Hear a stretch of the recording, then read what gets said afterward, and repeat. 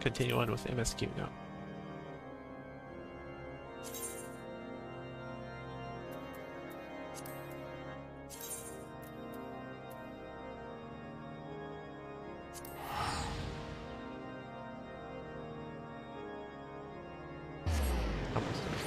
Spent 353 now? Oh, okay, that's nothing.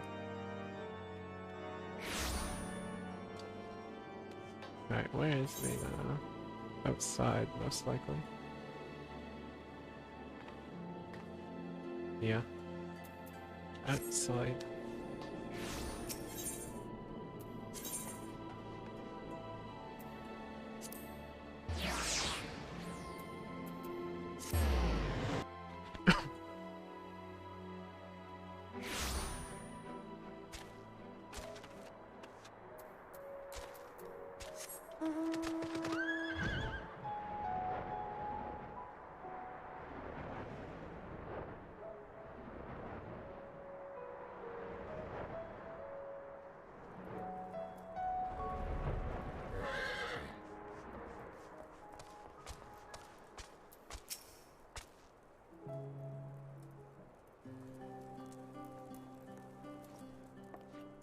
Sammy, you are returned.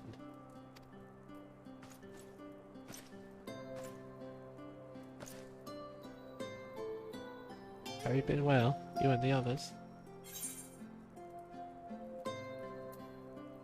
No shortage of troubles, but we're well enough.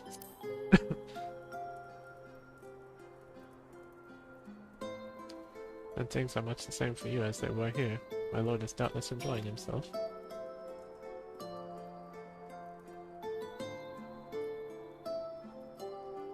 He said this to you, these exact words. Oh, to know that he is happy. It fills my heart with joy. Thank you, Sammy, for taking care of him.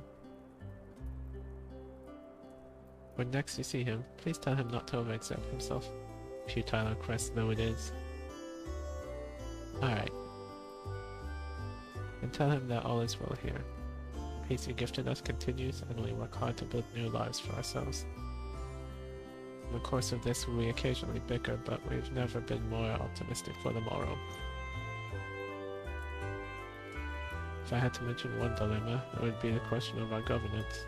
Even as we speak, debate rages on over how we should run the city in the Exarch's absence. Most of our mind that the Settlement Council should continue to oversee the general running of the Crystarium, while representatives are elected to determine policy and handle diplomacy.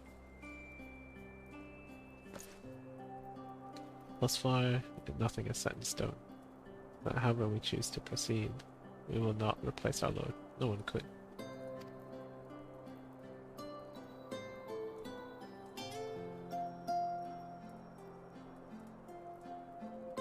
Have we recently observed any unusual phenomena? No, I cannot say there have been. Curious that you should ask me this question, though. Some days ago, Reen came and asked the very same. She was rather unsettled, in stark contrast to how cheerful she has been of late. No, Reen knows something's up. She and the other Crystarium youths just hosted a festival, you see. It's so popular that there are already plans for another celebration. One much bigger than the first. Between her preparations for the festival and the restoration of the empty, she struck me as happy and full of life. So when I saw her in a state of such worry, I couldn't help but feel worried in turn, especially since she wouldn't tell me what troubled her. Dare say she would be more willing to confide in you. May I ask you to broach the subject with her? Yeah, well, I'll go talk to her. You wish to enter the Umbilicus? Very well, I shall fetch the key at once. Take the opportunity to find Reen. Please wait for me in the city. Try the Cabinet of Curiosity, shall we say. I will be along as soon as I can.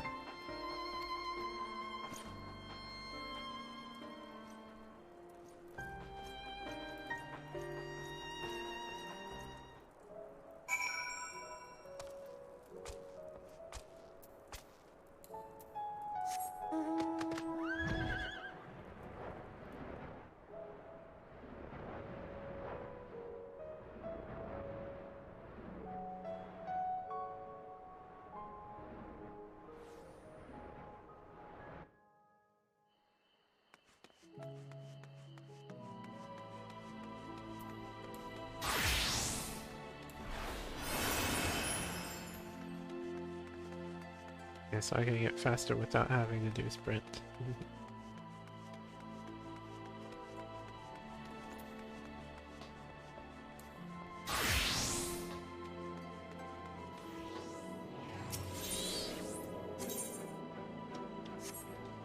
Go ahead. Yeah, Raider, pay destination, okay.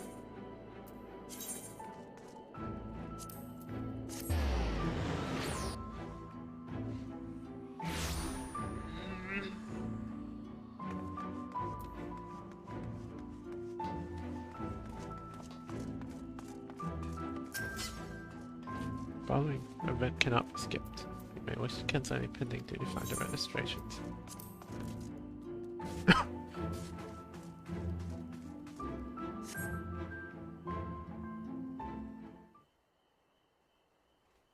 I hope it's voiced.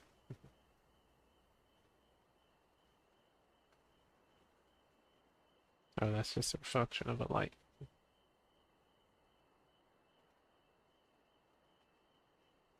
Do my old eyes deceive me? Is that truly Sammy? Yep. I knew it would be, that, I was expecting a librarian, but I didn't think Beckwood would be here too. Ah, it is full glad am I to see Halen Holt, my friend. What a wonderful surprise it is to have you back with us, and at this most opportune time. In case you haven't heard, we are planning to produce a tome chronicling events from the Flood to the Knight's Return. For this project, we intend to draw upon records kept by the world's peoples.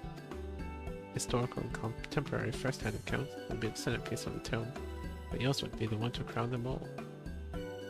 I've been asked to contribute a chapter on the soul, a subject that is key to understanding much of your endeavors. In the course of developing the spirit vessel, I gained valuable insights into travel beyond the rift.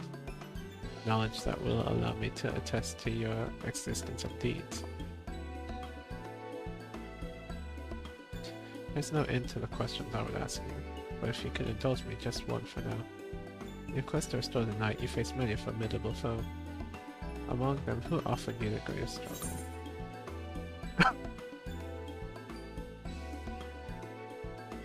Hades, who bore the burden of his people. Oh, maybe I should. I think this may come as a surprise, but that probably would have been Elpis, the warrior of light. Ah, yes, Hades, he who sought to resurrect his ancient brethren. He was the final obstacle in your quest to restore the night. You battle in the depths of the tempest, the stuff of epics. Compelling as it is, I worry that mere words wouldn't do justice to that fateful confrontation. Not that we would think to admit it entirely, of course. Not at the very least. We will impress upon readers that it was the climax of your hero's journey. I know you'd love to talk your ear off, Warren, but we really should be on our way. Those documents from Yulmon won't collect themselves. Of course, and afterwards when you care to join me for tea. I was hoping you might clarify a few points in your, I don't know, treatise maybe? Oh. Till next time then, do tell the others to look after themselves. Our overzealous friend in particular. Mind him not to overexert himself, again and again until his ears fall off. That's what it takes for him to take it to heart. Even though, I know, I don't want to do like a nasally voice for Beckbug.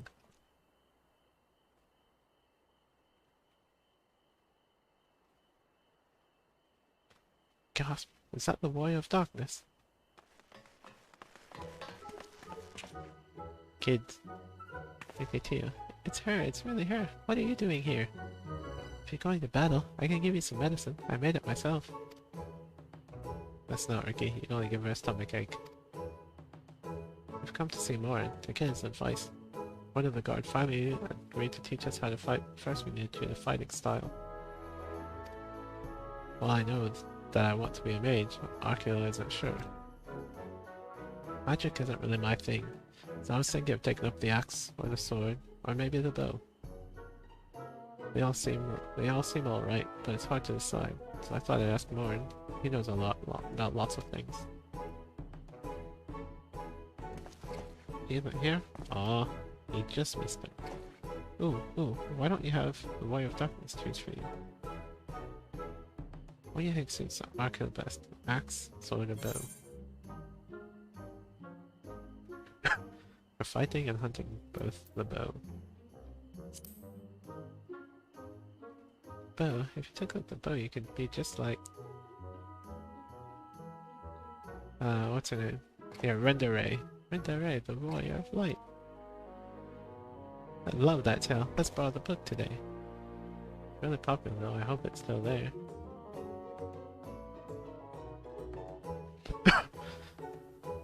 Thanks for the help. Thanks for helping me decide Way of Darkness.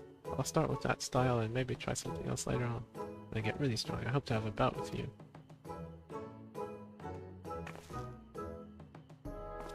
Come on, kid. Yeah, good kids.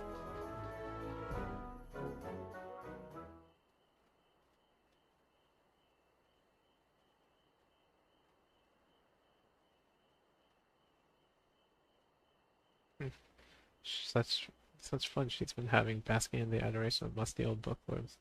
Wide-eyed younglings. But does she spare a thought for me? Of course not. That's Gaia.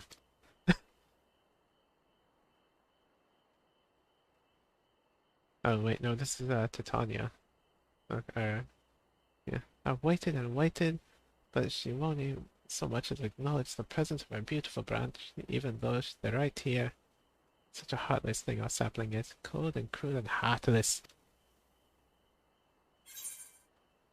Fayol, I need you. Oh, faithful Fayol, lovely sub branches, how I have missed you. You truly missed me. You should have cried for me at the top of your lungs the instant you arrived. Make up for it. You will call with twice as passion next time. Though for there to be a next time, you've some few struggles to overcome. So, my adorable sapling, the world is on the verge of destruction, isn't it? How do I know this? Joined as we are, spying on you is as simple as sliding down the back of a rainbow. Would that I could aid you in your quest, but the fate of we Feyfolk is bound to that of the star. Whither it goes, so too do we follow, such is our way. The most I could do for you is spare you the pain by gifting you the sweetest of eternal dreams. But if escape's not to your liking, then you must struggle with your fellow mortals. Ah, but here are the ones you are waiting for. I wonder what manner of conclusion wait at tale's end.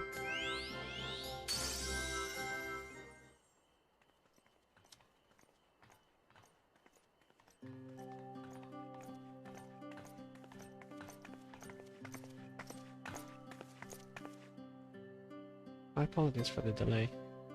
Sammy, it's so wonderful to see you again. You doubtless have much catching up to do, so I shall leave you to it. I've taken the liberty of unlocking the umbilicus, and you may enter at your leisure.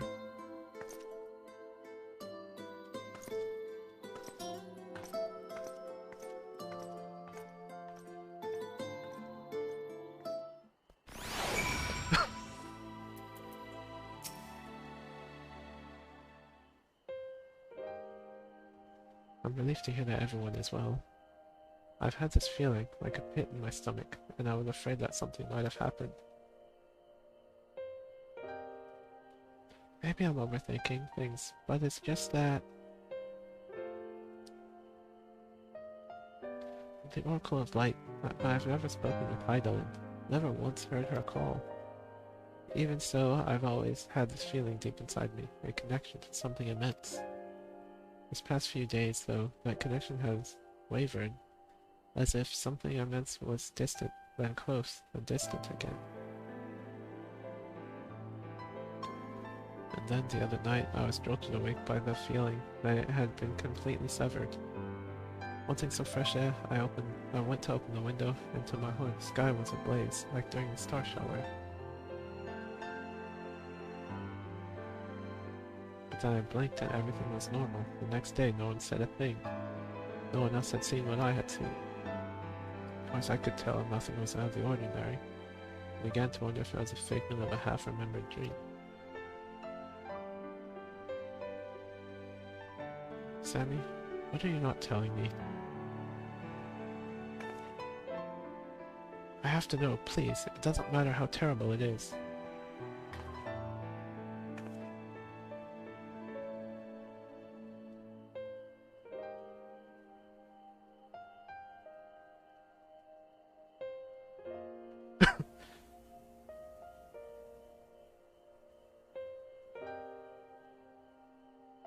It wasn't my imagination then.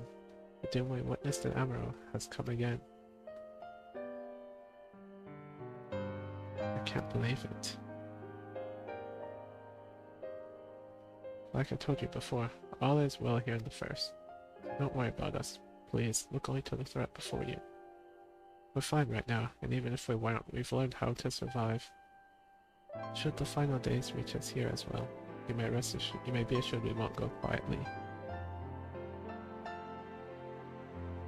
No, we'll hold on until you can find a way to save all our worlds. So long as you continue your fight, so too will we, united in a purpose beneath a blazing sky. You're a strong kid, Green.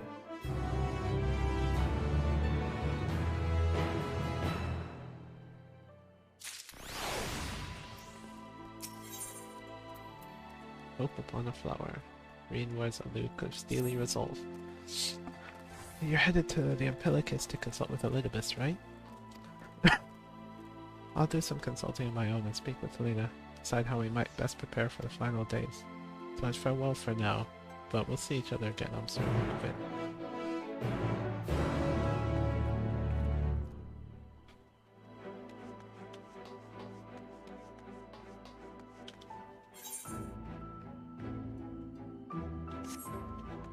Okay, I'll take this shard over here, or back here.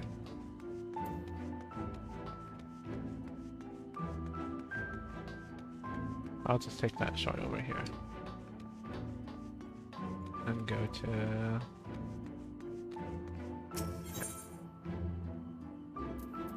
the Dawson Gate.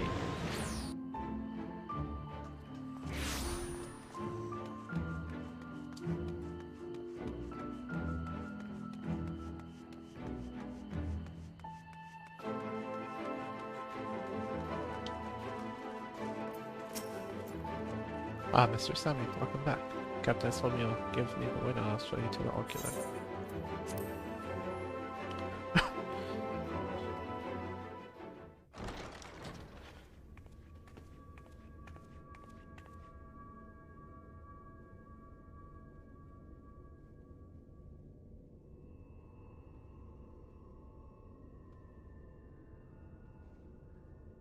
Never thought I'd be back here.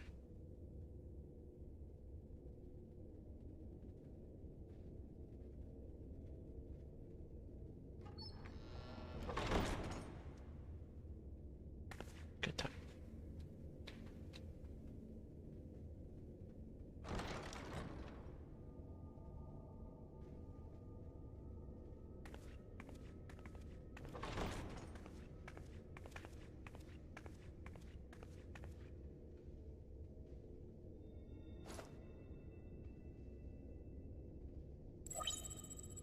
Okay, it works. Biometric authentication complete. Please state your business.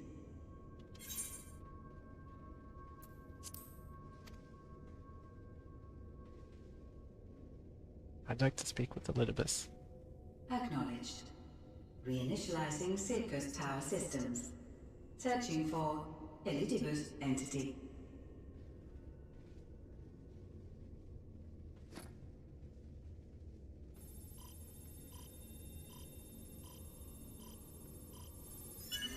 Target located in subterranean core power accumulator. Projecting image.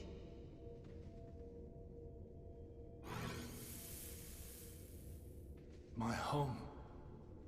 My friends. No more than a dream.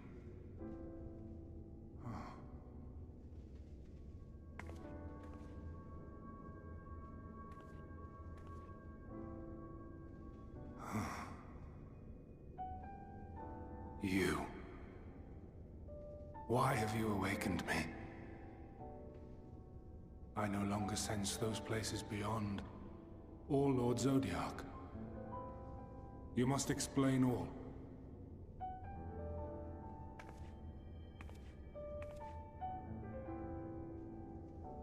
So the final days have come to pass again.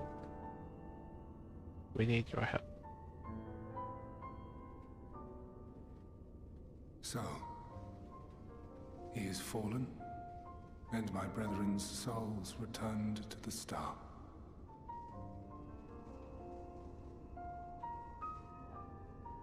The doom we sacrificed so much to prevent is come again.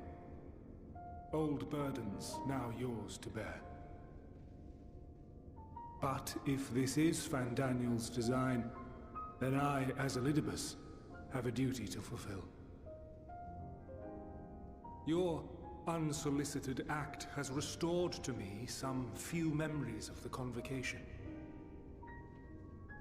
Such knowledge as I have, I will share. Hey, Caslo. Thank you.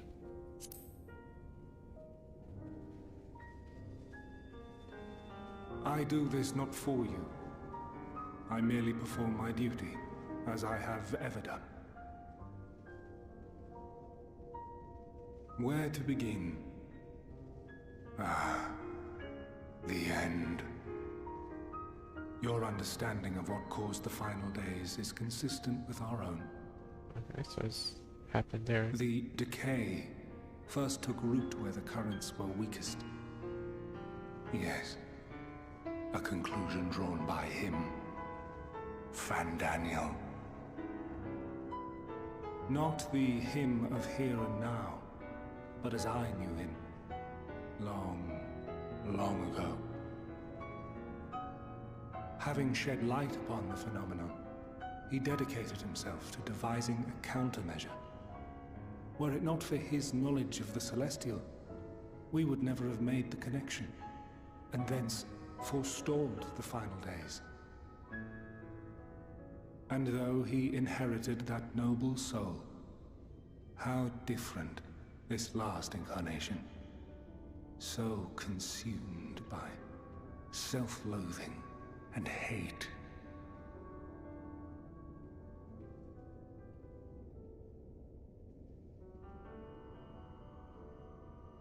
Elpis. Yes, the name is familiar to me. Yet I know it not as a flower, but a place. Huh? A testing facility for determining which of our creations were fit to be released into the world. Many worked there, and before joining the convocation and assuming the title of Fandaniel, he was their chief. He was Hermes.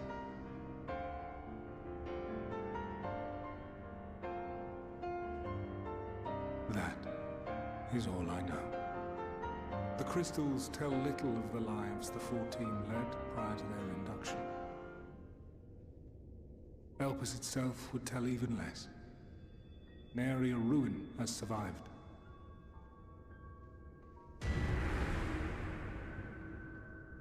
Wait. I saw you there. In Elpis. You got a memory back. No. I did not. But I did. I did. A lingering trace of impossibility. And a truth that fills my heart.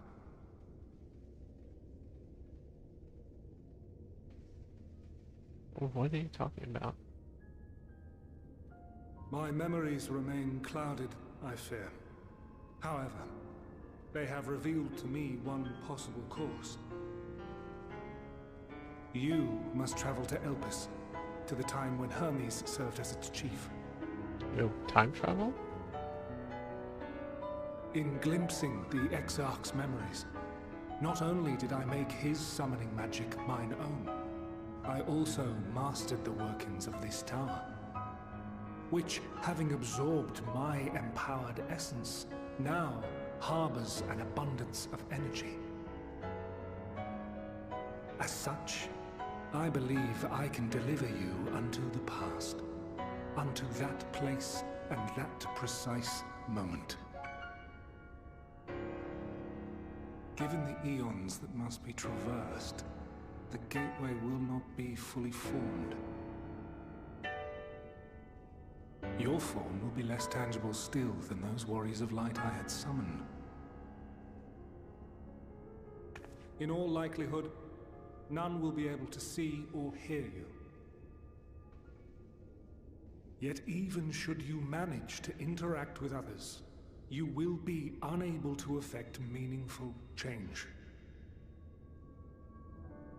For the reality you wish to save, the reality to which you must return, exists as a result of the final days. You cannot reshape the past to undo the tragedies of the present. Cannot unmake the sorrow and suffering fated to come. In full knowledge of this, will you still entrust your life to your foe and make the journey?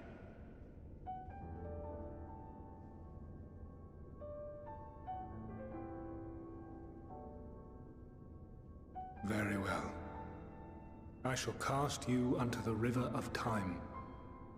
Let this be my final act. This is pretty cool. We're actually time traveling.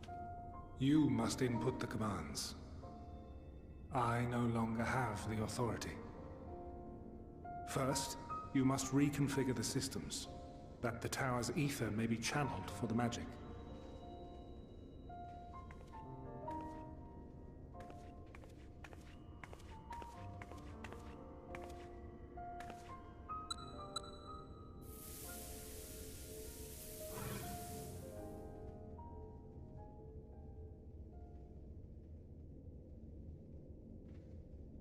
The preparations are complete.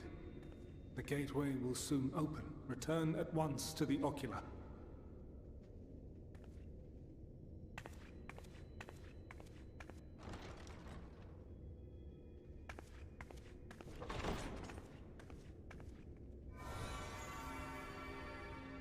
All appears to be in order.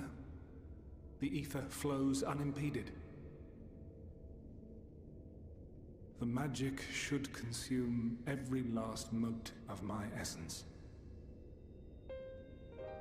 Why are you surprised? Did I not say that this will be my final act? Lord Zodiac is no more. There is nothing for me here.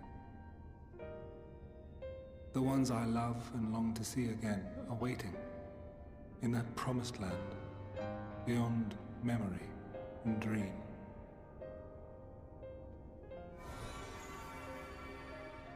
Now go, warrior of light. Go, and do not look back.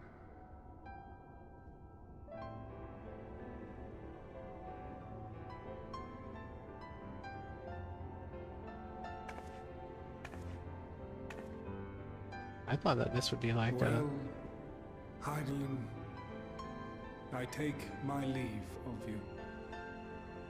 Yours is the mantle of the last of us. May you have the joy of it, the burden, and the solitude. It falls to you now. You and your champion to save our star.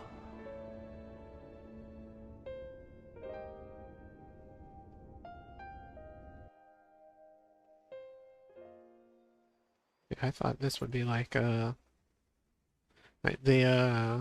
part, the cutscene of the part of Hydaelyn walking through ruined Amarant.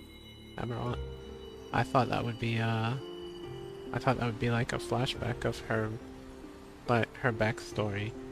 I think we would probably be actually seeing it.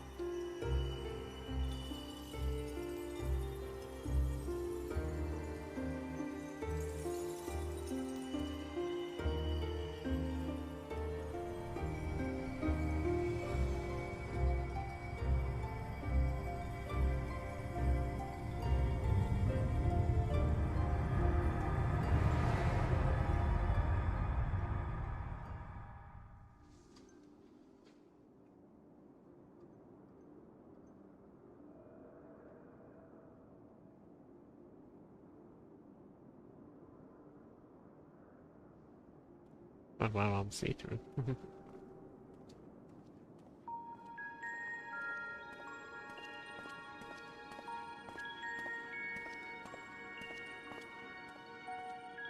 Is that Hermes? No, I doubt it.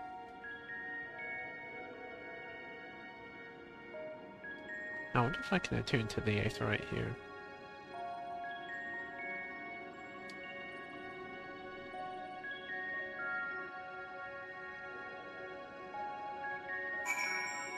When unable to execute certain actions due to area restriction. If Aetheryte-like device. Device that reminisces of an Aetheryte, perhaps it is possible to attune with it. Okay, so I can. Despite attempting to channel on... Okay, yeah. Can we assume it operates differently? I'm gonna get up for a second. Take a quick break before I go on to get some more water.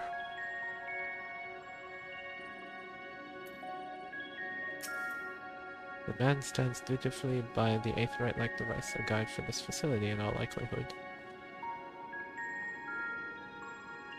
You attempt to get the man's attention, but if he sees or hears you, he gives absolutely no indication. As Elizabeth warned, it appears your form is intangible. Conversing woman. Oh, she has her mask off. This is the right place, yes? Propylion? Judging by the woman's words, this facility is called Propylion. You attempt to gently prod the woman to attract her attention, but you feel nothing, and it seems neither does she.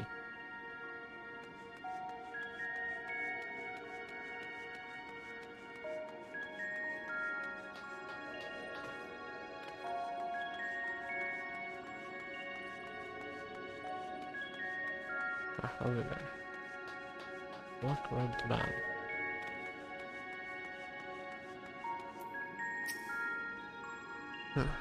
A remarkably large man wears a black robe and a half-mask, much like the phantoms you encountered in Nar Lamentorum when they were created at Emerald. It would seem you have made it to your destination.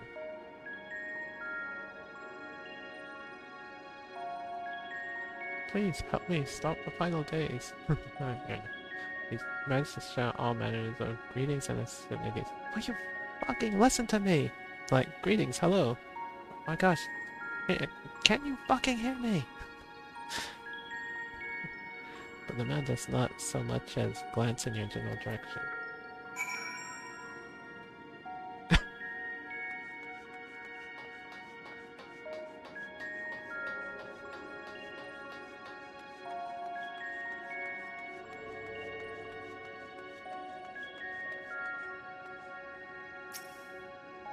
I expect this door leads outside, but how to open it?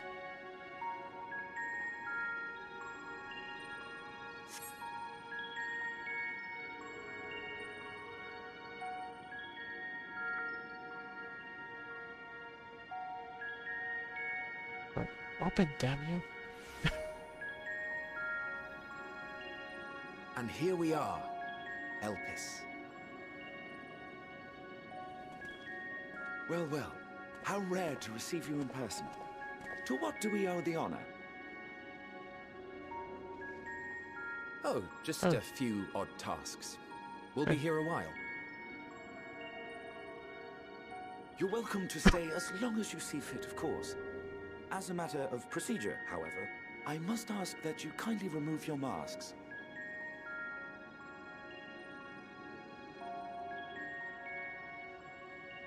Come now. Is this truly necessary? Surely you can tell who we are. What's that? Who Hello? you are, perhaps, but I am far less infamous. Regardless, if we do not follow protocol, 'tis our hosts who would be held accountable. So, please, do favor us with your handsome face. So, yeah. So that's Emmett. That's Van Daniel.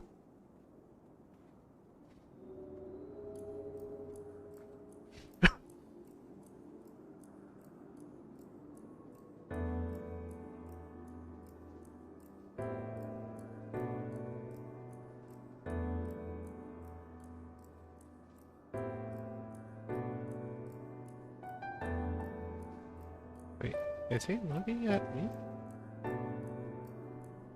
Can he see me? Satisfied? I thank you for your cooperation. You are free to go about your business.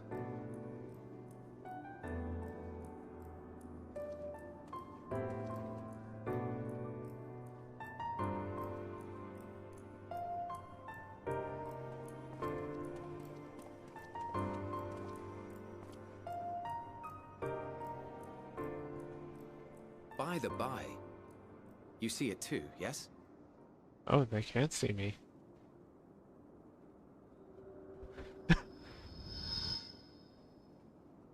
I haven't the foggiest what you're talking about.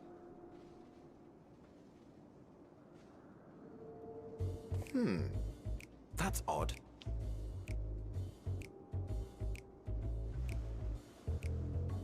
It's right here.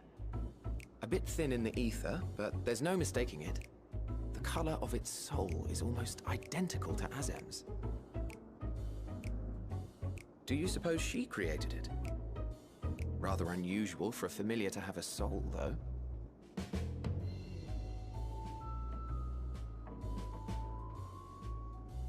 Don't ask me. All I know is that it's trouble. Doubly so if it's her spitting image. So let's I want to leave see. it I want be. to see. I want to see myself what I look like as an as an ancient.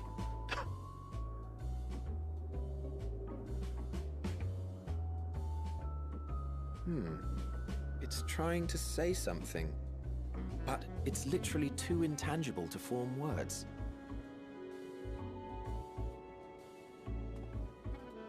Why don't you give it some ether? Spare a snifter of your bounteous reserves.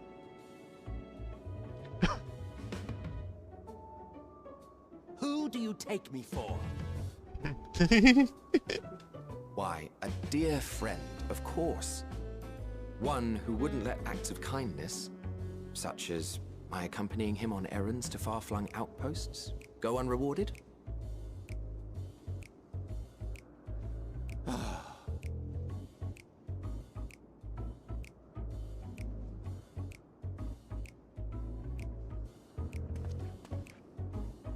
I suggest you close your eyes, or this may be unpleasant.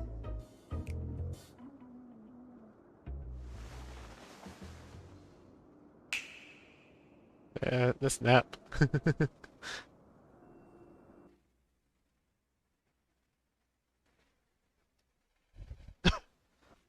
You know the instance location Elpis 1. You may open your eyes.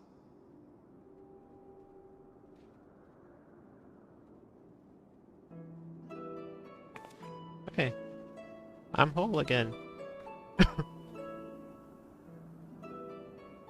Oh god, am I as tall as them? I'm full size now. As tall as they are. You even adjusted its size. The better to indulge your whim. This way, it will be easier to communicate. How very thoughtful of you. And may I applaud your artful reinforcement. I'm Without a giant. further ado then. Greetings, I am Hythlodaeus. Hythlodaeus, Chief of the Bureau of the Architect. Sulking beside me is the most honorable Emmett Selk of the Convocation of 14. And how might we address you, my new friend? You may call me Sammy. A fine name. And I'm pleased to see you understand our words. So, tell us, whence have you come? The thinness of your essence suggests you weren't created here.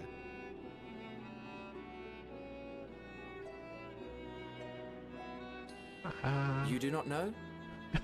Or cannot say? Allow me to ask a different question then. What brings you here?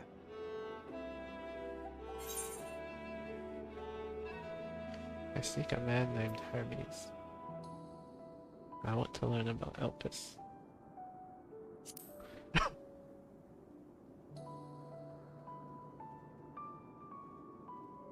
Well now, the same as us. Perhaps Azim wished to come too, but had to settle for a familiar. If she truly wished to be here, then she would be. Right you are. My apologies if we've given offense. The two of us can discern the color of souls, you see, and yours happens to resemble that of a friend. And with your purpose matching our own besides, we jumped to a hasty conclusion. We are here to speak with Hermes, the chief overseer of this facility, which we also intend to tour in order to gain greater insight into the man's work. We, I say, though this is Emmett Selk's charge. I am here only to serve as his guide. And I should be happy to serve as yours as well, by way of an apology for the misunderstanding. Wait, are you suggesting that we bring it along on official business? This thing we know next to nothing about? If you harbor suspicions, better to keep it close than leave it to its own devices. Wouldn't you agree?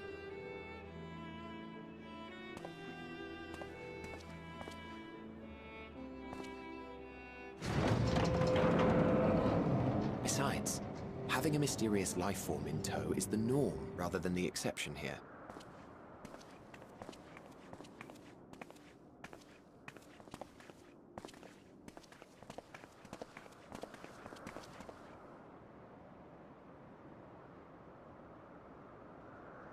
Welcome, my friends, to the testing ground of creation at Heaven's Edge, Elpis.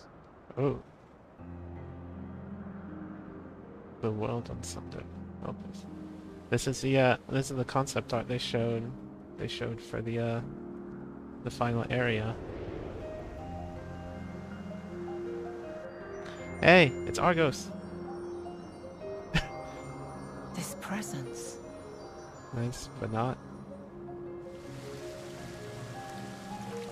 Axolotls. Ooh, that person has... Hermes! Visitors! We have visitors!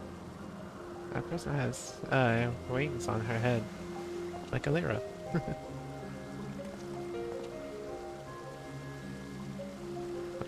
Wait, that is right? Or would it be so? I don't know. I don't remember. Yeah. What secrets are you hiding, I wonder?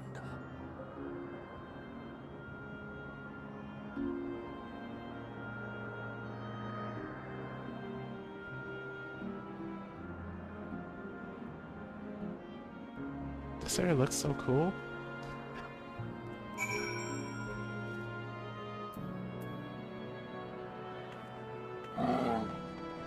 Is that Tetris?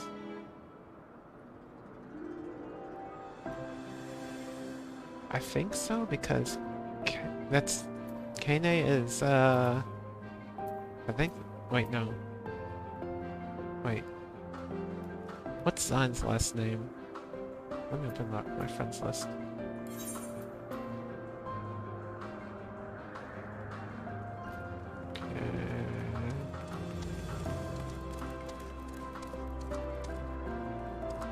Yeah, yeah.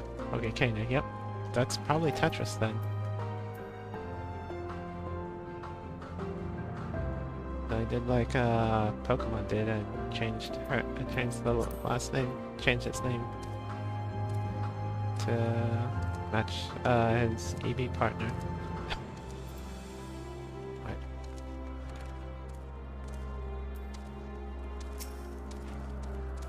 In case you didn't know, it's rude to stare. Stop.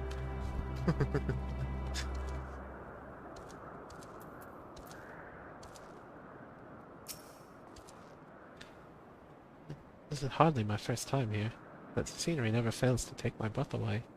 Why, it feels as if you could reach out and touch the heavens. Now then, to begin our guided tour, perhaps you already know these things, but for the sake of thoroughness, I shall start with the basics. Using concepts to give shape to ether, creation magics allow us to bring forth anything we desire, be it inanimate objects or living beings. Anyone may conceive of concepts, but they all must undergo evaluation at the Bureau of the Architect. As part of that process, living beings. Okay. As part of that process, living beings and certain arcane entities may be sent here to Elpis for in-depth observation and study. A fascinating facility, isn't it? I dare say you will enjoy touring it with us.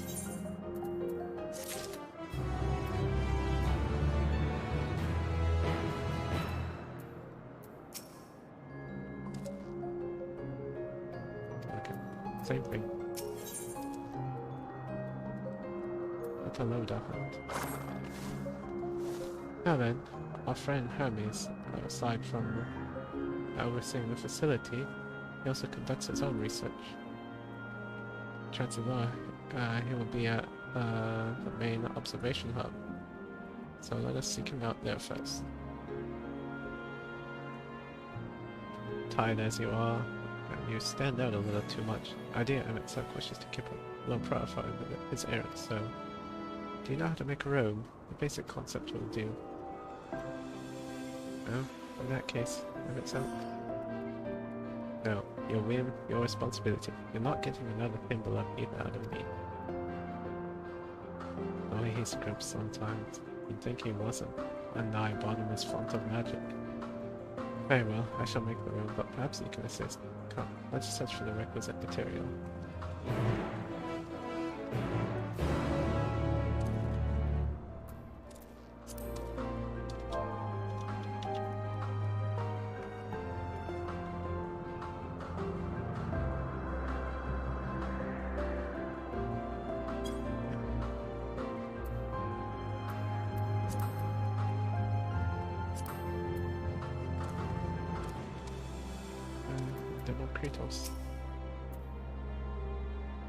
Those researchers are from academia and it is words of Hamaru.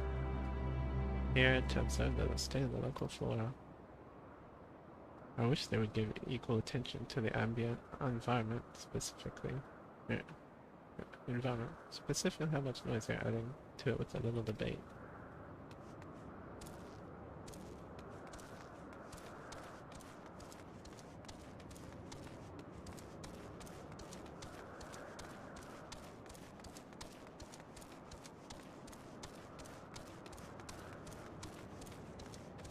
First balloon.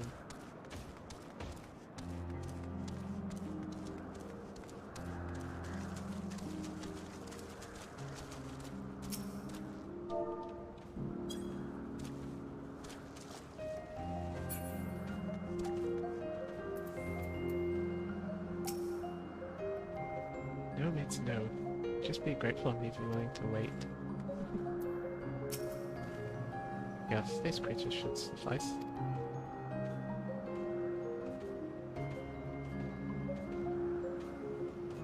An etheric rope.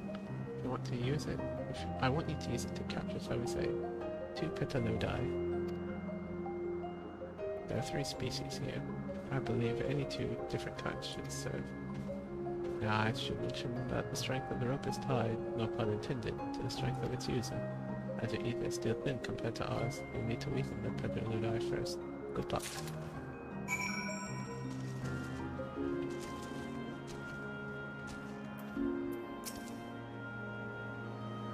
I think I want the blue one.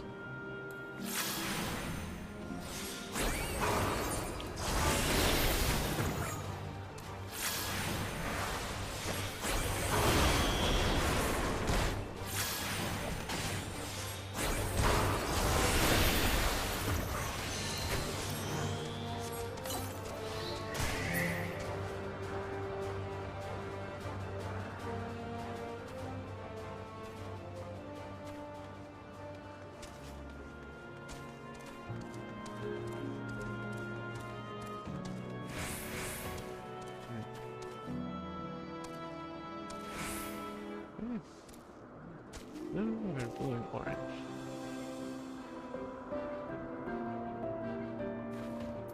I guess I'll do 2 blue. Oh, no? Okay, I can't do blue again. Okay. Orange it is then.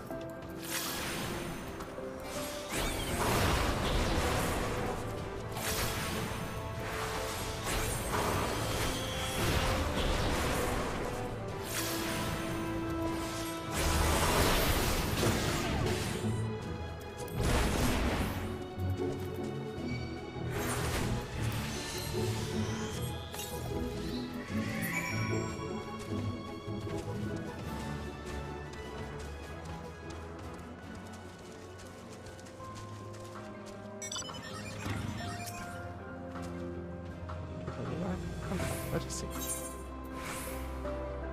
Duly we can carefully evaluate. This Petaluda is destined to become code.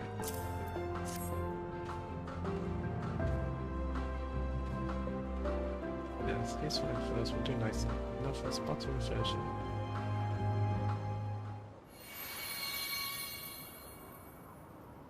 There, it's ready.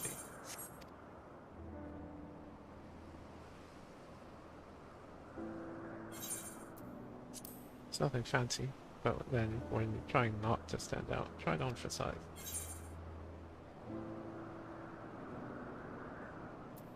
Would someone be angry with us for using those creatures?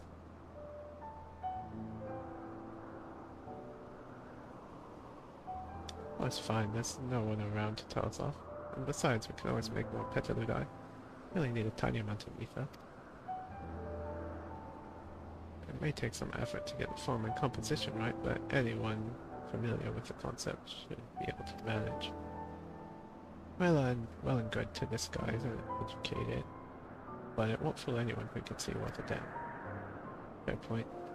But at the very least, it should spare you unwanted attention from casual observers.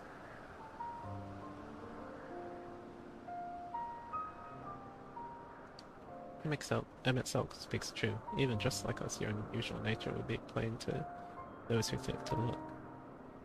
Should someone question your presence, don't make up excuses, much less try to explain what you actually are. No, best simply to say that you're a familiar. The question is, whose? Ah, of course, Azim's. You say you belong to her, people will give you the benefit of the doubt for any and all outlandish behavior.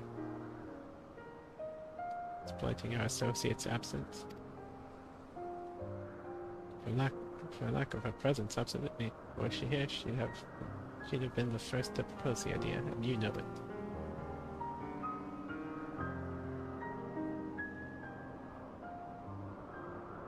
With that, your story is settled. Let's continue with our errand.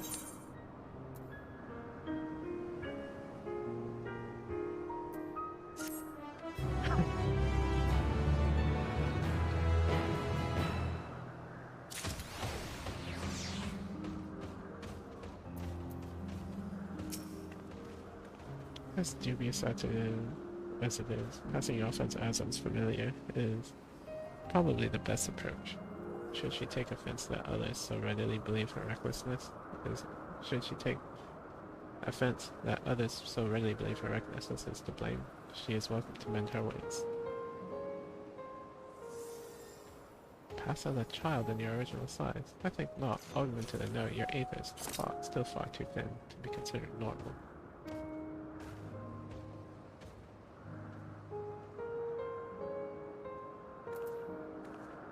me see. Is there like... Okay, no.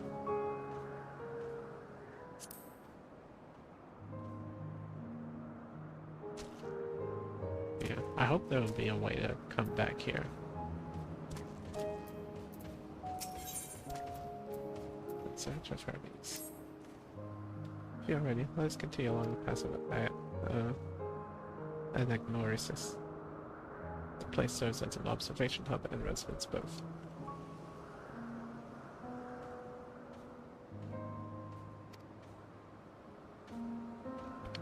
Someone there should be able to point us in the direction of Hermes.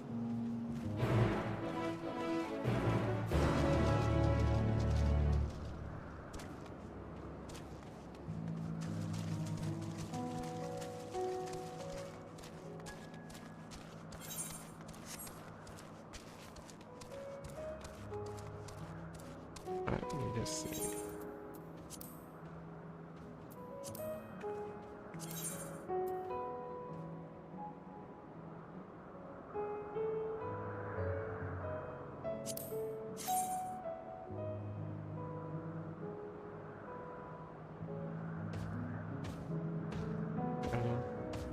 I could, but I don't know.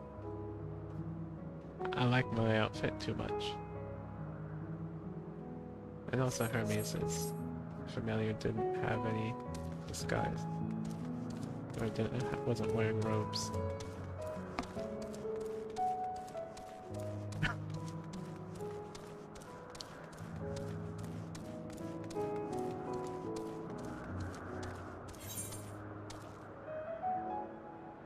Okay, yeah, that's the 8th rights here, so yeah, I'll definitely be able to attune and do stuff.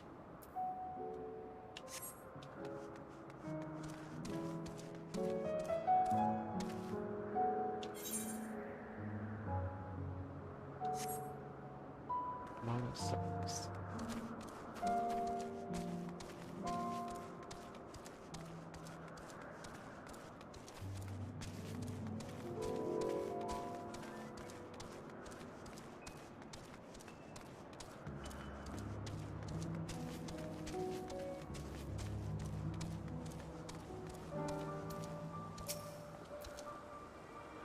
Let's see if this observer knows Hermes' whereabouts. I was wondering what she was examining, but it seems to be a bush right itself.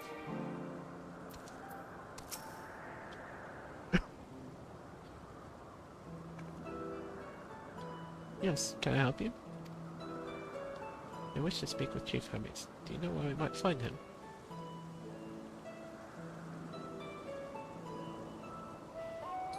Oh no, by your mask I assume you are one of the 14. I wasn't aware there was a visitation. Between you and us, it's something of surprise. Your discretion in the matter would be appreciated. I see. My lips are sealed. Chief should be out conducting observations as usual. His focus of late has been aquatic creatures. So I expect you will find him at one of the pools here. Pools, you say? Many thanks, and apologies for disrupting your work.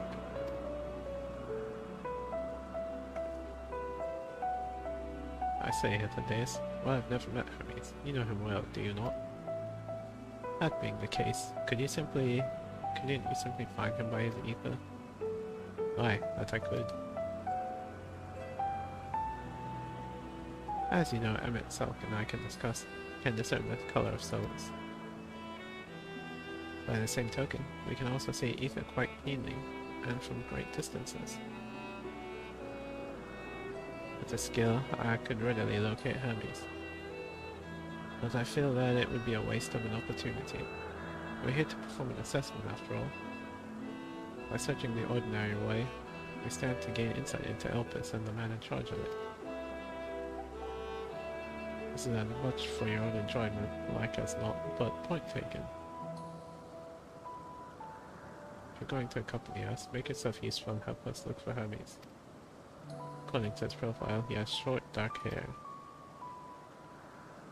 So you know, it's because we're in Elpis that we don't have our cowls up. Special exemption due to the need to be aware of dangerous creatures. Elsewhere we do not exhibit our individuality. It's unseemly. This is all common sense, but I would not assume you possess any. It's a rare treat indeed to be able to search for someone by their appearance, and I thank you for humoring me. Come, let's find our map.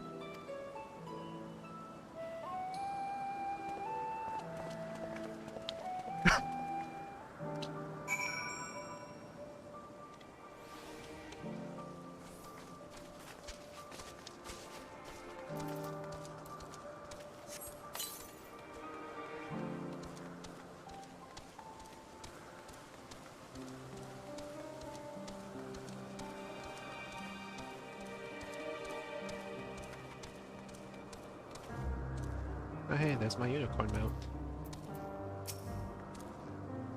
Why, what a curious familiar. I suppose your creator sent you here to learn our ways and perhaps achieve some degree of enlightenment. So, what would you ask of me? Like most of my colleagues here at Anagnosis, I am charged with observing the various creatures in our care set and assessing their suitability for life on Etheris.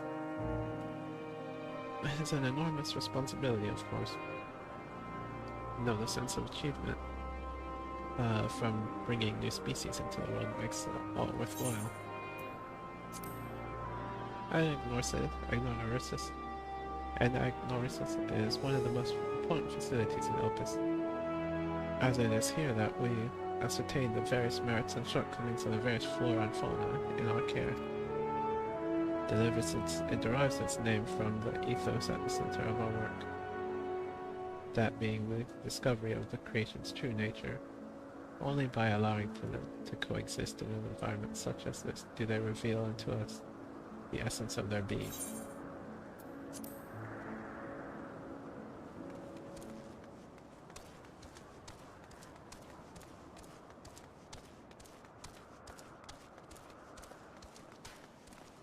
Oh, there's Hermes. You waiting with the girl.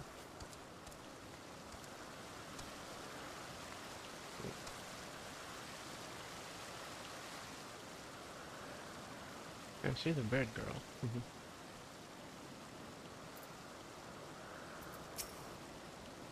Yeah, such funny faces.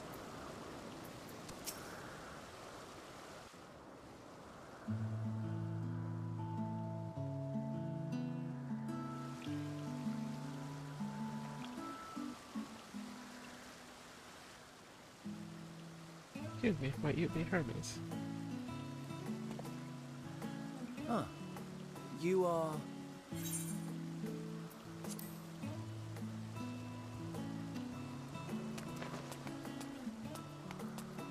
Oh. Different. You're different too. You and me. We're alike. Friends. I want to be...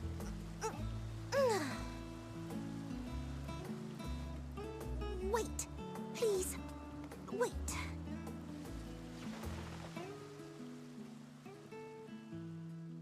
Greetings and salutations. Can you hear me? Do not be alarmed. I mean you no harm. I wish only to hear your words, share your feelings, and know your thoughts. May we please be friends?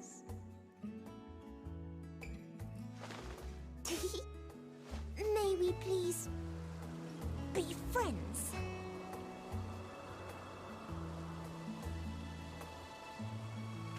Ah, I see you found him.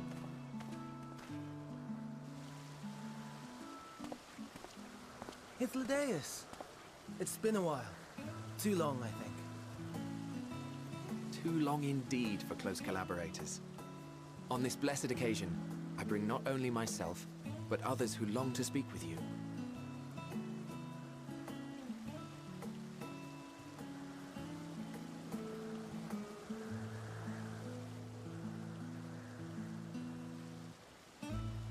You are of the convocation. Emmett Selk at your service. Do I have the honor of addressing Hermes, Chief Overseer of Elpis? You do? You have traveled far for it. Given your facility's purpose, its remote location is something of a necessity. Would that I didn't have to rely upon a guide. Oh, you wound me. Have I not ever been an attentive and helpful friend? But moving along to more agreeable company, this one we chance to...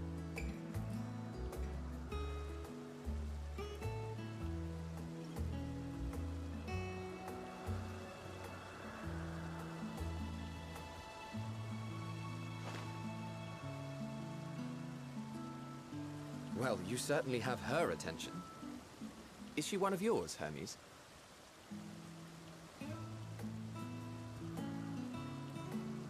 Her name is Meteon. It means shooting star.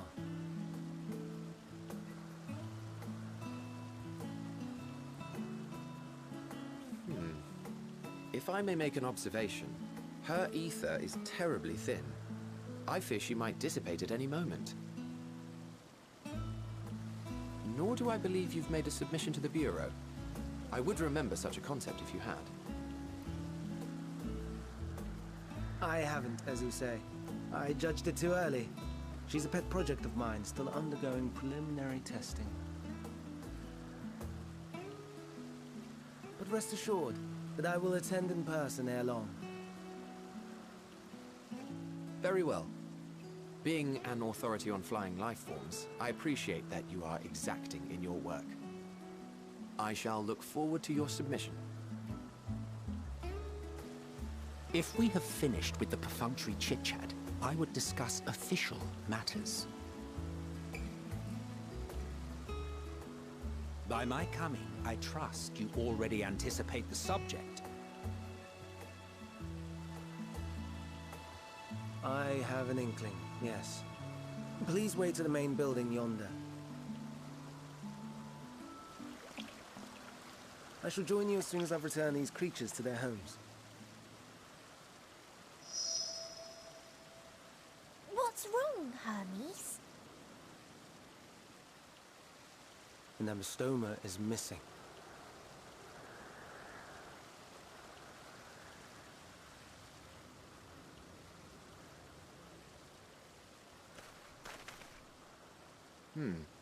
I may have found it. A creature with the self-same ether as those there, nestled in the boughs of a tree outside the grounds.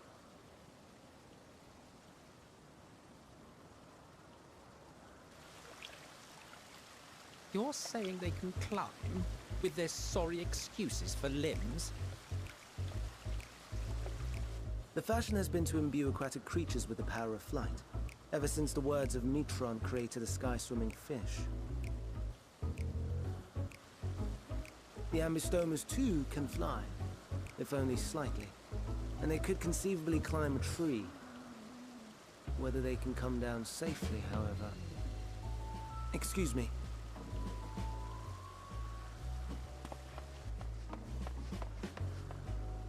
I'll help, too!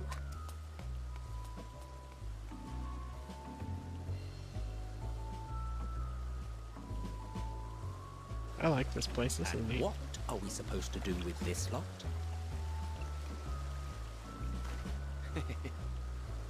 May I suggest we split up? If you would be so good as to assist Hermes, Emmett Selk and I shall keep an eye on these adorable creations in the meantime.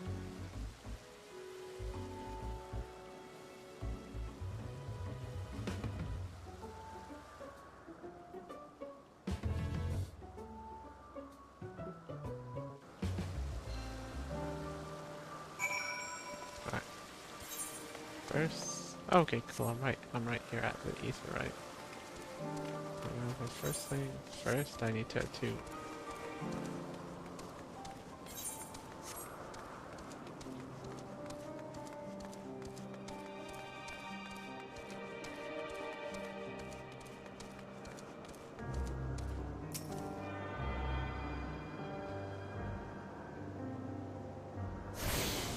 There.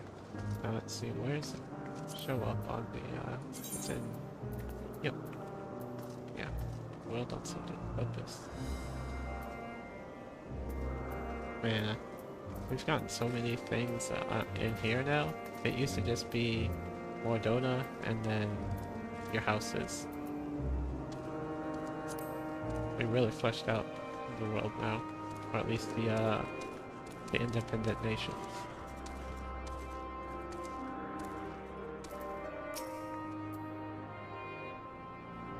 Extraordinary. It's not every day I see such a charming familiar.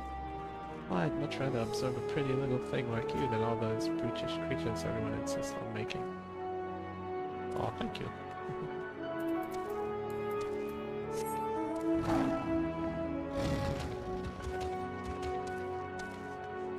Oh hey, there's sign.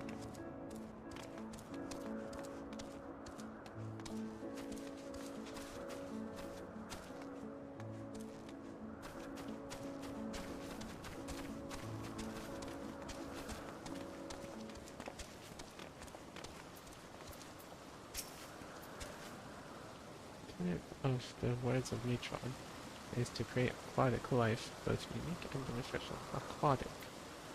But what possessed them to put this creature in the sky? And isn't it even aquatic to begin with?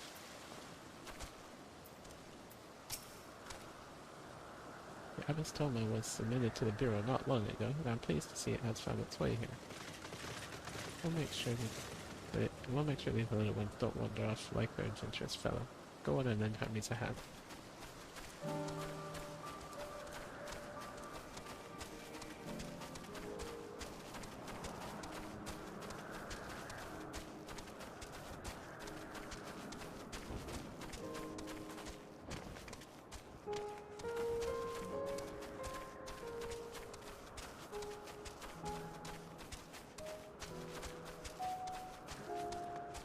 There we go. Adventurous Abastoma.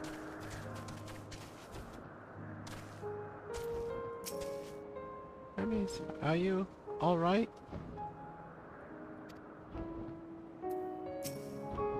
Seems Hermes and Meteon have found their quarry, a creature known in this age as an Abastoma. Yet though it has been safely extracted from the tree, Hermes appears to have found himself in quite a predicament. The Abastoma, Hermes saw it high up the tree. Climbed up to get it, but it jumped on him and he slipped. Do you need a hand?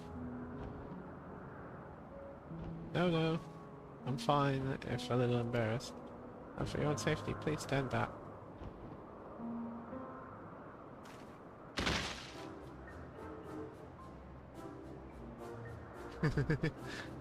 Well, I didn't expect him to actually fall.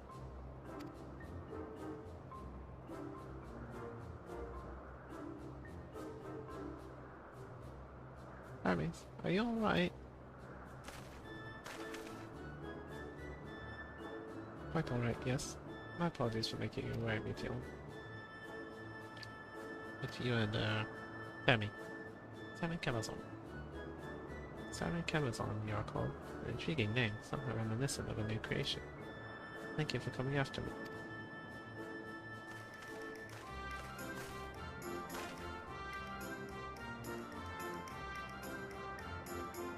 As for you, little one, you must be more careful. You may be able to fly, but it doesn't mean you cannot fall and hurt yourself. Oh no, I had forgotten all about its fellows. What do you mean its fellows?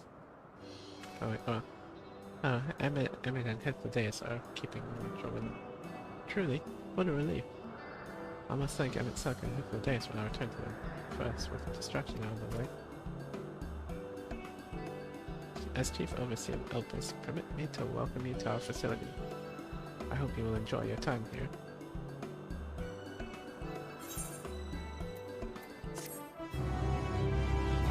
I do kind of regret maxing out my level a little because I can't get the XP from these quests, but at the same time I'm okay.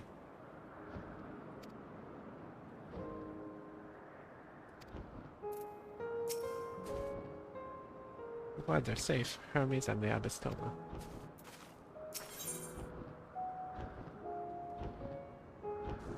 Ironwood chest here, call from. Well, we mustn't keep the others waiting. Let's return to Anagnorisis.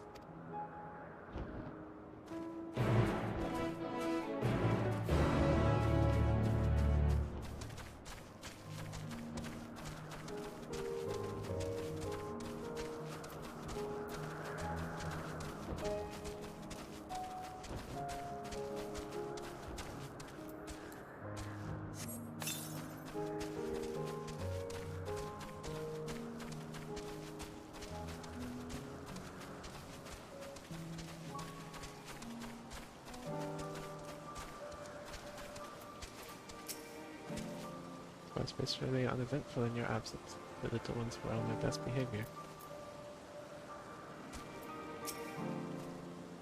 Some creations stay outside, others stay at Catesis, like Epistomas. Perhaps it's only your imagination, but something in the creature's demeanor bespeaks proud defiance rather than gone on an adventure. The more errant creations distract us from matters of actual import, I trust. My apologies for the trouble. Owing to your kindness, owing to your kind assistance, all the Amistomas are safe and well. Excuse me. I will presently send them back to their space. If you would go on ahead to the main building. Upon entering, you will see a table and chairs, a meeting area. You may speak there. Very well. Take care not to let the creature slip away again.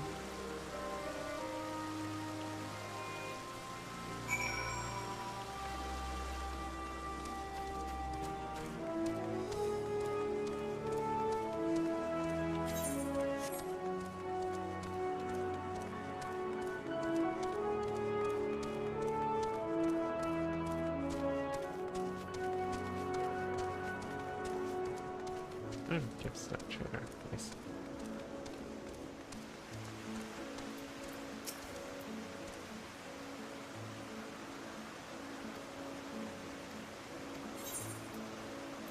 Range of Elpis, breast, egg and Elpis. Before your side, I believe that scales.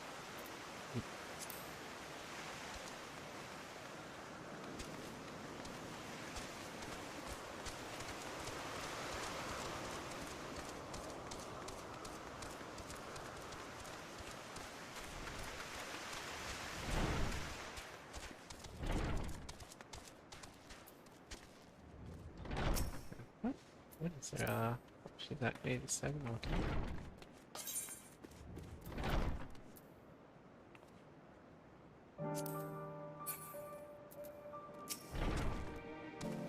Emmett Silk has been accommodating thus far. He is the one who has business with Hermes. If you wish to attend, you'll have to ask his permission.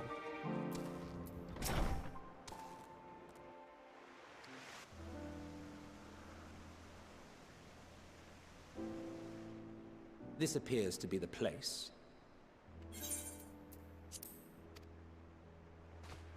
And here is where we part ways. We will be discussing highly sensitive affairs. Only a select few may be privy to such knowledge, and that does not include someone who cannot or will not divulge their origins.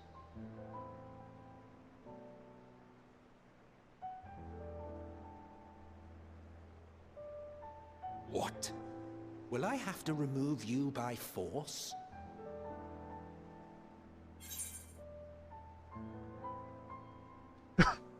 I have important things to say to him as well. There are reasons I cannot speak freely.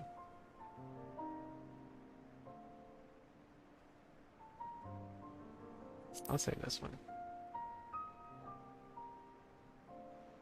Yes, I'm sure your business with Hermes is quite pressing. You may speak with him to your heart's content after ours is concluded. I do not object to her attendance.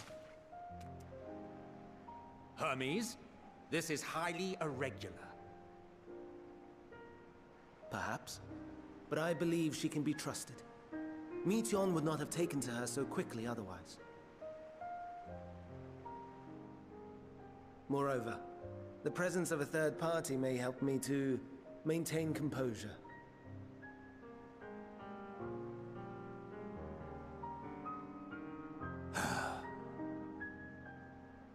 As you wish, then.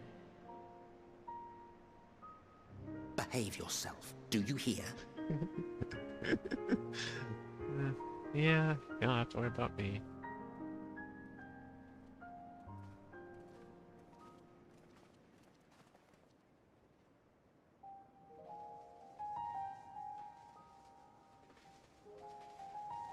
So, it's finally happened, then. Aye.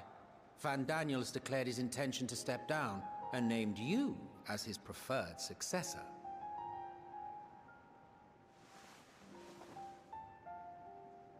In recognition of your knowledge and your works, the Convocation is giving the recommendation due consideration. As one who does not know you personally, I am to use my impartial eye to take your measure. And above all else, to ascertain your disposition towards the invitation.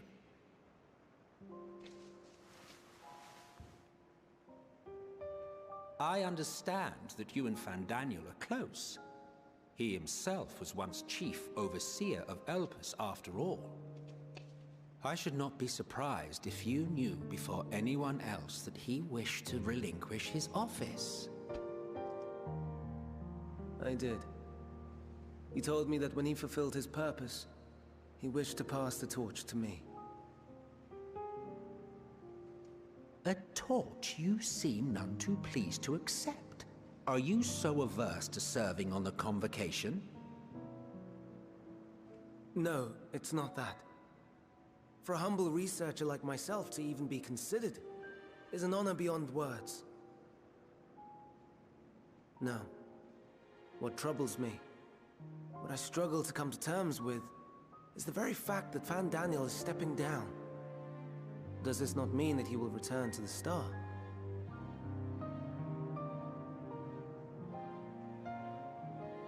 What does he mean, return to the Star? Of his own volition, yes. Like so many others have before him. Return to the Star? Does that mean die? That's what I'm thinking. Well now, that's not a word I hear often. Is that what you say here in Elpis? Mankind is the life of Atheris. Each of us, a drop of blood flowing through its veins, bearing sustenance. In our finite time upon it, 'tis our duty to make it a better place, that all who call it home, now and in future, may abide in happiness. To that end, we have dedicated ourselves to the pursuit of enlightened creation. And by our efforts did we transform this once untamed wilderness into the peaceful paradise you enjoy today. To return to the star whence we came is a privilege afforded to we who have so loved and nurtured it. A choice embraced by those who have lived their lives to the fullest, in service to our world. And when they depart upon this journey, it is beautiful, always. The 14 are no exception. 'Tis believed no occasion is more felicitous than the fulfillment of one's duty. Our office becomes our lives, and to retire is to return, or so the majority of us hold. Some few have elected to eschew custom.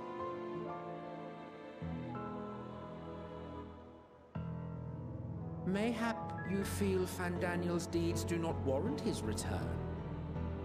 Yet you should know his accomplishments as well as any. During his time, he conceived of countless outstanding concepts. And channeling the wealth of experience he attained here in Elpis, he brought forth many new specimens. I know of all this. I do. It's just, I cannot fathom why someone so great and wise, who could still do so much good, would want to end it all.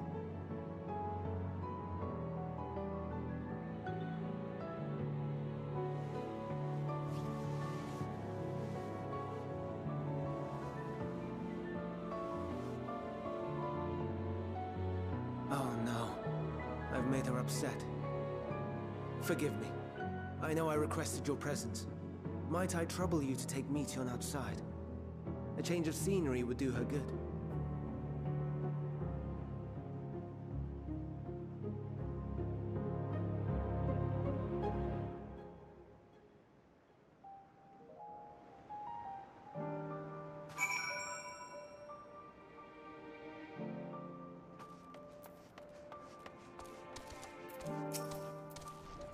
First we jump on this chance to 7 in qualification.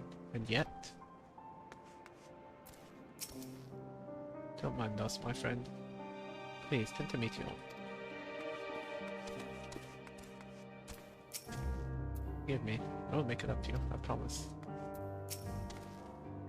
I'm so sorry, Sammy. I didn't mean... a walk, perhaps. A walk. Perhaps we can go for a walk.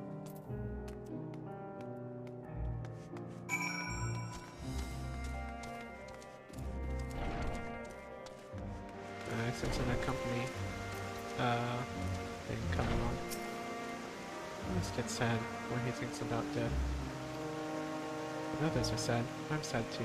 That's how I am. That's how he made me. So you like the flowers then? Don't worry, I'm fine now. So, why did you come here? Want to learn about Elpis and Hermes? Ooh, teach you. I can teach you. Take turns. I tell you something, and you tell me something. Sounds like fun.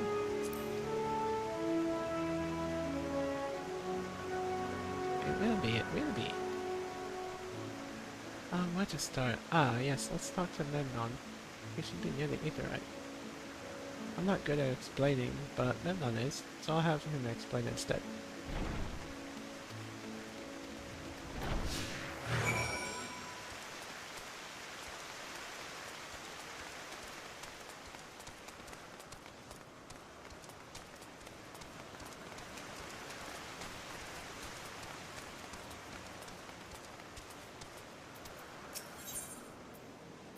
What's the Aetherite?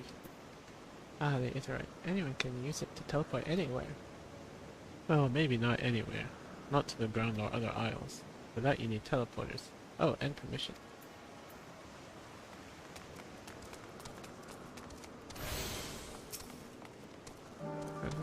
And what have we here? Oh, you look like a person. You have the ears and tail of a beast. I assume you are familiar like Meteon. Is there something you need? This is Sammy. Can you teach her about Elpis?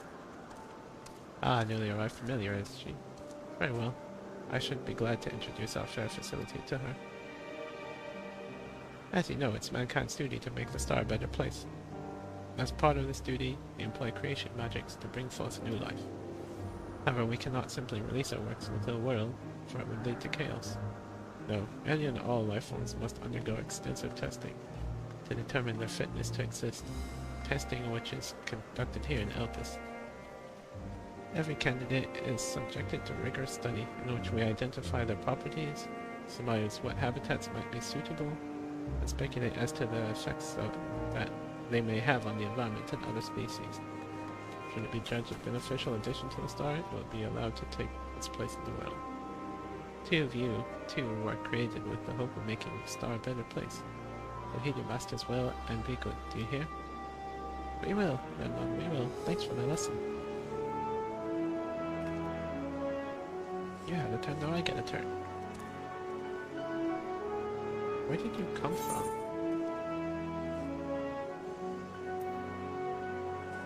A place far, far away.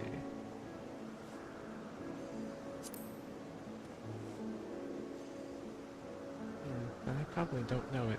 I don't know much about other places. This place is important to you. I can feel it. Oh, my power. I haven't told you about it.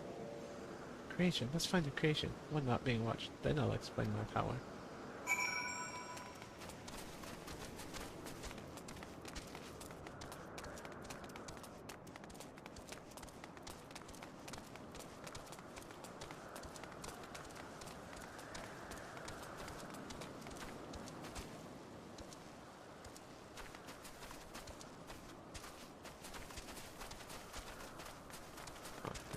Motion whisper.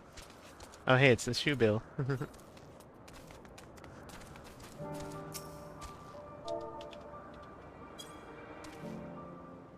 She's finally outside of the cutscene so I can wave to her. Okay.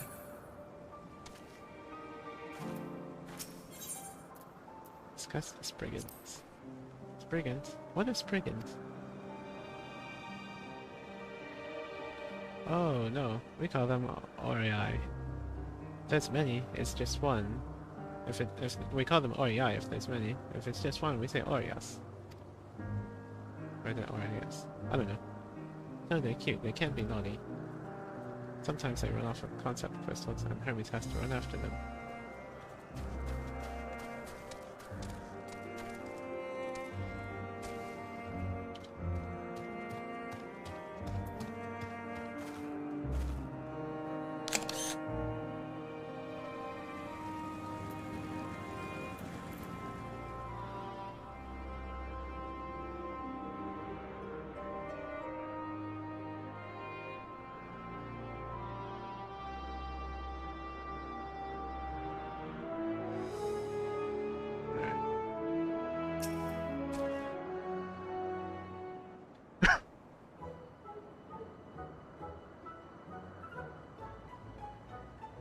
Oh, this creation is perfect.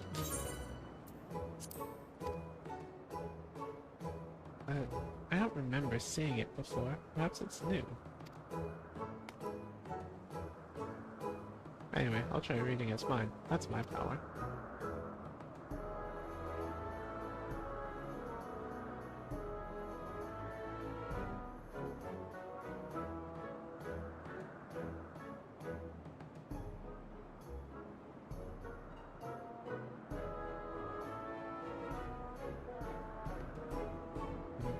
She can't read it, I guess.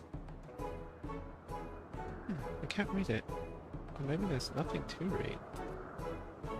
Wait, please wait. I'll try again. With you this time.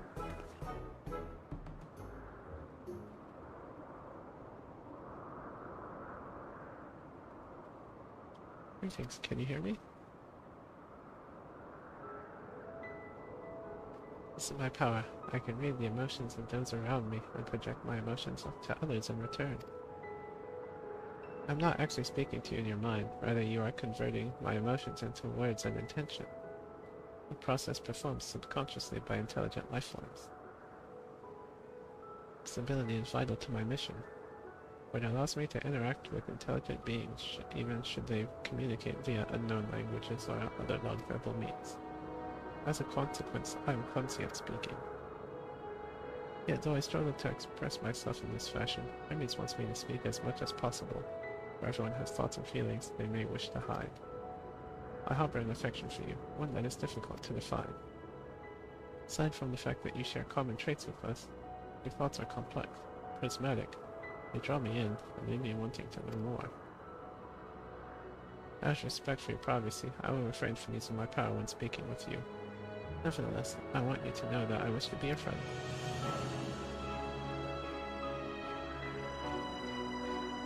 Did you hear me? Loud and clear. Good. Now it's my turn again, so what are you good at? Fighting, crafting, gathering, playing. I'll say crafting.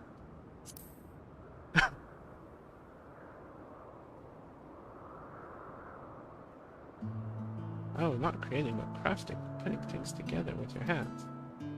That sounds like fun. I can't use creation magics, but maybe I can learn to craft.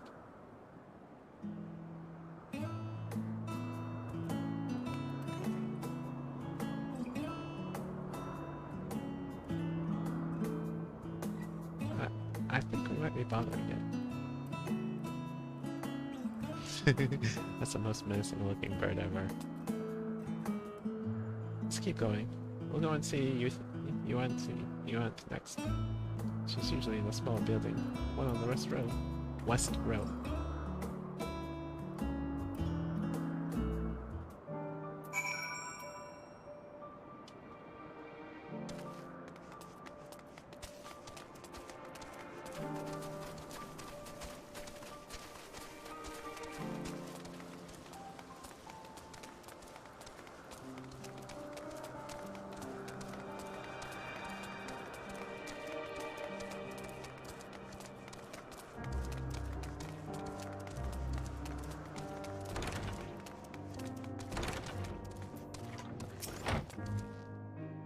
Well, if it isn't Meteor, I see you brought a friend today. Greetings, you well? An apple. Can you make me an apple? Kind Hermes likes, covered in syrup. I want to share it with Sammy. Oh, candied apple. Hermes is currently partial to them. But you know, you can't eat Meteor. You weren't made to do so. But I like it too. It may seem that way, but it's due to your ability to share the other's feelings. You've taken Hermes' likes for your own. In any case, I can't prepare an apple right now, but I'll bring you one for Hermes soon. I promise. I'm sorry, Sammy. I wanted to show you my favorite thing. Then I could ask you about yours, but I failed.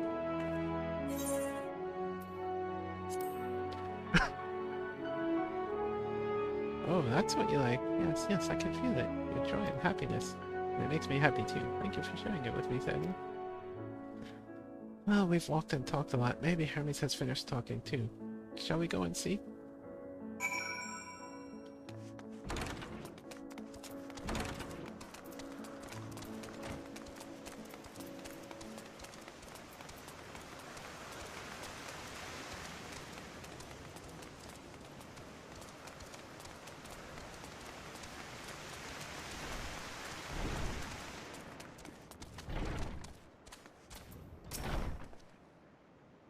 Ah, excellent timing.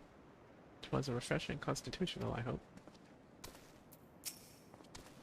What, back already? Pity. A bit longer, we might have snuck away without you.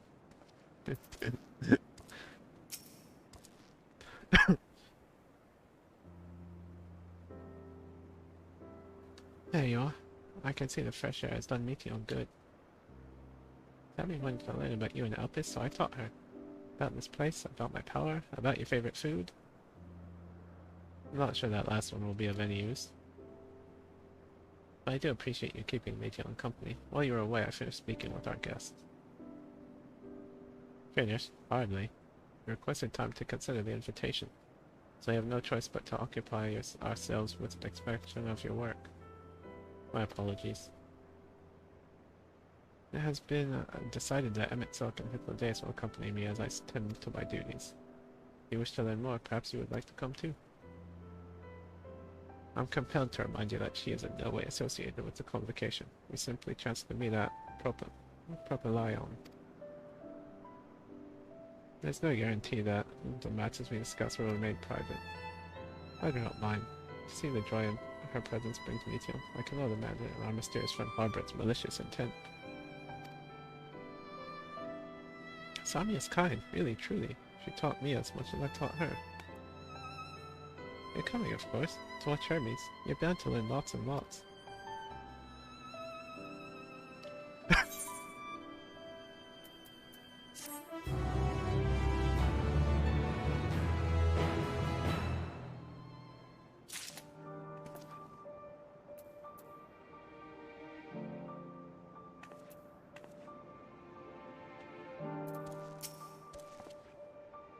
Oh, I see new creations on a daily basis here.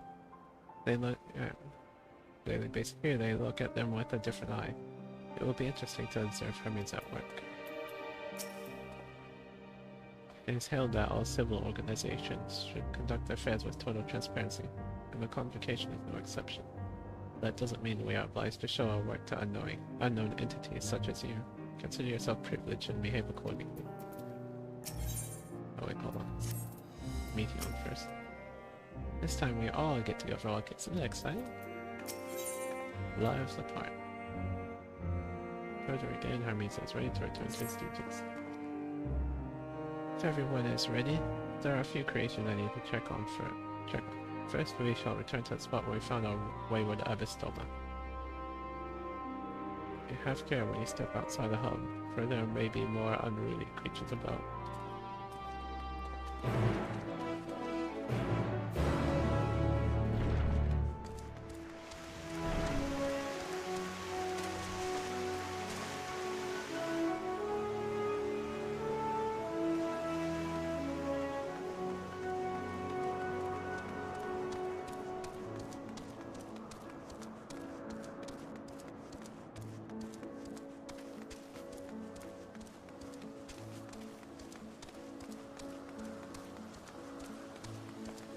Wait, is it?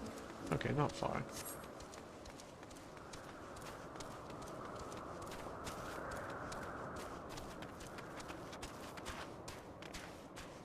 Just over here.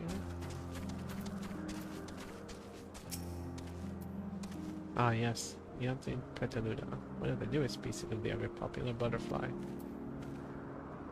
You're still bothered about your own, don't be. The few specimens we repurposed will exist. All vim and vigor now. When we were discussing his nomination, he was melancholy incarnate. So beautiful. So beautiful, Petaluna. I hope they make it into the oil. Oh, they do. This here, the new species of Petaluna we recently set loose. It has been doing very well, managing to maintain a stable existence thus far. If it can see its observation period to end without issue, we shall release it onto the world. Tell me, do you know the difference between living beings and arcane entities? Not really. It is the presence of a soul, yet the soul isn't something you can choose to have at will. No, it manifests only in those beings whose forms adhere to the laws of creation, that can endure on their own. Beings that do not fulfill this requirement, such as those spontaneously born of magic or natural phenomena, do not have souls. No matter how much it might resemble flora or fauna, if it lacks a soul, then it is considered an arcane entity. So you see, it is not for mankind to decide what is living. That domain lies beyond our manipulation, and it is hubris to assume otherwise. Come, let us head to the nearby beacon. I've received a report that arcane entities have gathered there.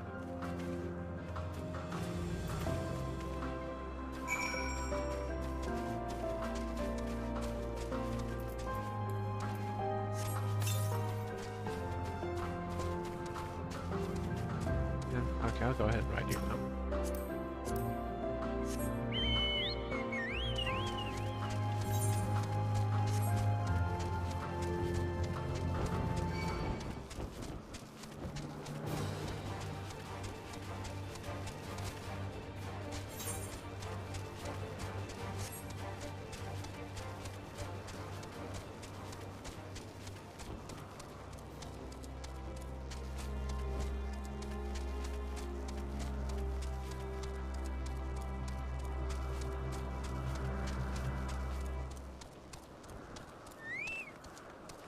Oh, lightning sparks.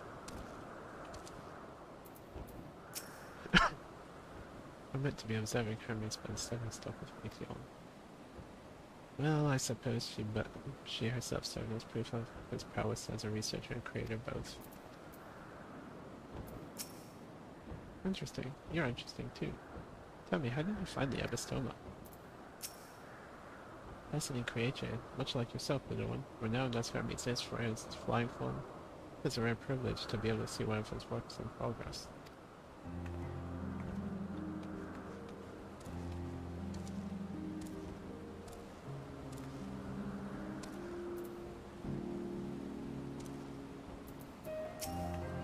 Ah yes, lightning Yuma, just over the port set.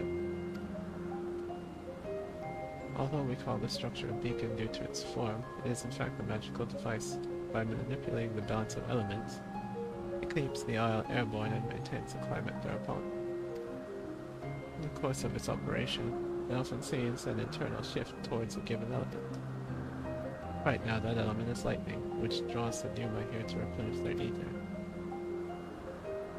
It appears Mignon is busy. Would you care to assist me in her stead and feed the Numa?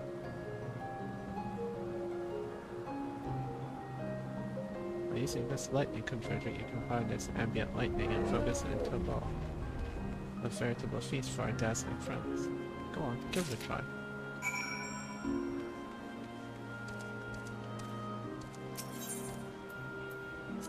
Oh, lightning crystal. Using this concept crystal, anyone can harness lightning regardless of spellcasting skill.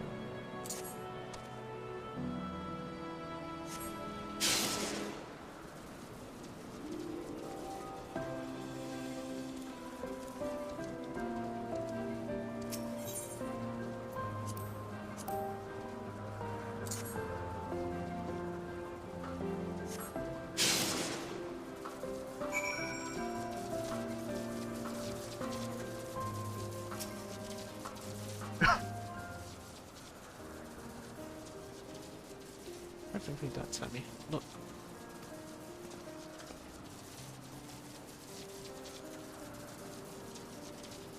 See how they gather to feed, how they express themselves through their actions despite their lack of words. Speech is not the sole defining characteristic of a thinking, feeling creature, nor is silence an indication that they do not possess these qualities.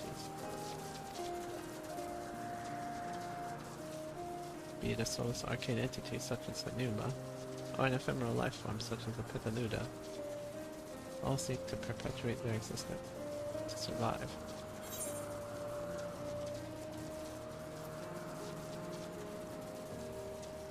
Is Meteon an arcane entity? Meteon a living being?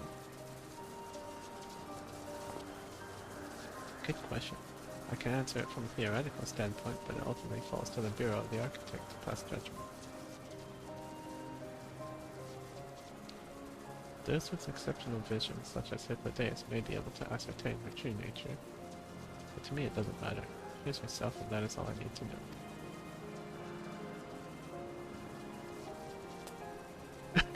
Oh, you finished already? I'm sorry, I was in the way. Don't worry, my dear, they missed nothing of note, and we still have plenty of work for them to observe. Next we will be head east to the morning view. I need to speak with some observers there.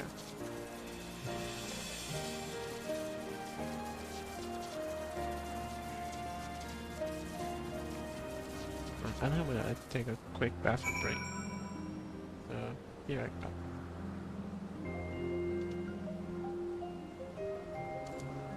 Okay, let's see. Oh yeah.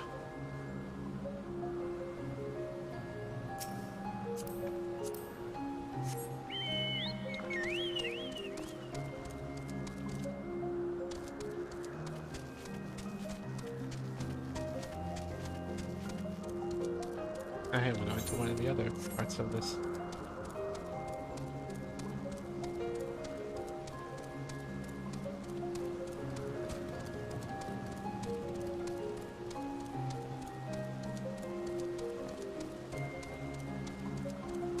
Oh hey, it's a Gobu.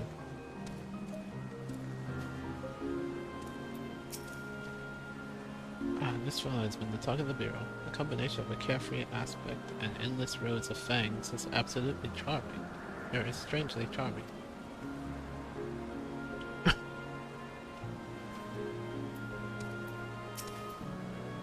Is there a guiding theme or any method to the madness that is this random assortment of features?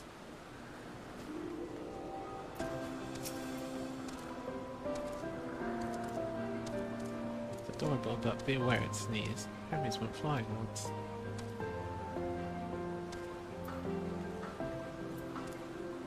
Yeah, I feel like I could wear my robes, but if I'm supposed to be a familiar, why bother?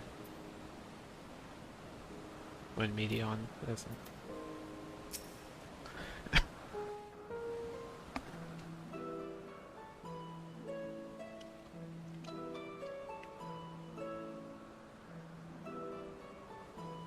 Amazing, is it not? The Ampelos, one of our newest subjects. We call those Goobers back where I come from. So, how are we coming along?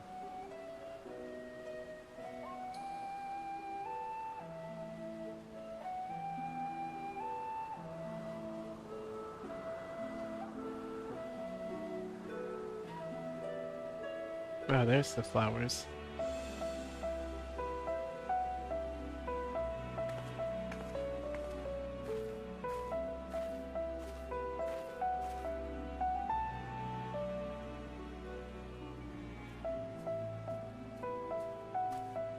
This place is Elpis. Those flowers. Elpis. Entelekis. Like me. Intellectuals? Is that what? They are a product of Elpis, and so named for their birthplace. A happy accident, born of the hands of a former researcher who loved beautiful blossoms. Unique for how they change color, to reflect the emotional state of those nearby. Though be it here or elsewhere, they are seldom seen in any hue save purest white. Reflect the emotional state, you say? By what means do they achieve this? In creation, there exists an energy wholly apart from ether, There's the one driven by Arkansas. emotions. In like manner to how we manipulate ether, this flower is subject to the influence of said energy.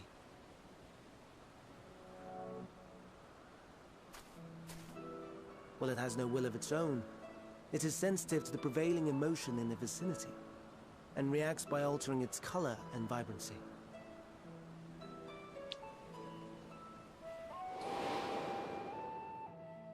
Akasha? It is one of the unseen energies defined by Harnish alchemical theory. Though a gross oversimplification, some describe it as an essence influenced by feeling.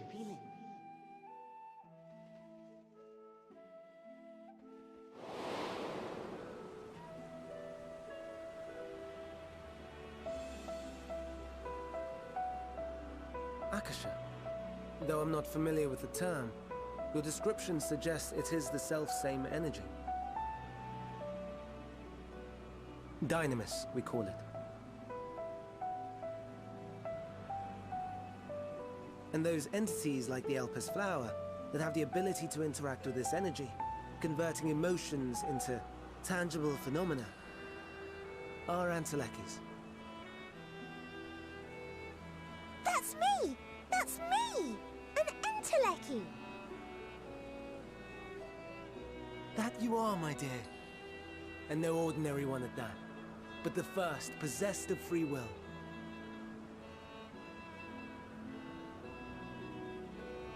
Wait! A form of energy other than ether? Dynamis? I've never heard of such a thing. Hardly surprising. Dynamis cannot be seen, much less felt. And though its existence has long been theorized, we had no proof until the flower's serendipitous creation. What's more, Dynamis is far weaker than ether. Under normal circumstances, its effects are drowned out by the latter. On account of which, beings comprised of and reliant upon the ether, like you and I, are unable to make practical use of Dynamis. 'Tis a truly esoteric thing, known to but a select few scholars. Intriguing. Then, given the limitations you described, why create Meteon?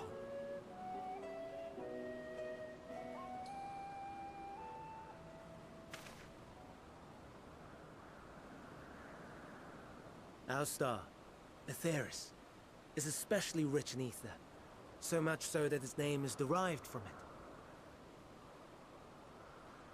However, when we consider all energy in existence here and in the vast space beyond, Dynamis may account for as much as 68.3%. The more abundant form by far. Were we able to control it, we could open the door to limitless possibilities.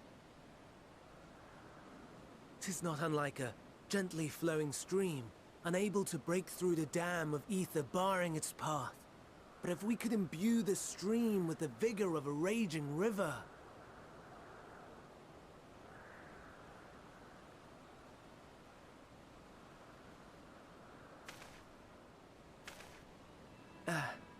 Not that I have such grand ambitions. Nay, I merely wish to create a being that could traverse the great expanse.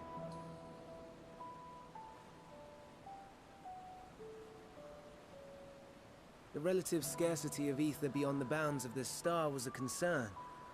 And so, I looked to another source of energy by necessity.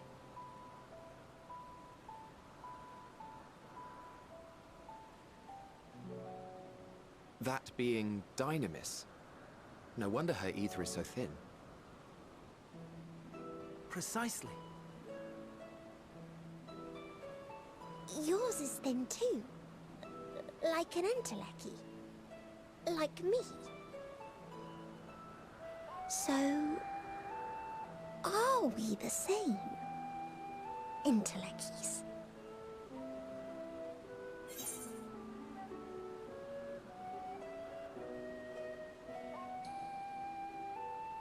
If I'm doing this because I myself didn't do a proper job.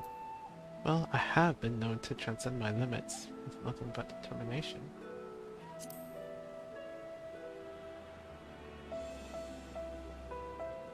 That sounds more akin to the desperate flailings of a wild beast when facing imminent death.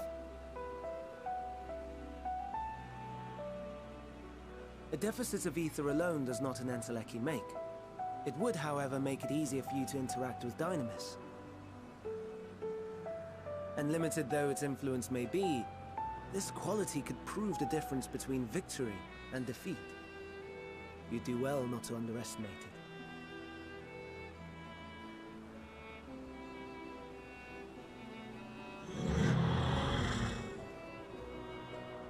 Oh dear. I'd forgotten about the poor fella. You must excuse me a moment while I go and verify a few more things.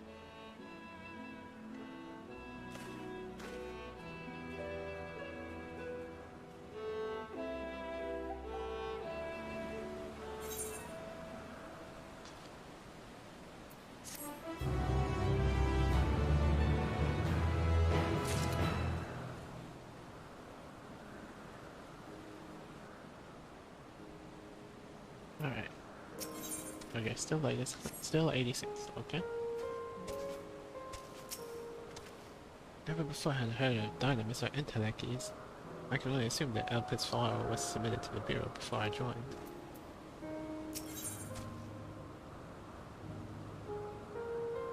We'll probably switch when I run out of things to get. Greatest contribution.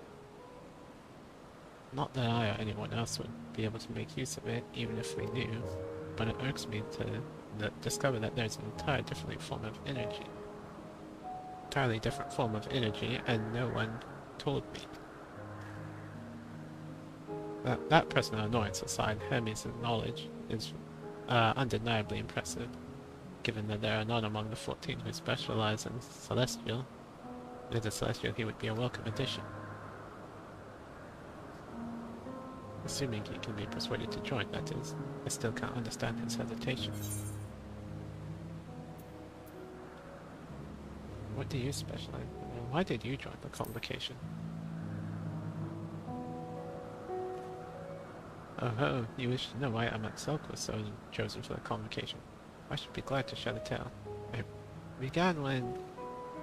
Not another word. Lest you've forgotten, we're here to learn about Hermes. I like how you did the salt cake. Lest you've forgotten, we're here to learn about Hermes. Not me, my misspent youth is not your concern.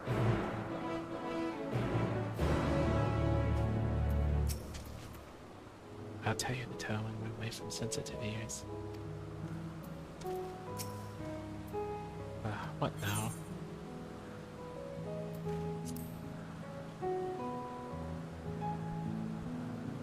If you would accompany us, I suppose you should at least know that much. Convocation of 14 is the governing body that determines myriad policies.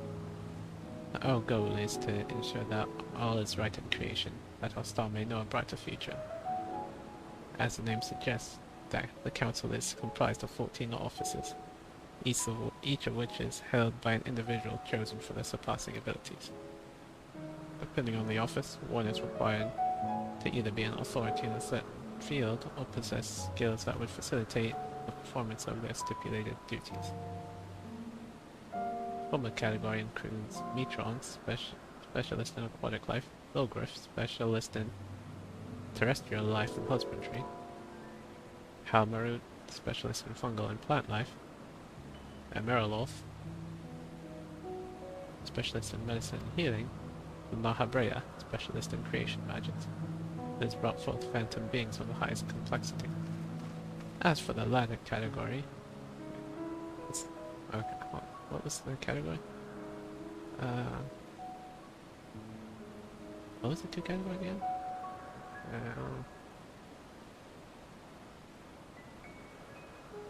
Uh,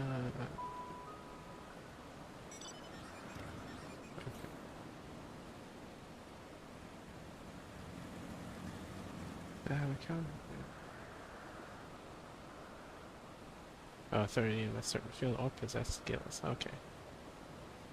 Right, as for the latter category, there's Ultima, advocate of the odds, Igiorn, champion of enlightenment and rhetoric, pastoral, preserver of discipline and order, Emmett Silk, keeper of the ethereal realm or underworld, Hades, in the vernacular, Van Daniel, pursuer of extant phenomena, and Azam, traveler of the world and counselor to the people. What? Should I be revealing such details to you? Don't be silly, even children know this much. You would do well to remember it all. Did I? Yeah. Actually, no. Okay. And why did you bother me? Honestly, I'm beginning to think you were created for the sole purpose of trying my patience.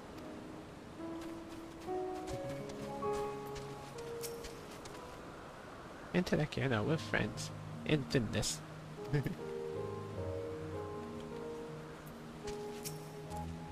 My apologies for the wait. I've inspected the Ampullus to my satisfaction. All is well with the creature, and I dare say it won't be long ere it is released onto the world.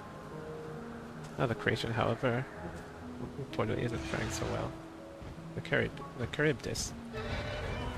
That's what I shall tend to next.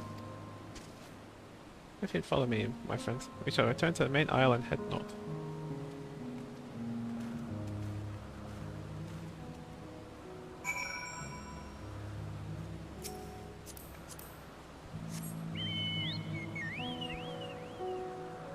Alright.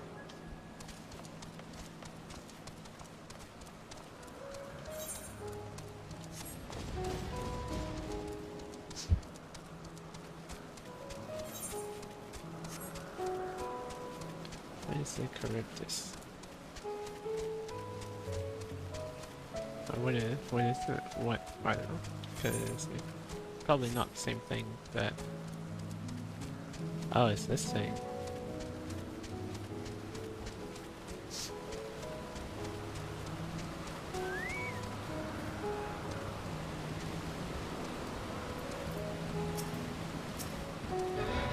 Why is this one blue and shiny?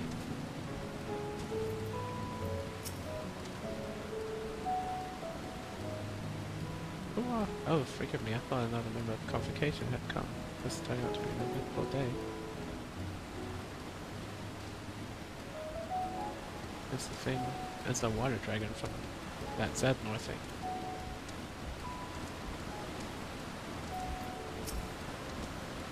There's a slight difference in etheric balance between these Charybdises. By this I mean, it may be assumed that they aren't the original creations, but their offspring. Serpentine bird or winged snake.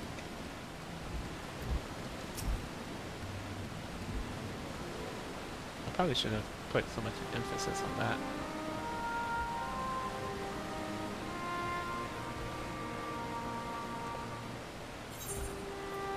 I understand there's a problem with one of the Charybdis. That's right, yes, that's right. As you know, the Charybdis is based on a sea creature, owing to adjustments to enhance its affinity to wind. It is capable of flight. Specimens created from the concept could all fly without issue, but a problem arose in subsequent generations. Wrong button.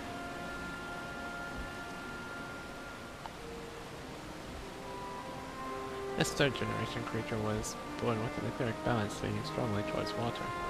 Its aquatic origin reasserting itself, it would seem.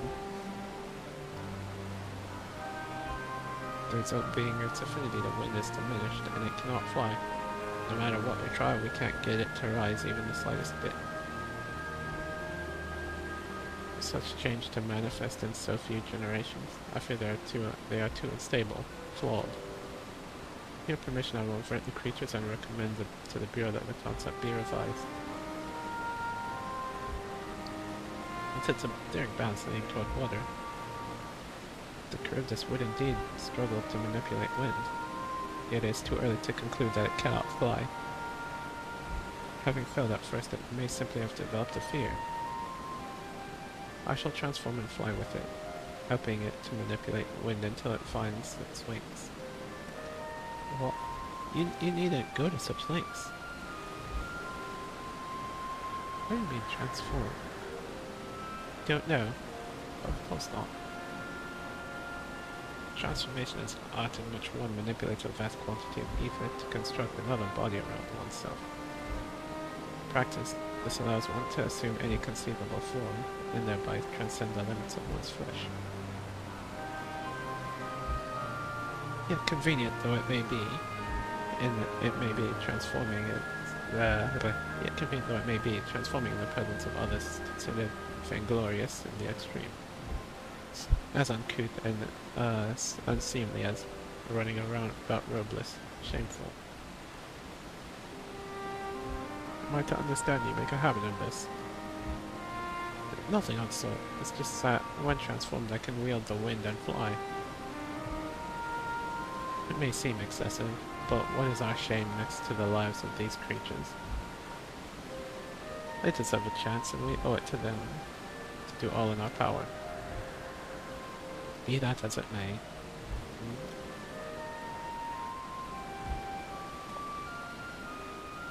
Yes, I believe I have a solution. Emitsilk, may I trouble you to move that Charybdis away from its fellows, somewhere out of sight?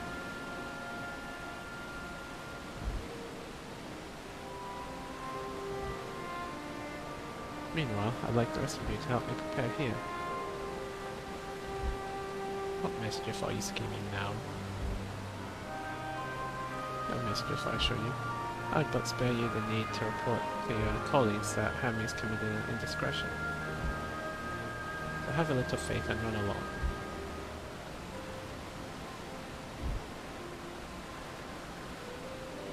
I trust you don't mind.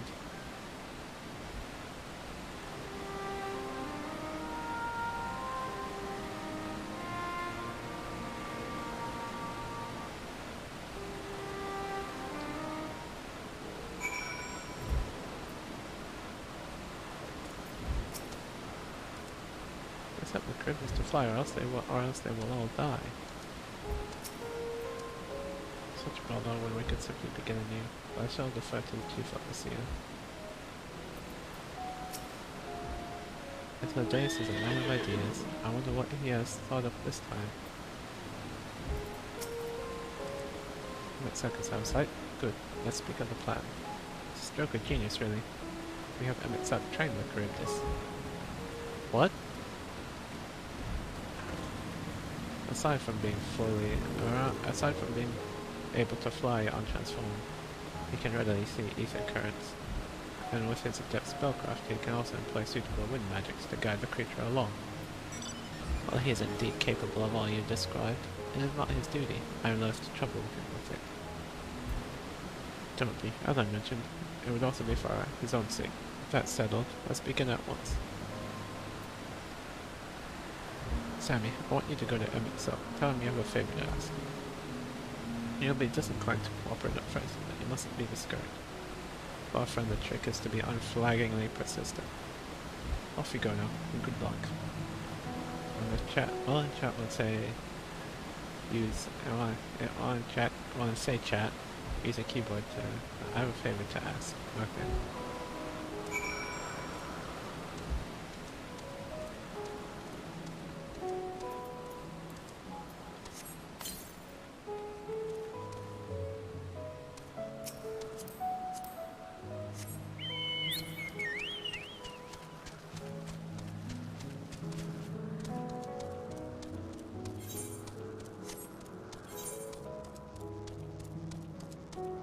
There's a level 87 fate there too.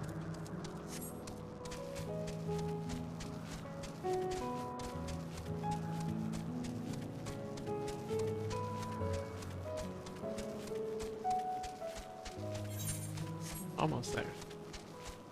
There it is.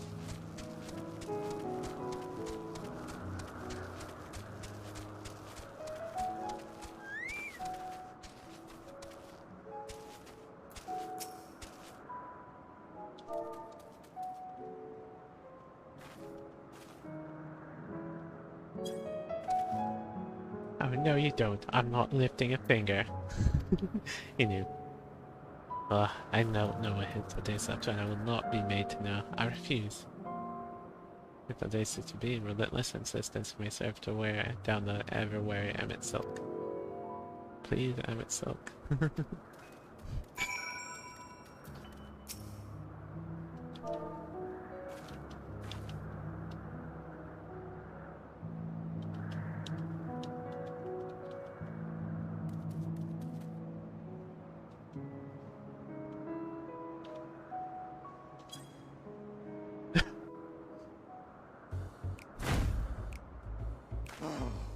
No, no, no. You are not foisting this influence on me. This is great. I'm given to understand you have the power to help the Charybdis, and should be quite willing to do so. And so I appeal to your better nature, most benevolent Emmett Silk. Please teach her to fly. Or else Hermes will transform. Right now.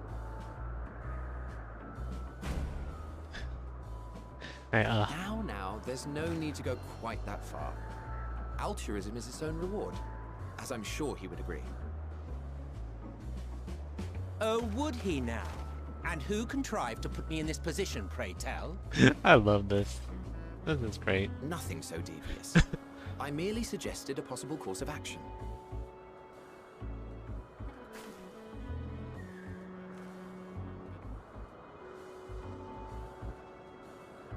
Please, Emmett Silk. Please. I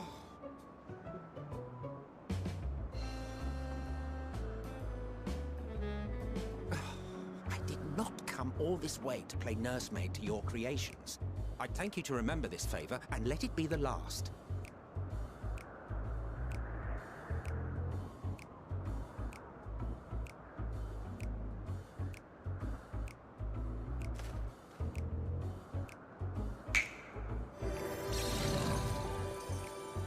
Ooh.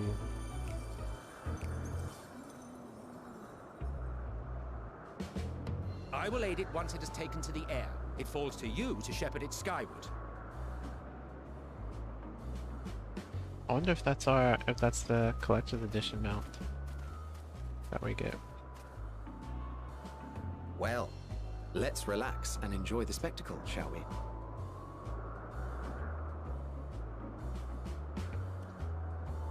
Oh wait, no. Oh, that's the granny. Okay, nice. So that's where it came from. Yeah, that's the Shadowbringer's collector's mount. You were wondering why Emmett Selk joined the convocation. Oh good, we get Truth that be too. told, he wasn't the first choice for the office. I was. On the strength of my ability to see ether. But I declined the offer. For though my vision is exceptional, I am pedestrian in all other aspects. Worse even. Quite abysmal when it comes to manipulating ether, for example. Couldn't transform even if I had a mind to do so. What good is the ability to perceive a problem if one cannot act to address it? Emmett Selk has no such shortcomings. He excels in vision and manipulation both, the latter to an extraordinary degree. If there is a mage more powerful, I do not know of them.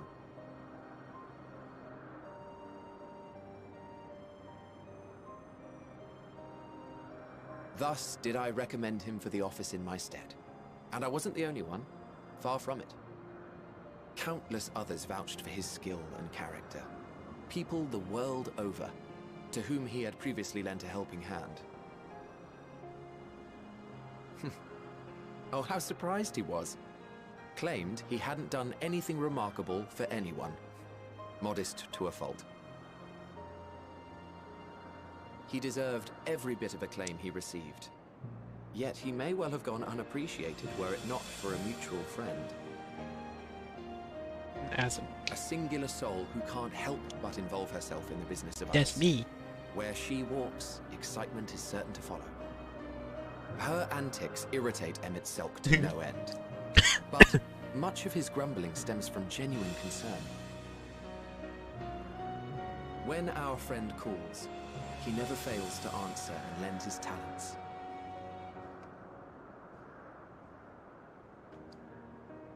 And in the course of doing so, he himself came to be recognized and respected by those around him.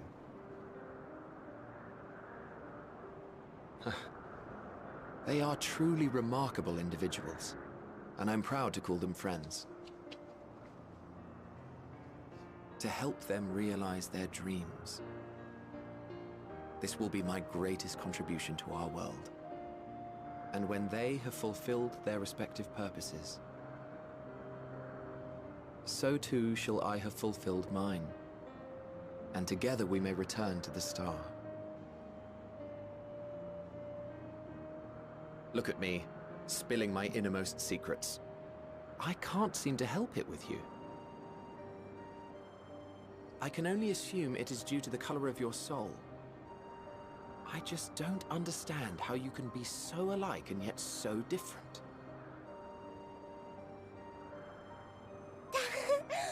Well done, my pet. Well done!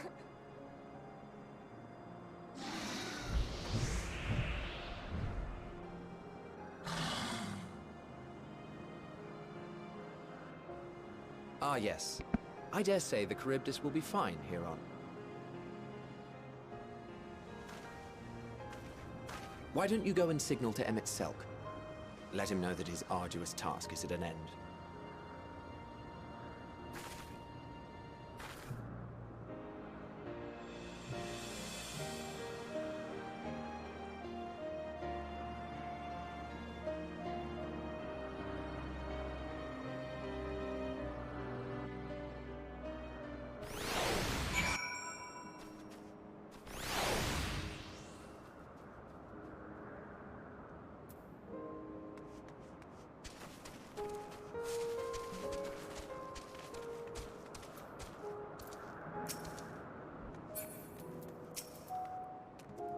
Look, Sammy, look how well the Charybdis flies. It's flying. It's really flying. That's for one to do so. Thank goodness.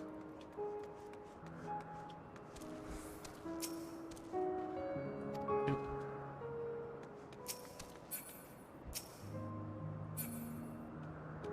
Oh, wave. Okay. Okay, I guess I just slash wave, because I can't target him.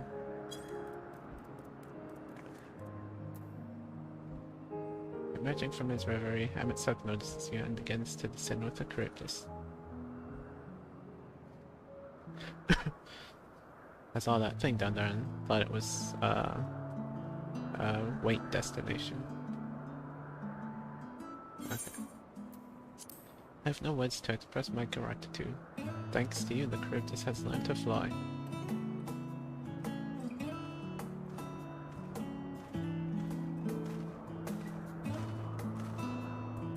And Sammy and I could relax and have a pleasant chat.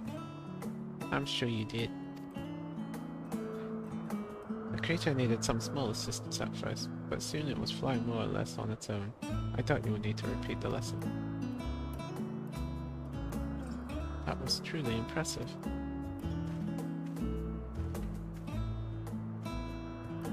I witnessed it all from afar. The Charybdis flies.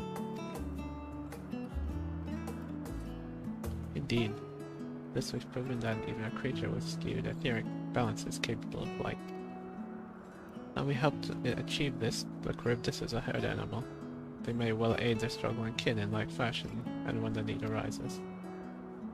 Keeping this in mind, I bid you continue observing them, if that is what you want. But if I may say so, rather than hoping an idealistic possibility comes to pass, would it not be simpler to have the concept adjusted? That way we could guarantee that anomalies such as the specimen are never born in the first place. These creatures are already here. We will spare no effort in giving them a chance to survive. As you wish, Chief. As you wish.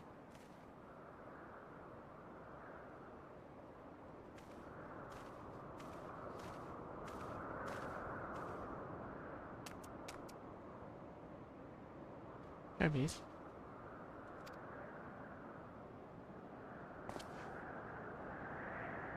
I'm fine, don't worry. Well, that concludes all my present tasks. Let us return to Anagnosis for now.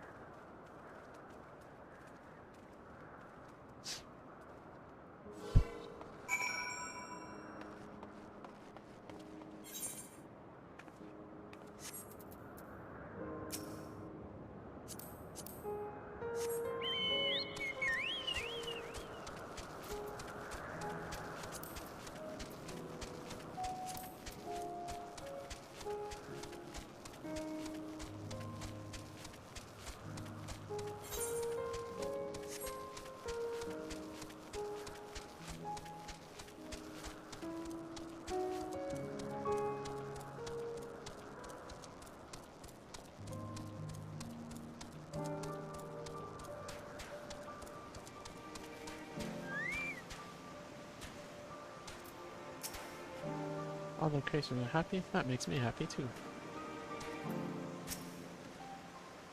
I thoroughly enjoyed myself. At the end most of all. Yeah, it was great. Now you've seen what I do. Was it everything you were expecting? What? Want to apologize for forcing me to help, do you? Save your breath. You didn't force me to do anything. I merely chose the most expeditious way to have done with an impediment to our business. Next one should be the its offer.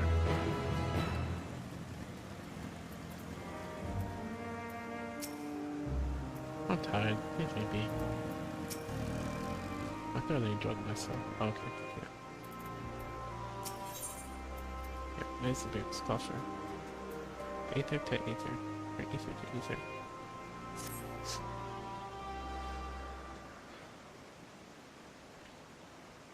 Tell me, Sammy, in the course of watching me, have you learned auto value? Nothing so far, but I'm hopeful that will change. Dynamis. Dynamis seem promising. That's what I'm looking for, but I don't think I've found it yet.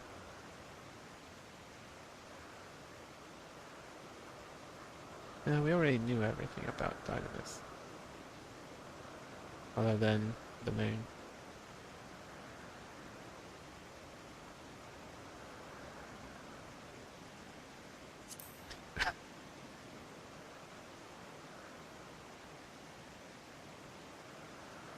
Find my work were more interesting. Nevertheless, I'm still indebted to you for keeping Meteor company. There's all I might do. If that's all I might do, you need but ask.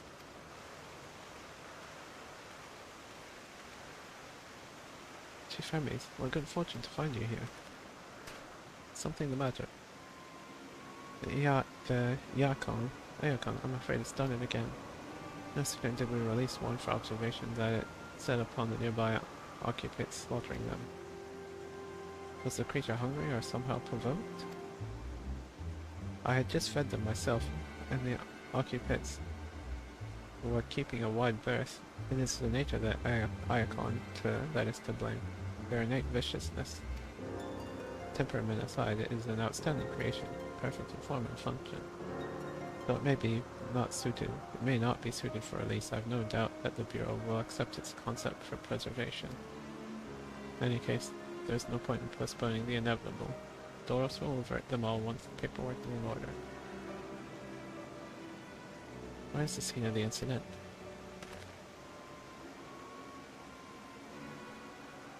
Just off the path to the 12 Wonders. As you make your way, you should see it on the left. I don't know if Doros is still there, however. Hermes, wait!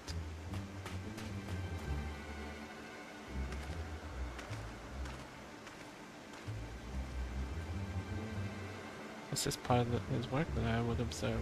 We follow.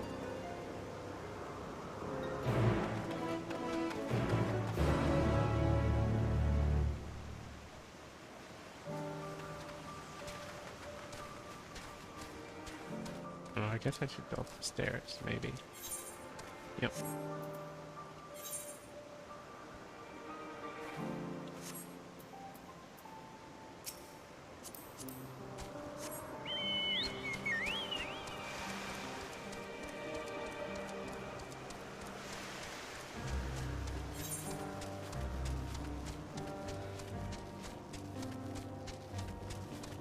Oh, wait.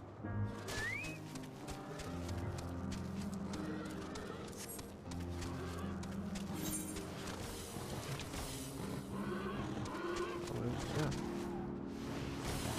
Oh, wow. Ixion. A whole bunch of Ixions.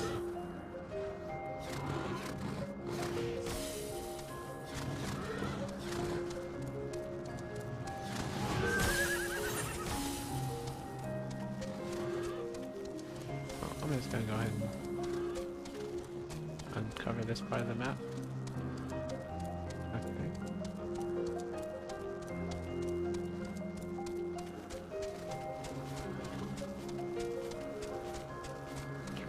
On this trip.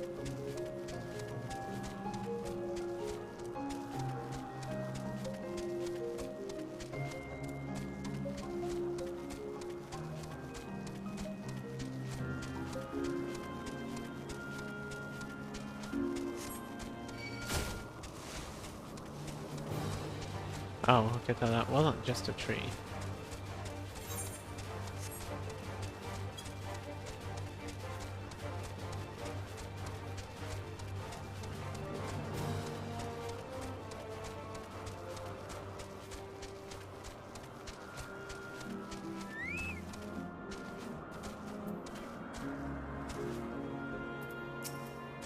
Face and beast, this icon. Where's it now? The occupant is no easy prey. With its hooves and horns, it was designed to be formidable even on land. But it didn't stand a chance against the icon.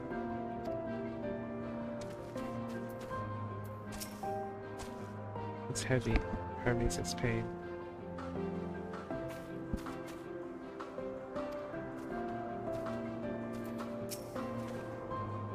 The lacerations and burns are unmistakable. An icon was indeed responsible. The creature is nowhere to be seen. Doros must have taken it away. A man makes his base at the 12 Wonders. I shall go and seek him out there. Mitzelk and I will search the area for good measure, just to make sure the icon did not escape. Why thanks. Let us meet at the 12 Wonders when you have finished. I will go on ahead. Please follow with Sammy. Oh, please follow with Sammy. Okay. No, he wasn't saying. He wasn't telling me to follow by saying please follow with. He was telling Medion, please follow and bring Sammy. Come, come. It's down this path and over the bridge.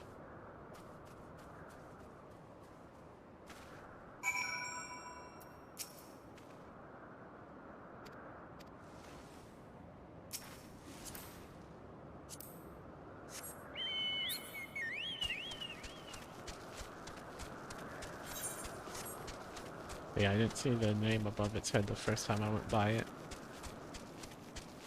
It's like a mix of the mushrooms and the treants.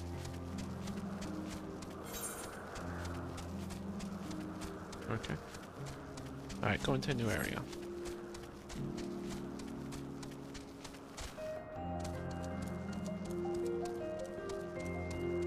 Discover a new location.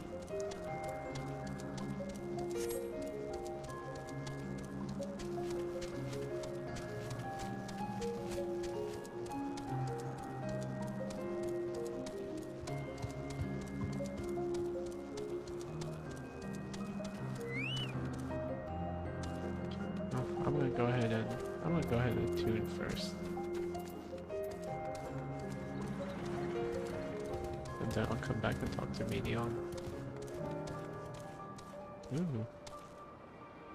Winged Pegasus. Different kinds of Pegasi.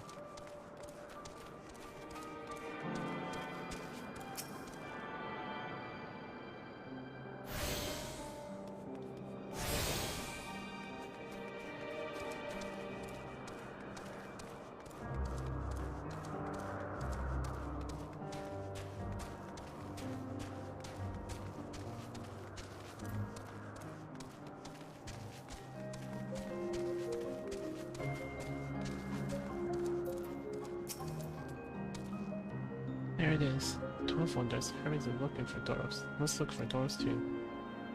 He's a man with long blonde hair. I think I'll know. I'll know him when I see him.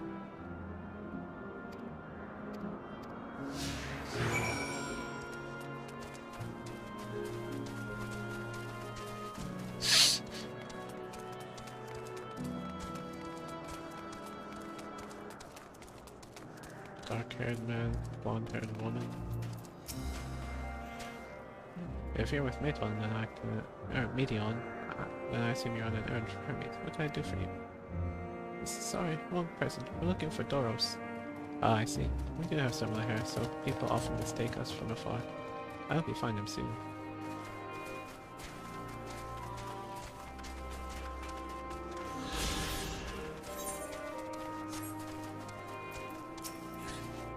Once I get back and record today's results, I should finally be able to put that report to bed. Not Doris, his hair is long, but the color is wrong. I knew it when I just wanted to see what would happen.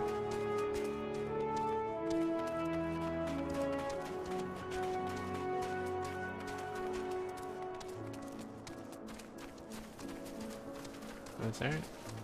Blonde-haired man. Yeah, there he is. Doros. Doros. That's Doros.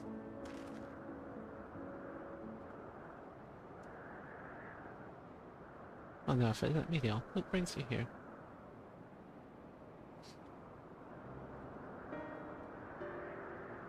I thought I heard familiar voices. I didn't realize you two had decided to help me search for Doros. Thank you. You're in charge of the Iacons, I believe. Where are they now? Out in the fields of restraints. Frenzied as they were, I couldn't well return them to Ctisis. Once I've submitted my report, I'll see them referred to without delay.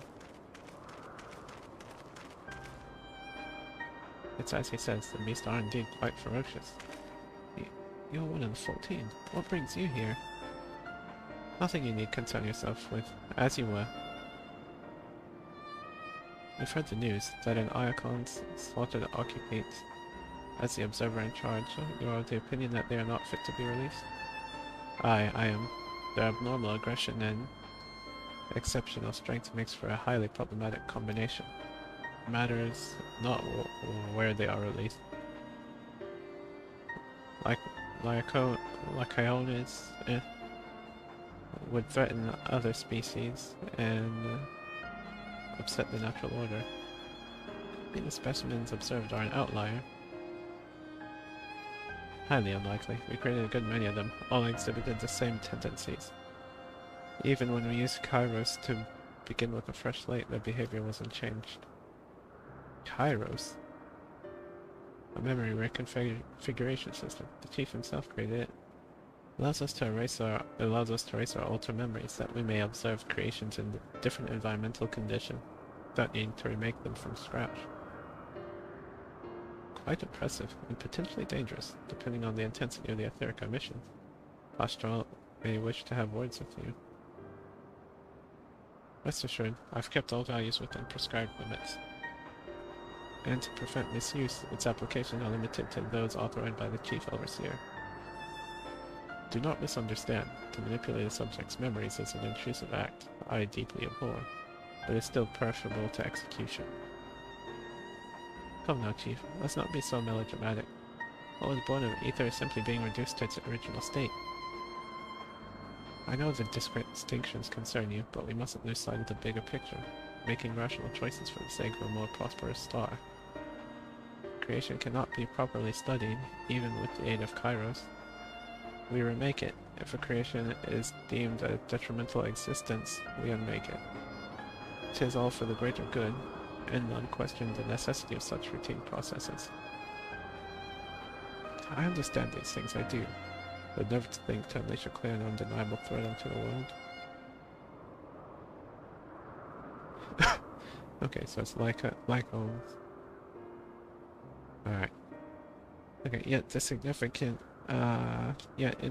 though their individual lives may be next to all creation, it is all the Lycaones we have here. Before we seal their fates, we owe it to these beings to exhaust all options, to ensure that nothing has been overlooked. If you insist, let me provide you with a full report, and we may take it from there.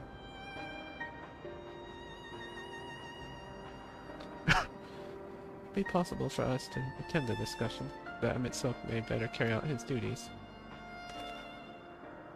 By all means. Pray show them to the meeting room.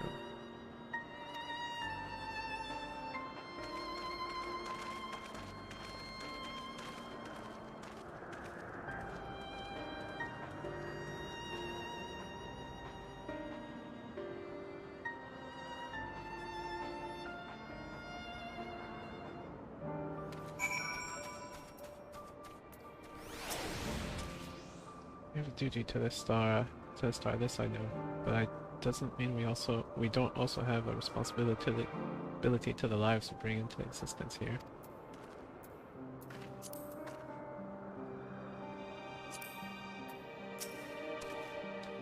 To man, other beings are just things to be used and controlled, like magic. That's what Hermes told me once. I seem to look like it. Still 86, okay. You needn't be an intellectual to feel the weight bearing down on Hermes. Fear this discussion may take a while, during which time... Right. Yeah, hey Teal, are you feeling unwell? It's not me, Hermes, it's you. I won't go to the meeting, I'll stay with Sammy. Loath though I am to impose, may I leave me Teal in your care again? Yeah, that's fine. I'm in your debt, if you'll excuse me.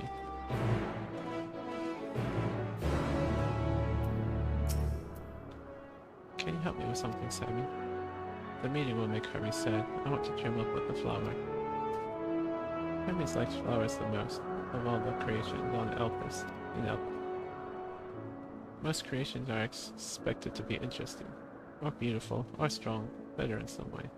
But flowers are different. They're designed to suit our emotions. What we feel and want to convey. Hermes likes that. I can't make flowers, so I'll search for one. I want you to search with me. Let's start here, at the 12 Wonders.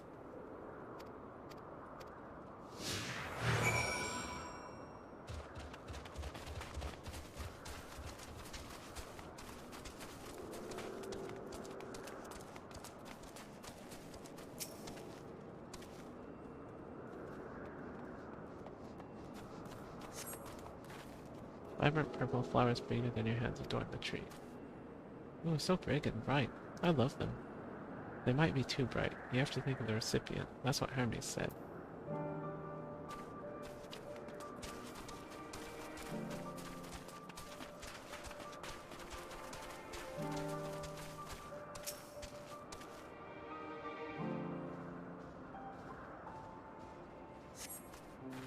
Tall slender tree rises before you. Crane your neck to look for flowers. No flowers. If there are apples, we could have covered them in syrup. Let's head outside next. Don't worry, we won't wander far.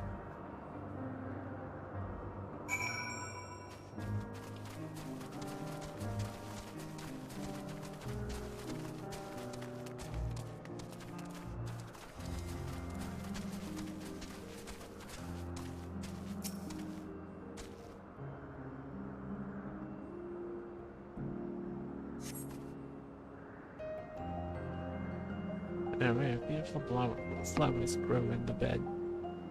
Their mix of colors forming a pattern. These would be better for Hermes, but they're hedged in. That means we shouldn't touch them. They are either under observation or poisonous. Any other place should be fine though. Let's keep looking.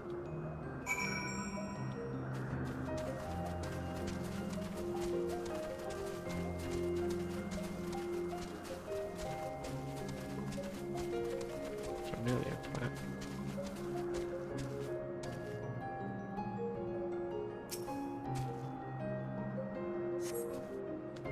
Set on a tall thin stalk, the oddly shaped flower is mesmerizing in its undulation.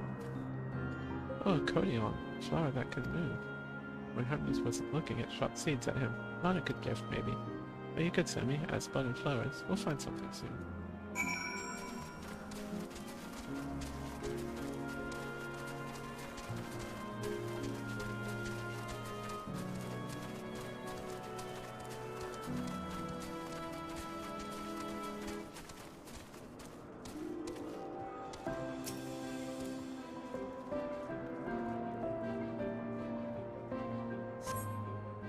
But nothing promising nearby. Let's come and look aggressive with something new, tiny flower.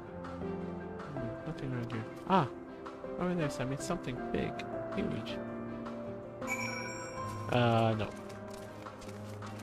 Well, at least it doesn't have...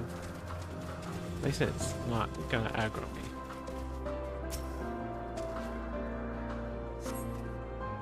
Terrible stench reminiscent of sudden old boots pervades the air. I doubt the culprit is the mobile-like creatures before you.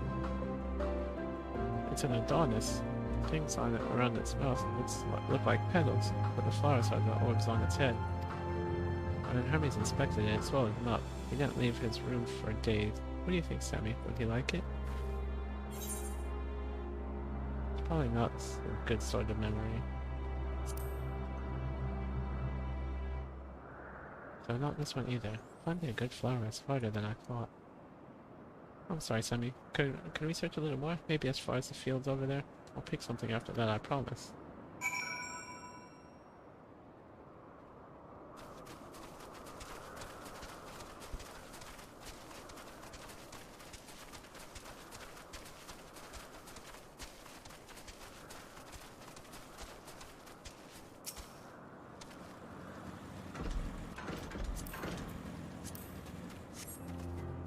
Lush green fields stretch out before you, ending where the sky begins. Ah, there's nothing. The shiny thing over there, what could it be?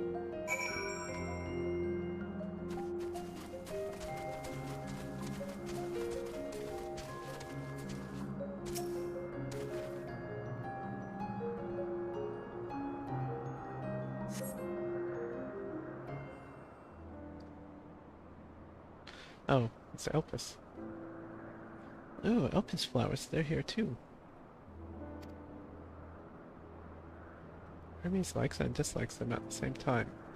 Like me, they're intellecties. Like me, they feel his pain and turn dark. That's only for Hermes, so for others, they're always white and bright.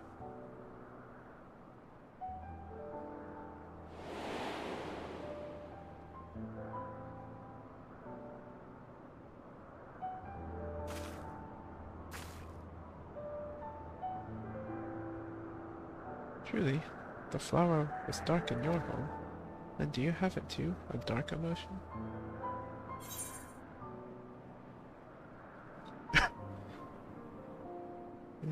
I've known the pain of sorrow and loss. The pain and sorrow of loss. I see. Hermes has known the same. The feeling that a part of you is gone, again and again, but no one notices. Please, Sammy, won't you lend it to me? Your pain and sorrow? I want you to make the flower dark in front of Hermes. He's been in a dark place since before he created me. He needs to know that he isn't there alone, that others are sad too. Truly, you'll do it?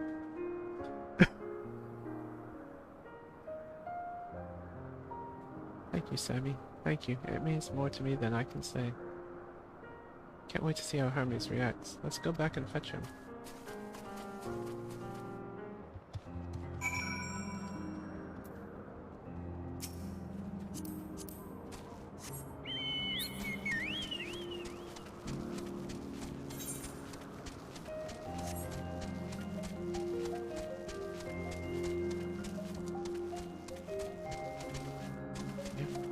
Okay, yeah, I can climb on them.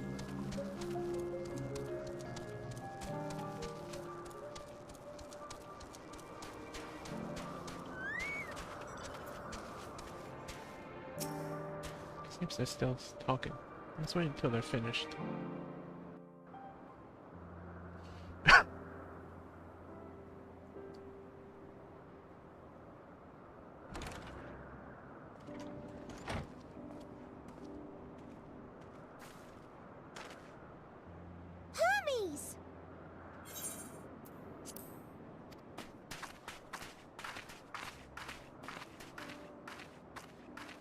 Oh, you were waiting for me. You've finished talking? Yes, we've come to a decision. My thanks for keeping Meteon company. Emmett Salk and Hythlodaeus have already retired to their rooms. There is room for you too, if you would follow me. Wait! I want to show you something first.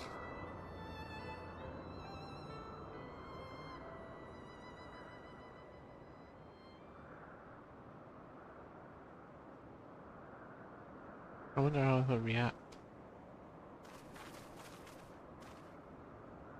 Elpis flowers? Go on.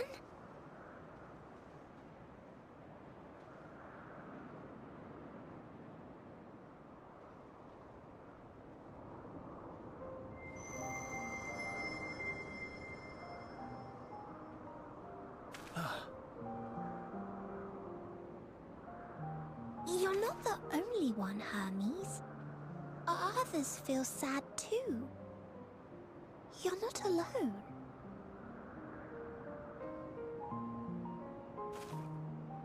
I see Meteon has shared much with you.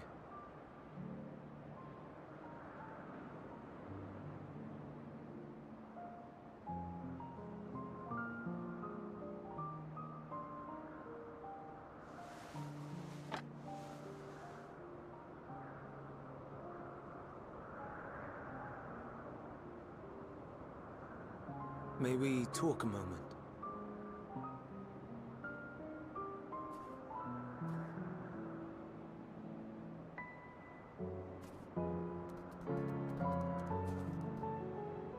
Hedgehog. Oh, it ran away. I do not think it wrong that we live for the star, that we strive to make it a better place. And yet, in carrying out my duties here, there are times when I am plagued by doubt. Do you recall what Hythlodaeus said when we first spoke of my nomination? Death is the privilege of those who have fulfilled their purpose, a choice they embrace of their own free will, and when they depart, it is always beautiful. Perhaps it is, but only for man. Creations that he deems useless are discarded with nary a second thought. Some scarcely born into the world, afforded a handful of breaths before life and potential are abruptly extinguished. We make an effort to spare them the pain. They sense what awaits. Rage and anguish and cower and fear. And it is not beautiful. Yet no one cares. No one. So fixated are we upon the duty that we do not pause to question the method.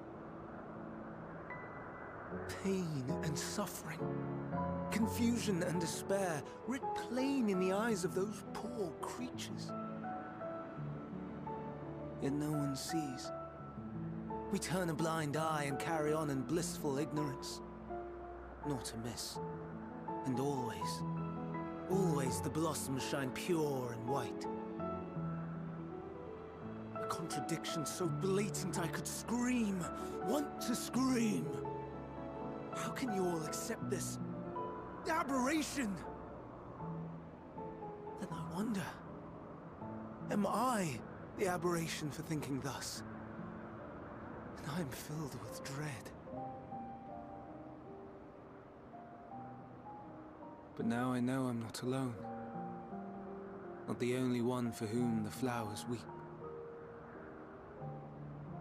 I won't ask what you thought as you kneeled beside the Elpis, or if you only did it at Meteon's insistence. Nevertheless, I thank you. To know that you too have experienced suffering is a comfort.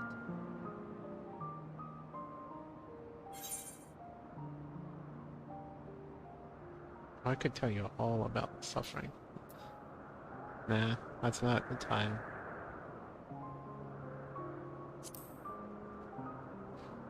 I'll go with serious yet lighthearted. To so willingly lend an ear to ease my burden. You are a strange one.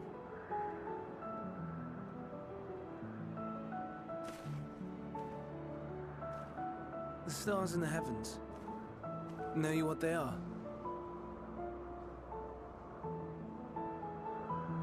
Though it is too far to tell, each glittering light could be a world not unlike Aetheris. A world filled with life. So many stars, so many lives. For us, there may be no higher purpose than to live for our world. But what of the other living beings out there? What is it that gives their lives meaning? That drives them day after day after day? To pose that question to our undiscovered cousins, I created beings of Dynamis, who can traverse the vast emptiness between the stars. Meteion and her sisters. Sisters? Aye, sisters. She has a great many of them, and they have already departed on their journey, traveling to one star and then the next in search of life. As one might expect, exploration on such a grand scale is rife with difficulties, and thus far I've naught to show for it. But I have faith that we will make some manner of discovery ere long. And when we do, I should be glad to share our findings with you, in gratitude for your kindness. Wait, I'm starting to theorize. It's getting rather late. We had best find our beds. It would not do for both of us to be sleep-deprived on the morrow. Come, Meteion. Let us head back. All right!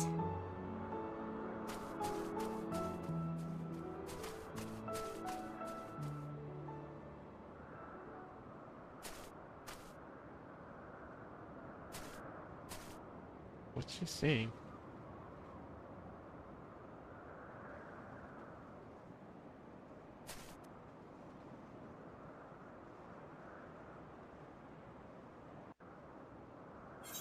Okay, so I'm starting to theorize that that voice after we killed Zodiac that said finally at long last. I'm thinking that's Meteion or one of her sisters. Since he said that none of his since he said that they're not that he didn't run it by the Bureau, he probably created them all in secret to and sent them out. So what if this one goes, what if this one goes for goes in front of the Bureau since she's been discovered by Emmett and Hippodeus, and then they reject her, and so she's the catalyst for the final days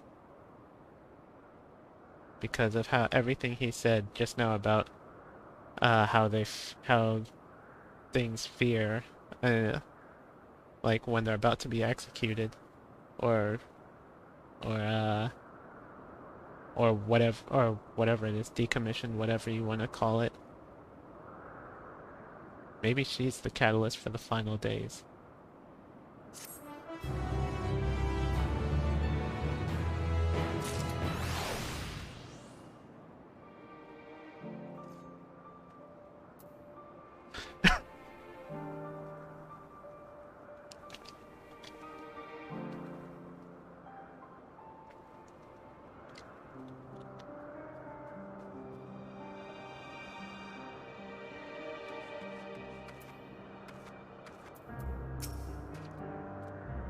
I'm glad Hermes saw the flowers. Thank you, Sammy.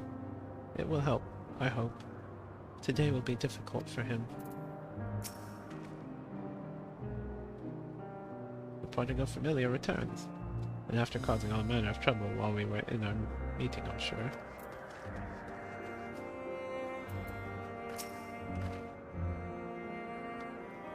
Were you able to get some rest?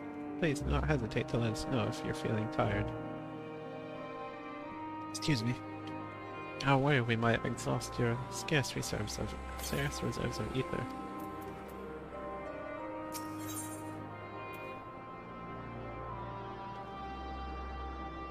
Oh, okay, there was one left.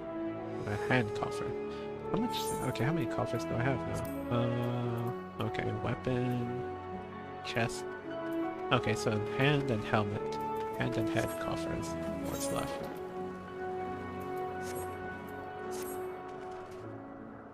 An all too brief interlude, perhaps, but it is time I attend to my next task. As Emet and Hitler are aware, we reach a verdict regarding the fate of the Lycaons. 7 were created for observation. All 7 must be unmade.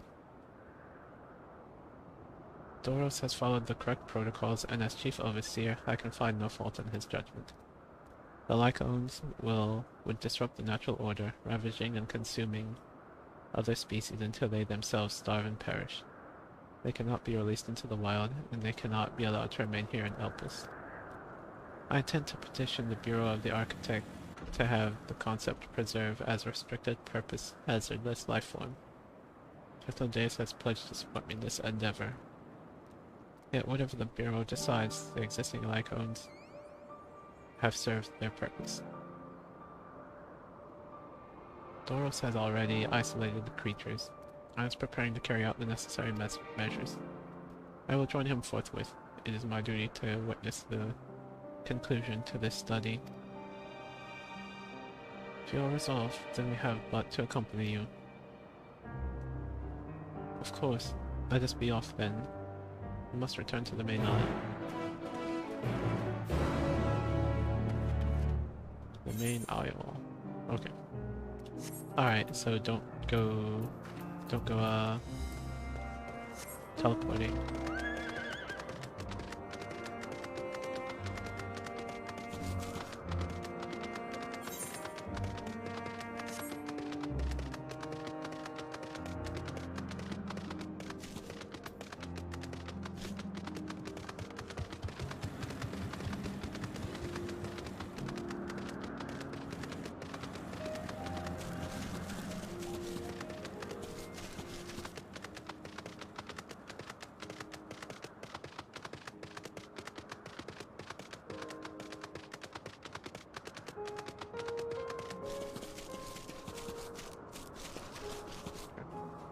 Oh, are these Fenrir's?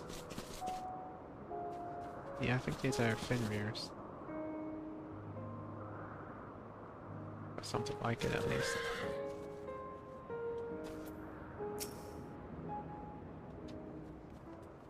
Verdict on execution. Doros, are you hurt? What happened here? They caught me off guard. I had them bound with ethereal shackles, but they became frenzied, even more so than usual, and broke free. I was able to stop 4, the other 3 escaped.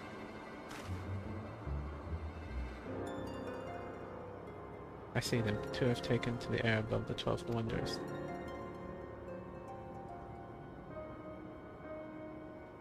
The last is up ahead, lurking in the fields.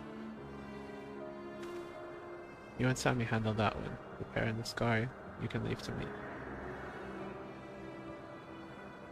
This is how it must end, and so be it.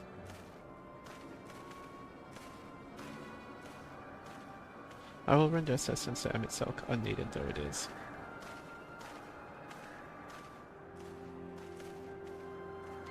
Meteon, you are to stay here with Doros. But Hermes? Lycaons must be reverted. I will spare you their pain, and mine. This is my burden, not yours, but if you are intent on helping, then please follow my lead.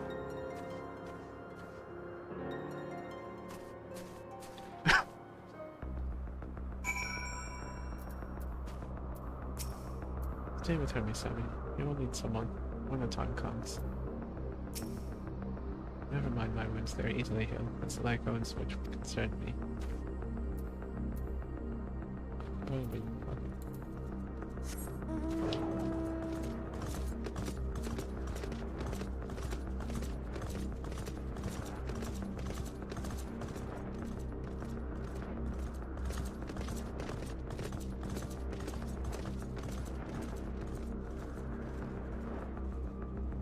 I can fly? Wow.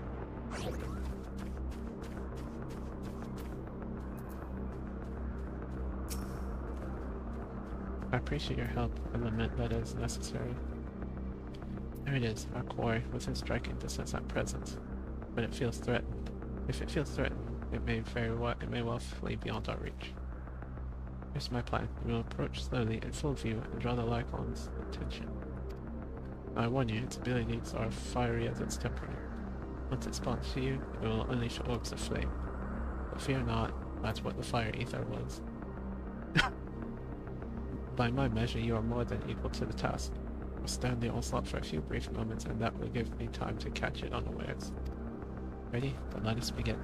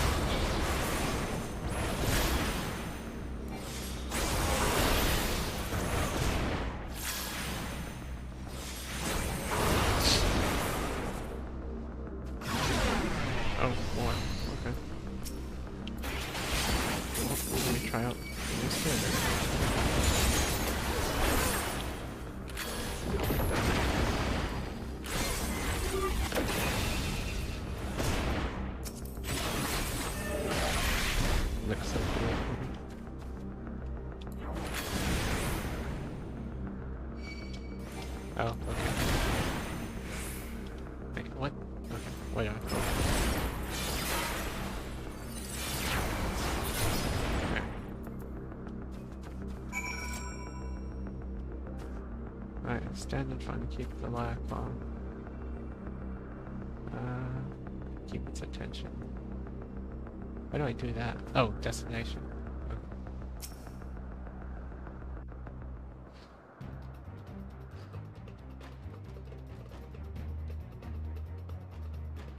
Now.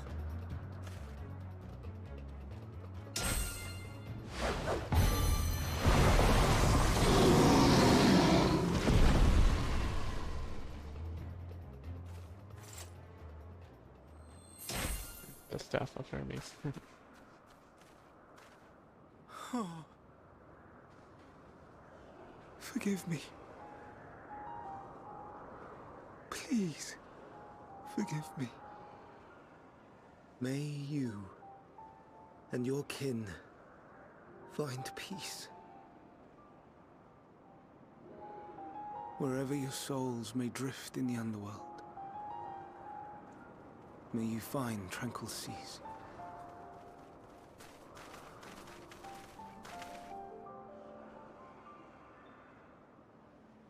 Be not forgotten.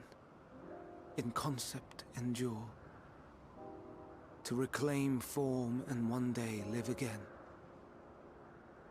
Serve not the star, or any purpose save your own.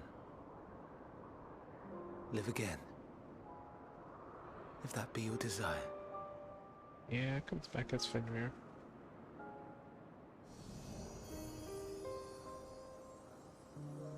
Hate, if that be your want. We are worthy. But leave your suffering behind. Lay down your burdens, be born anew. Fly high, fly free.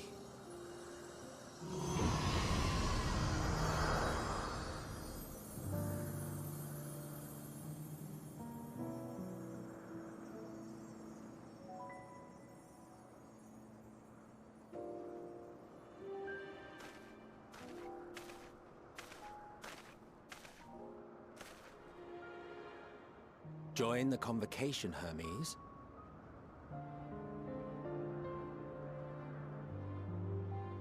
You do not belong here.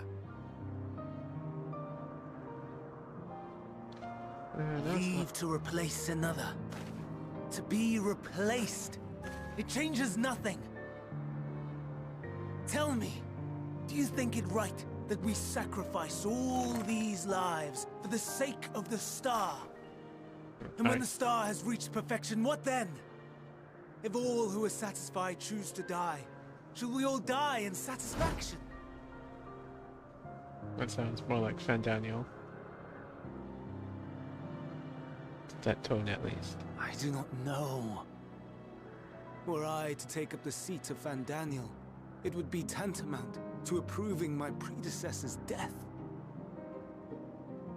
I do not know if it is right. And to be torn by such thoughts, I do not know if I am fit to represent mankind. Hermes! Please don't be angry. It hurts so.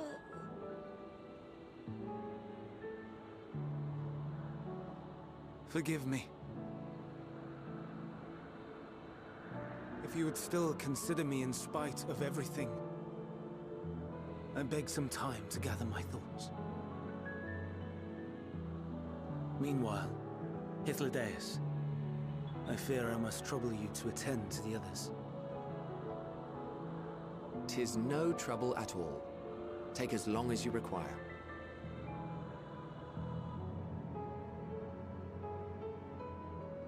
And you, my friend, I pray you find that which you seek.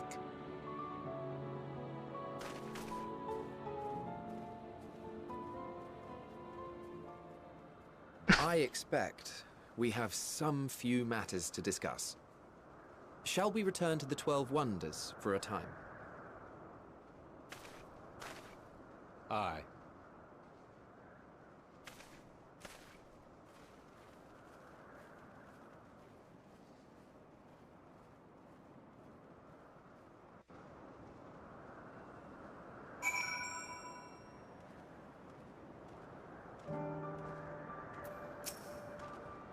It has been quite an exciting visit for you thus far. Oh, you weren't injured, were you? Good, good. The other icons have been taken care of. The incident is resolved, and life in Elpis continues as normal, or ends, as the case may be. Rationally speaking, I understand Hermes' argument. No matter how well deserved the rest, there is a pang of sadness when a colleague leaves us. Yet never has a departure caused me such grief as Hermes appears to feel. What would it be like to experience such torment?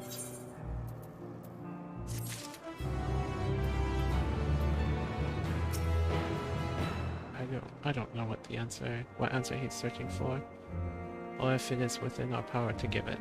But I believe he would make a fine Fandaniel, and if he rejects us out of hand, we will all be lesser for it. Level 87, yay! Alright.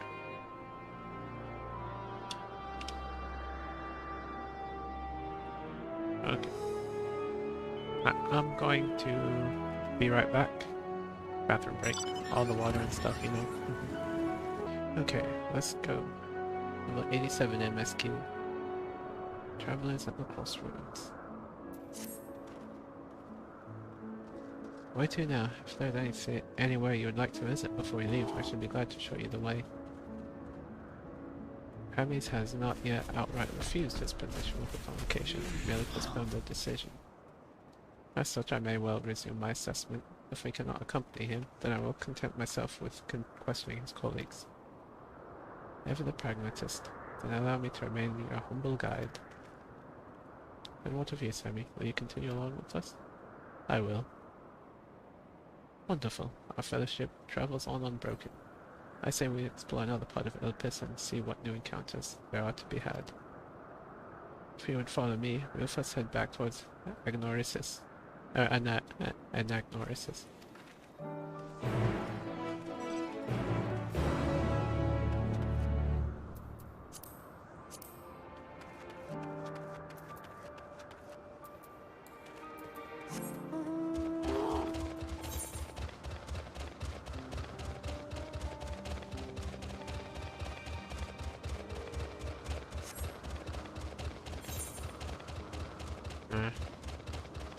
I'm not gonna take any detours. I might stop in about an hour, depending on if I'm at the dungeon or not. Cause I can't really keep going till like midnight every time I stream. Well, every time I stream MSQ. Or even just play when I'm not streaming.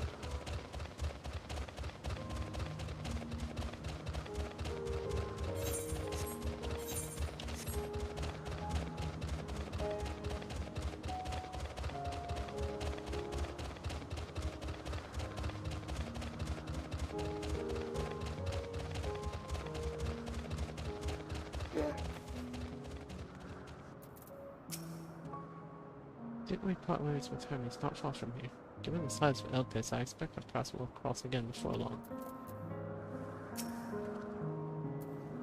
From here we follow the path northwards to Notoneus. There we will find one of the teleporters which facilitate travel between the islands of Elpis. First-time travelers must be accompanied by someone with requisite permission, which I have previously been granted. We only need use the device together once, and henceforth you will have leave to use it freely. Shall we?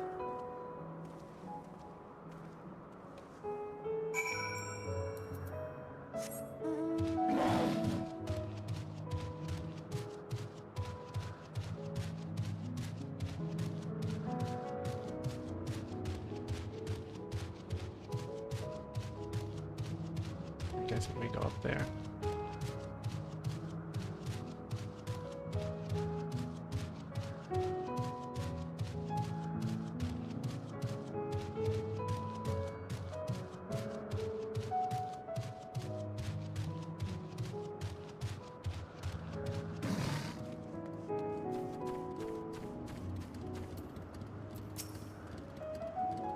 Unless the need is pressing, I won't be tracking Hermes with my ethereal sight.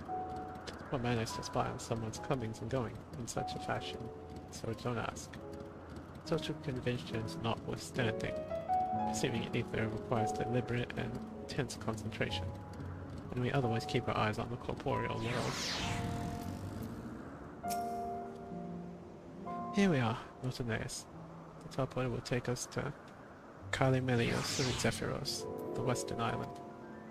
That's it right over there, looming large over us. Step this way and we can soon admire a view from above.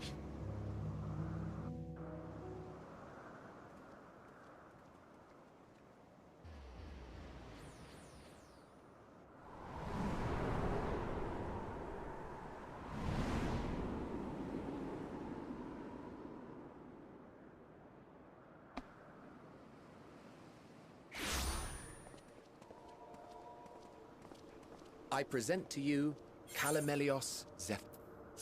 Oops. Here you will find a number of testing facilities, as well as the observation hub of Poiton Oikos.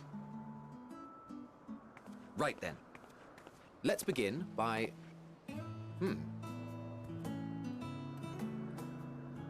Hey, it's Brigand. Well, well. An Arrayus. How delightful.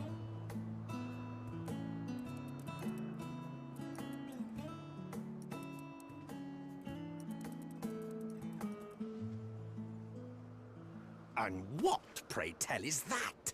I know you. Yeah, that. Ah, that's a new species of shark. We approved the concept but a few days ago. Sharks are among the most popular sea creatures. Rare is the day when someone does not submit a new concept. At first, they were largely orthodox, consideration given to such things as size and environmental impact. And then a whimsical someone thought to bestow it with flight. Another, superior intelligence. And then the floodgates burst. Concepts with multiple heads, or arms and legs, and so on and so forth. It was getting absurd. A part of me wanted to tell them to go away and find something else to create, but in the end, I couldn't deny their passion. Here we are.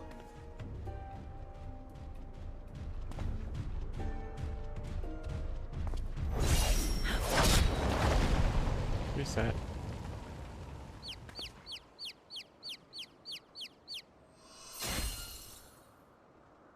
Ah, it's idling. That was too close. Are you unharmed? Well now, if it isn't a pair of familiar faces. Vanar, Vanar. we should meet you here. Oh, it's Renat, not Renat.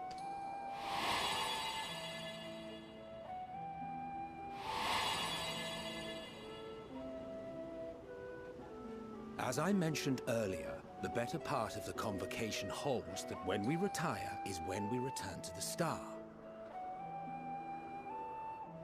Well, she is not among said majority. Even after stepping down, she carries on with her work. Vanar is her name, and she is the previous Azir. Ooh.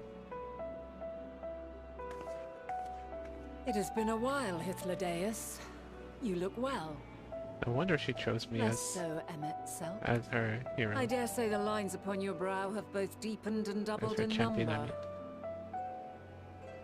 A shame for one so young. You must make an effort to frown less often.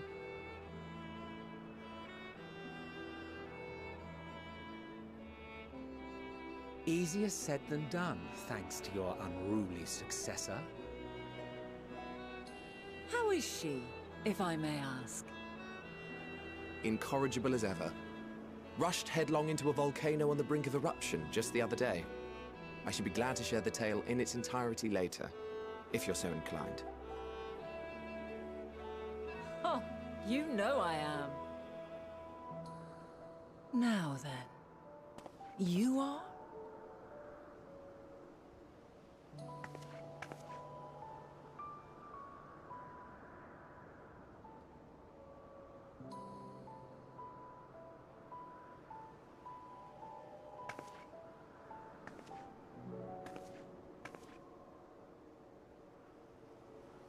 Does she know? I say, have you perchance come from the future? She does know. Ooh. I do not believe we have ever met, yet I sense my magic upon you. Therefore, if I wove the enchantment, I could only have done so at a later point in time.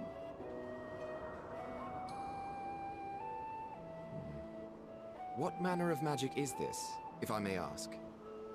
So that's how she A knows. traveler's ward, of course. It prevents the corruption of one's ether. Traveler's Ward. That's, yeah. Sounds rather like Blessing of Light. That sounds rather like the Blessing of Light.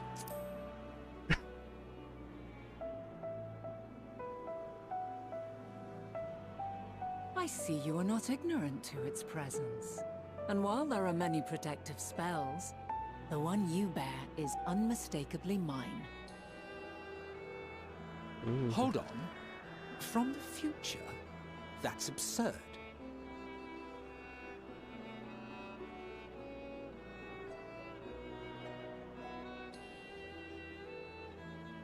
What is it? Are you unable to speak of the matter? I am. The reality to which you must return exists as a result of the final days. You cannot reshape the past to undo the tragedies of the present.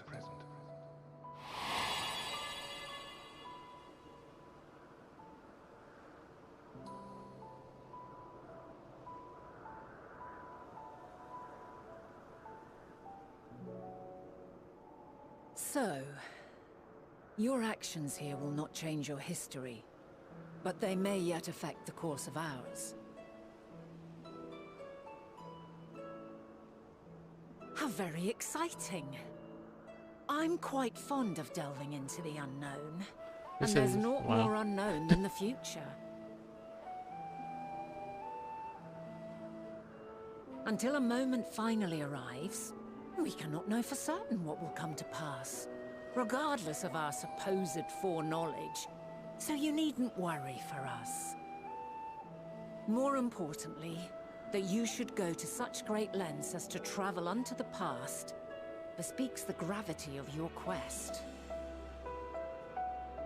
Will you not reveal it to us? Mayhap we can be of aid to your cause.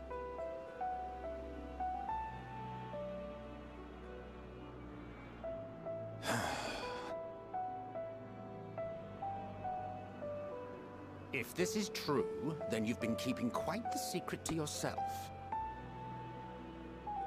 As a representative of the Convocation, I will hear it all. Your identity, purpose, everything. I wonder if I end up giving them the idea of Zodiac.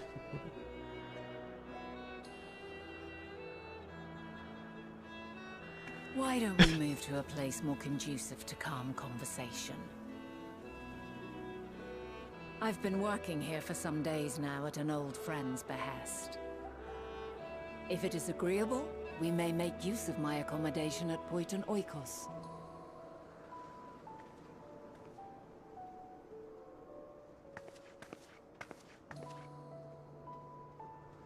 We were meant to meet. I am certain of it. This opens up like so many doors, like... Else I wouldn't have marked you so clearly, and sent you unto myself in the past. It's precisely the sort of mischief I would get up to. And quite inspired, if I do say so myself. I wonder if this is what she meant when she said, maybe another, like, I might have to... When she was talking about Cryo. Or getting over Cryo. I don't know. But wow, this is... mind blown. Well, yeah, kind of. And there I thought you were a harmless stray familiar. As far as I'm concerned, this nebulous talk of future this and changing history that can wait. I mean to find out exactly who you are and what you hope to achieve here. Future, our future. I'm deathly curious to hear more.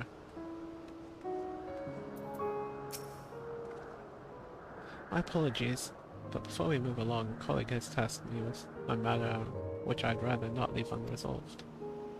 It involves finding a certain concept engraved crystal and the quick-fingered Aureus, which made off with it. An Aureus, you say? I think we might have seen the culprit before being distracted. An Aureus, you say? I think we might have seen the culprit before being distracted by the business with that shark. Would you like us to follow its ethereal trail? That would, of course, lead us to the Aureus. There is no guarantee that it hasn't dropped or stashed away the crystal, you see.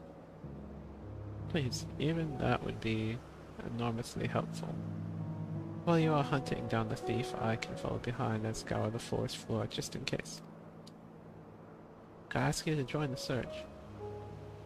I would appreciate another pair of eyes to cover the land to the west of here. Many thanks. There's a small bridge leading into Poiton Oikos. Let us meet up there once we've exhausted our efforts.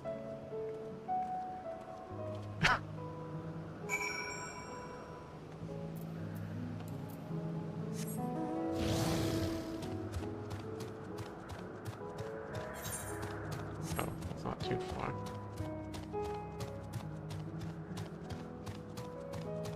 Yeah.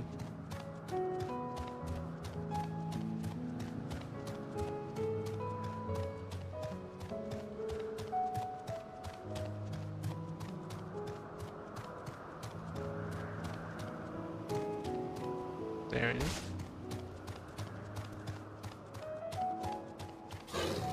Concept crystal, okay.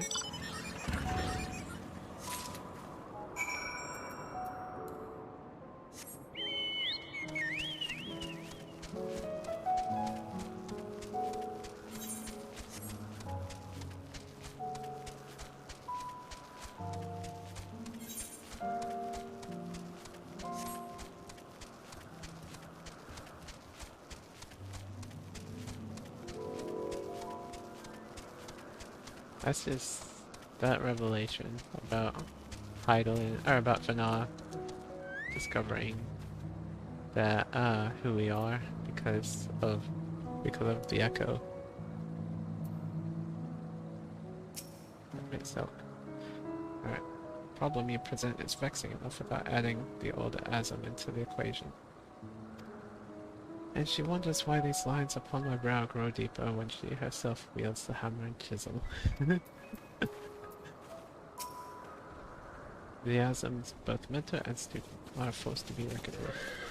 I find them a delight, personally, but they have a habit of making Emetzelk look as if he bit down on a sour grape. Ah, that's funny. No, wrong one. Okay. Oh well. Funny. Okay. Alright. Our last searcher returns. I'm afraid the Orias no longer have a crystal, nor was I able to find it as I followed in its wake. I don't suppose you fared any better.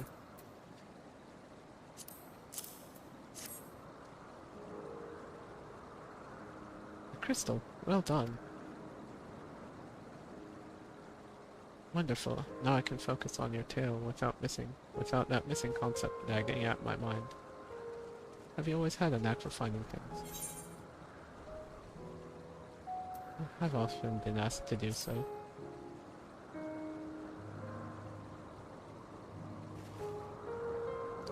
Oh ho, you too.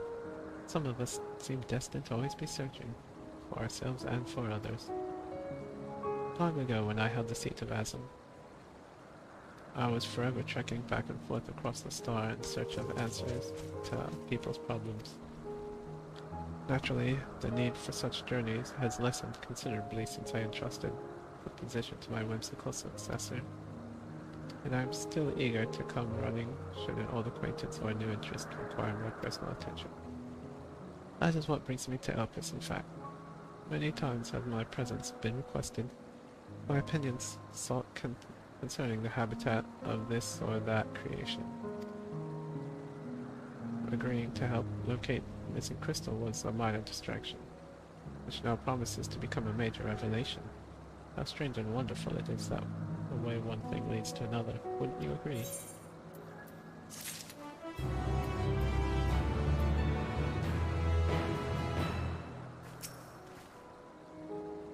Problem, are you? Okay.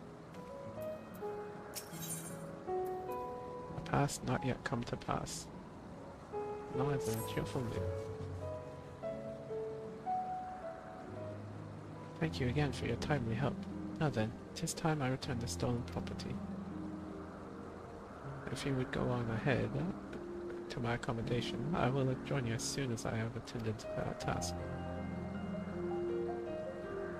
Follow the path straight ahead to the building at the top of the slope.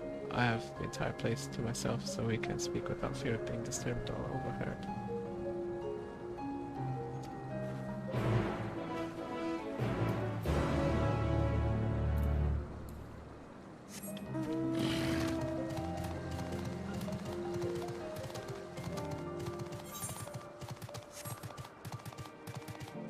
Alright, let's go to, and then we'll head to the fate.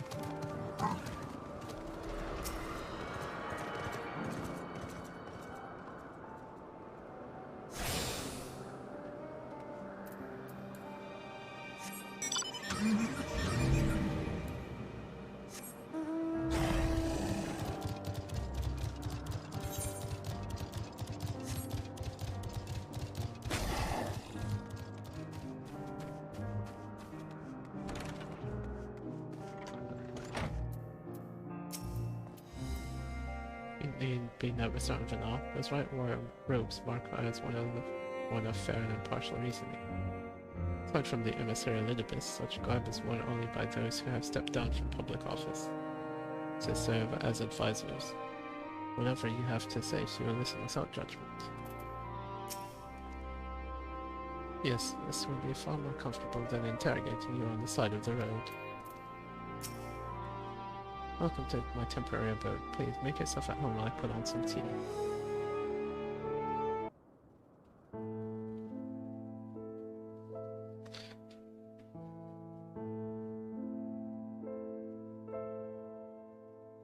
I'm sure this is a voiced cutscene.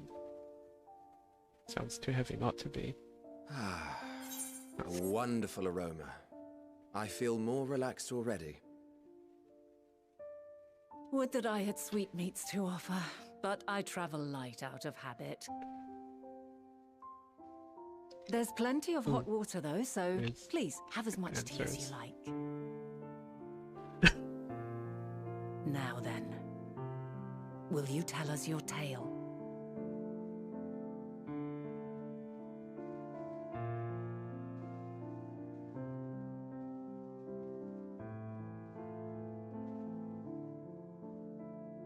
I shouldn't, but I guess I must.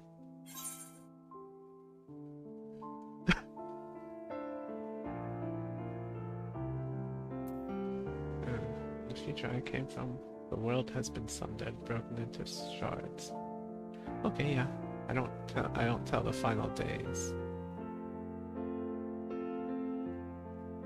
Where mankind is being forced to flee the stars.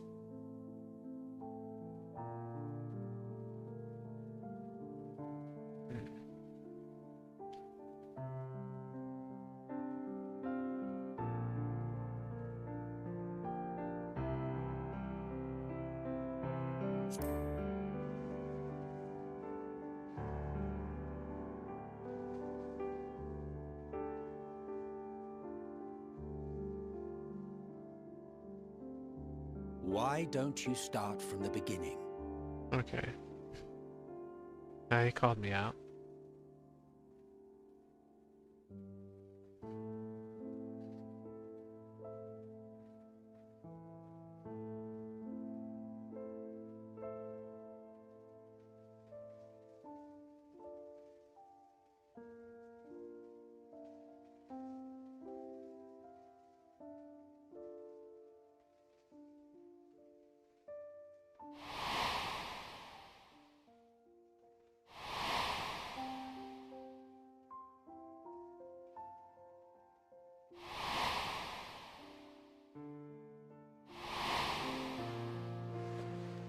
But am I giving them the idea for Zodiac then?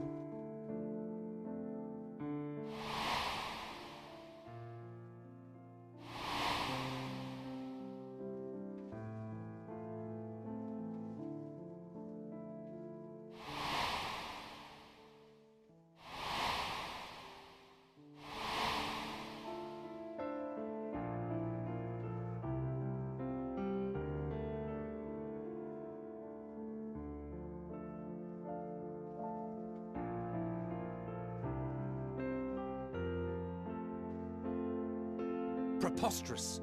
Utterly preposterous. While not the words I would have chosen, I too have my doubts. Much of it borders on the incredulous. What of you, Vanar?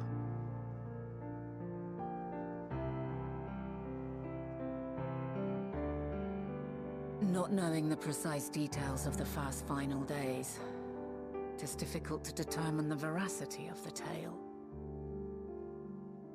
Supposing it is all true, I must ask myself why I would do what I did. Why would I feel I had no recourse but to oppose the 14 and create this Heidelin? Circumstances change, of course, but it would not have been an easy decision regardless. No, there must have been a reason.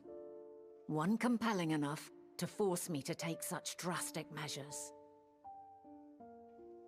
Then there is the Elpis flower, which I said would serve as a guide. That it's of import to your mission is plain, but your presence here leads me to believe that this place also holds significance. But what could it be? What are we meant to accomplish? Might it not be simply thus? In the future, whence she came, the final days could not be averted. Mankind has no choice but to flee the star. By alerting us to that eventuality, perhaps you wish to pave the way for other futures. Theoretically speaking, it is a possibility. Yet if that were my primary objective, I see no reason to guide our friend to Elpis specifically. The capital and Amarot, or even my own home would be more logical destinations.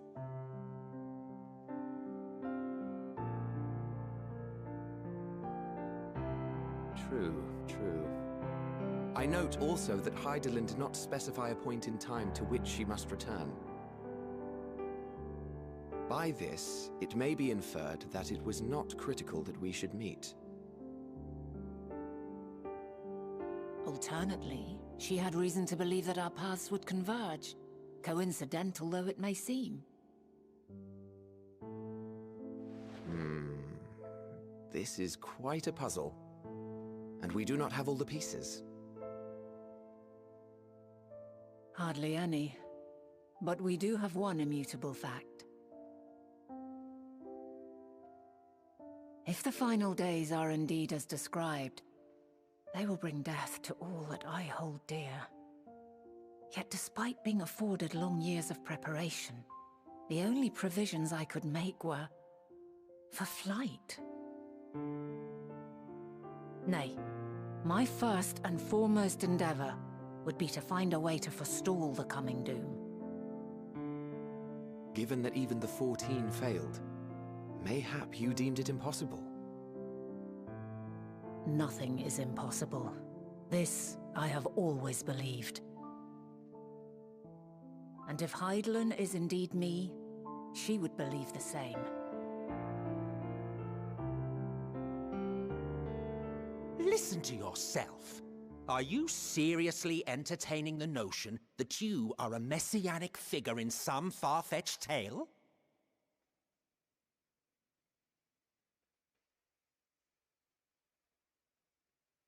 Well, I will not.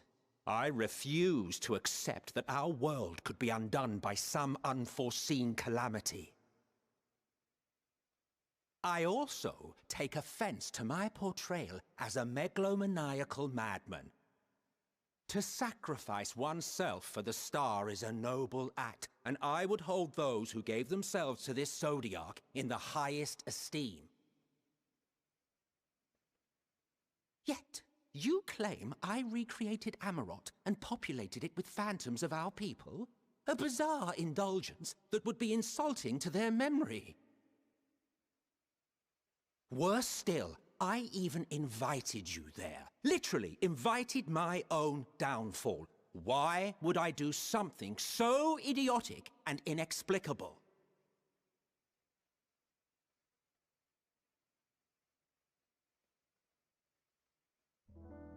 Now, I will allow that the hypothetical task of restoring our world would be daunting in the extreme.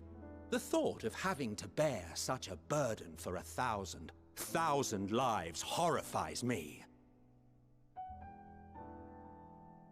But I would never forsake my duty. I would never forsake my brethren.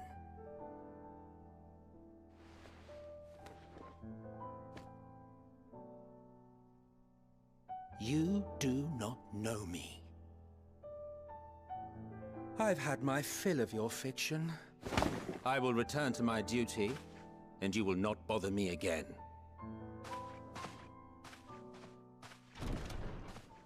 Emmett Self! Wait!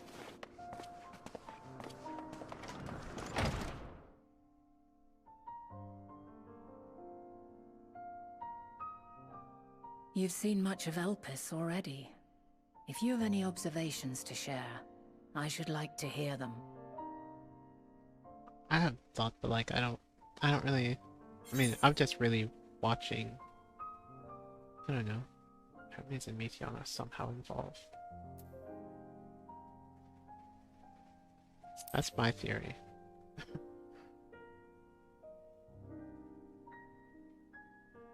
Hermes and his creation Meteon, you say?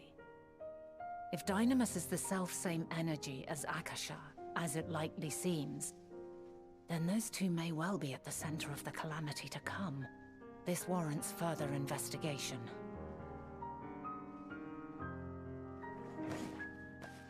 With that settled, it is time for action.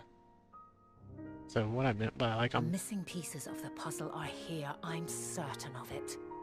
And when you find them, the picture my future self has painted will be complete, and you will have your answer. And suffice it to say, I will aid you in your quest.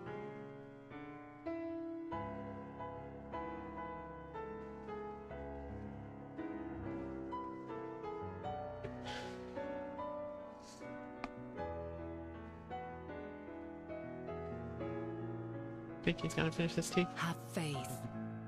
If Emmet Selk is the man Azam described to me, we've not seen the last of him.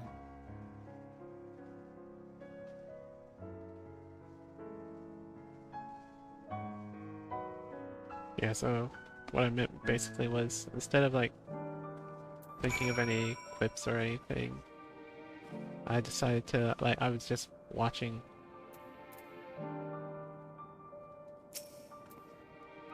Shall we begin our investigations then?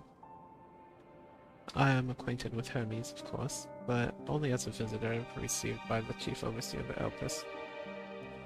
Of the man himself I know only that which is common knowledge. Thus I suggest we fall back on the tried and true method of conversing with the locals. The observers who live here can surely tell us more of Hermes and Meteon. I have a good idea of where we might begin. Maybe he's using gear coffers.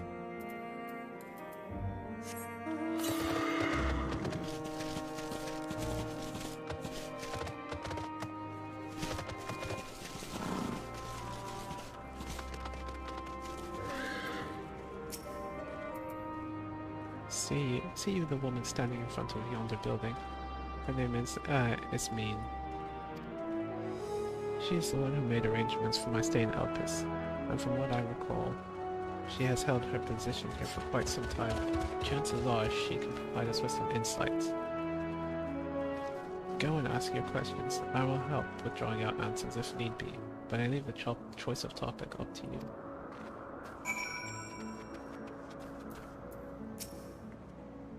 Questions for me?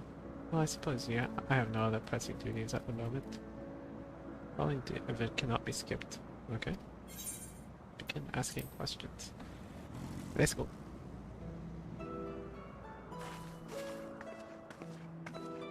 Yeah, I figured it would be voiced, since it's interactive. Greetings, Ismene. My friend here is desperately curious about Chief Hermes, and I was wondering if you might indulge her. Certainly, Mistress Vanal. Anything to be of service? What do you wish to know? What kind of person is Hermes? Well, I can only answer from my own experience, but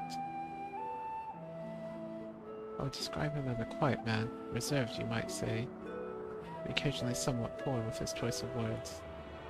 His reticent nature, however, does not prevent him from carrying out his duties as chief overseer. The man is a walking archive when it comes to life forms.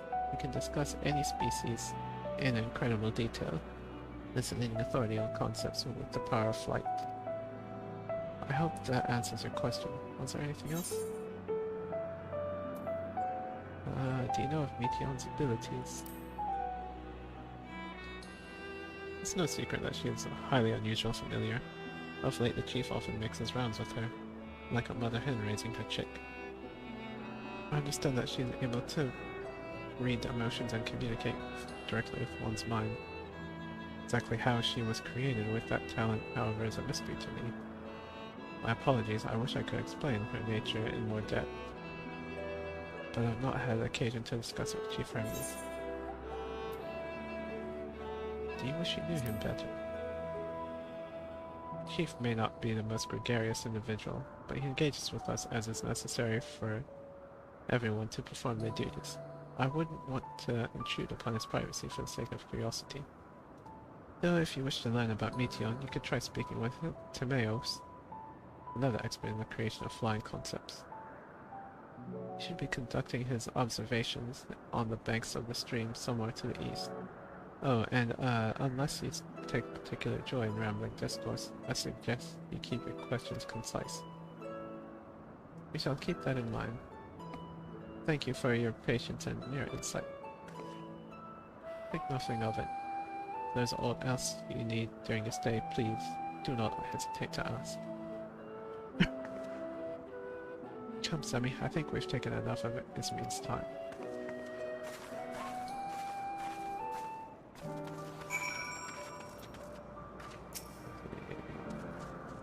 You're familiar, yes, belonging to Mistress Vanal. You couldn't have been blessed with a finer master.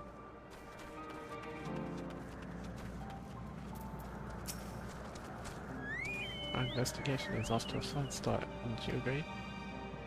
From here I propose we split up.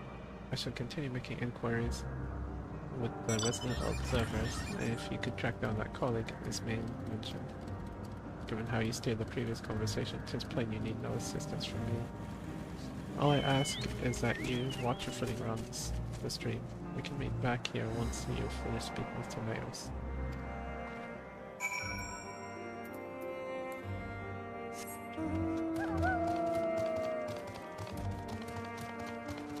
Alright, I'm gonna switch to different now. Before I get the urge to turn music on again, because I love the Susanna music.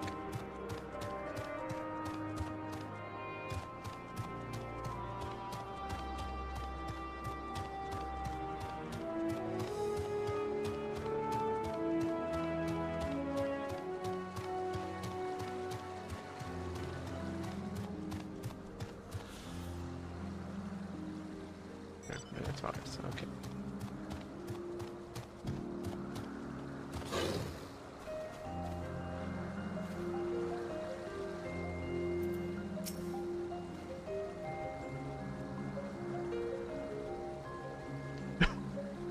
Yes, I'm Timaeus.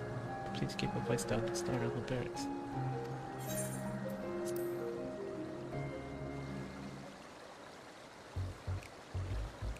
So what is it you wish to speak about? What do you think of Chief Hermes' flag creations?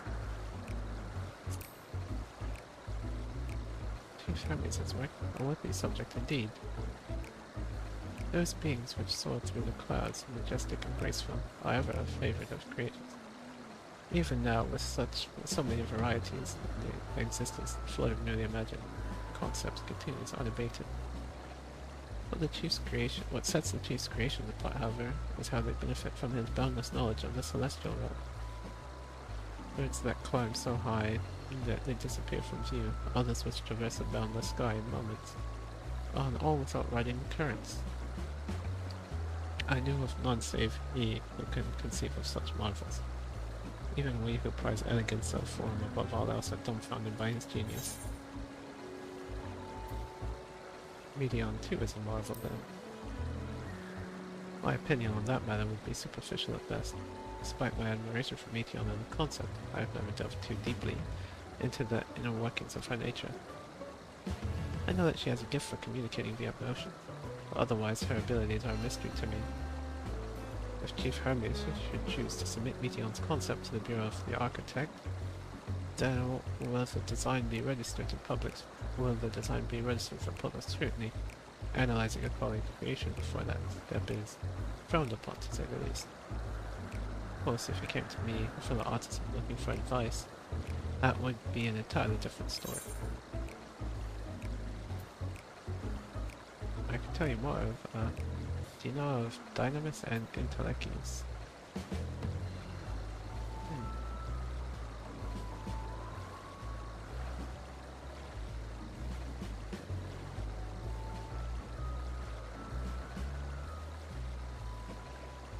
This one's a tough one.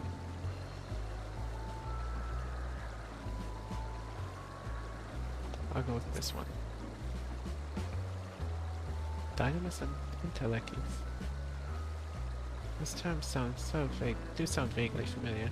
Was there not a flower made here in Elpis which exhibited the properties of one or the other? It must have been centuries since I last heard anyone speak of such things. Has there been a resurgence of interest? Then why bring up the subject? I'll find these okay. I really must return to it. Surely you have your own tasks to attend to. Okay, so I messed up on that last one.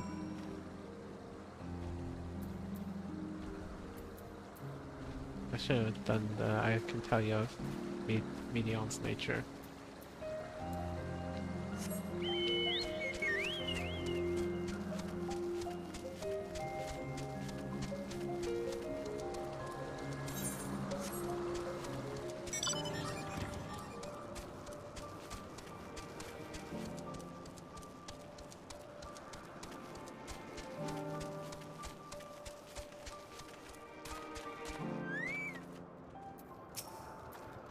Crack already? That was a quick way. We're obviously clever enough to head off any of that rambling is being mentioned. So, have you any new findings to share? Okay, maybe, I don't know. I see. Even an expert in the field had little understanding of Meteon's capability, let alone an awareness of dynamis. My questions resulted in much the same answers. Hermix Collies view Meteon as his personal project and couldn't provide no details beyond those which you just told me. Which leads me to believe that the only person with any significant knowledge of Dynamis is Hermes himself. Yes, we've made some progress, but more information is needed if we are to reach any definitive conclusions.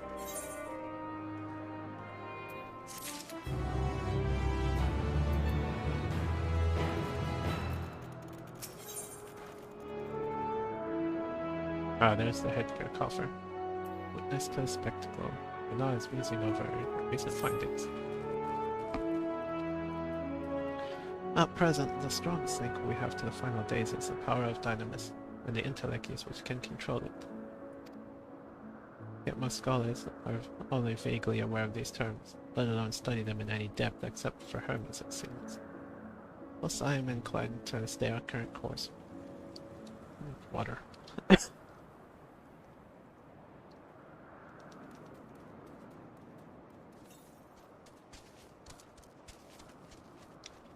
My throat got really dry all of a sudden.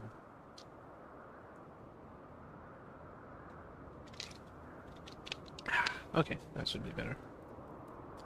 Thus I'm inclined to stay on our current course, and learn all we can about the Chief Overseer and his familiar. And on that subject, was there aught else of note you can tell me about Meteon, aside from her unorthodox method of communication? There are more of her. She has sisters. She and her sisters were created to journey to the stars in search for intelligent life. I rather wish you had mentioned that earlier. In any event, would you care to elaborate?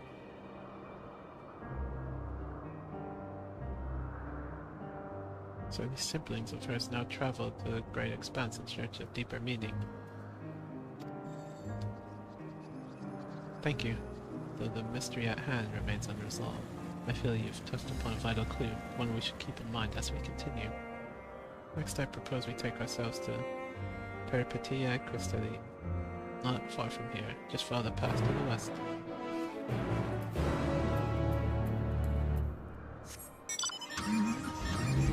Too big.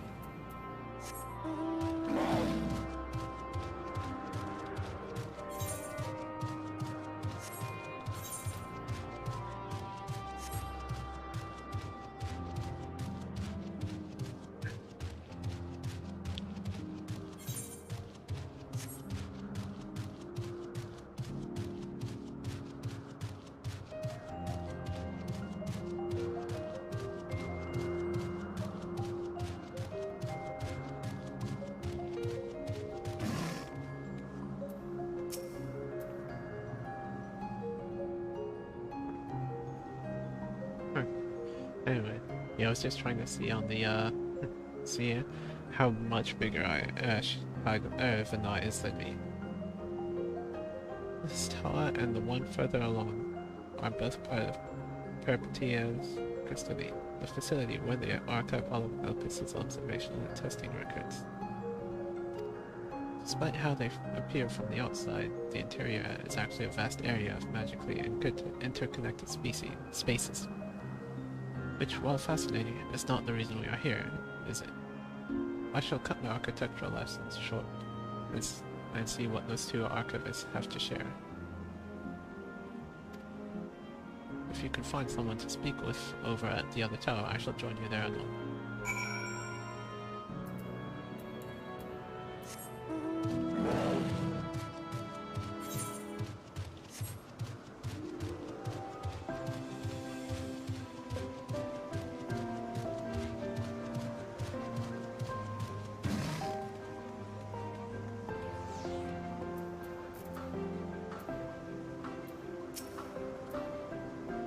You have questions for me? Certainly. Just a moment while I conclude my current appointment.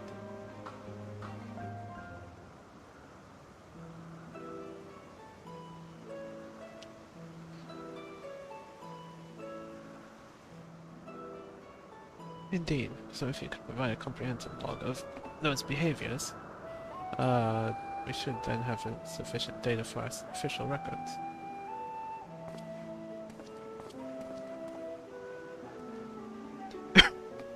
Now, what was it you wished to ask me about, or speak with me about?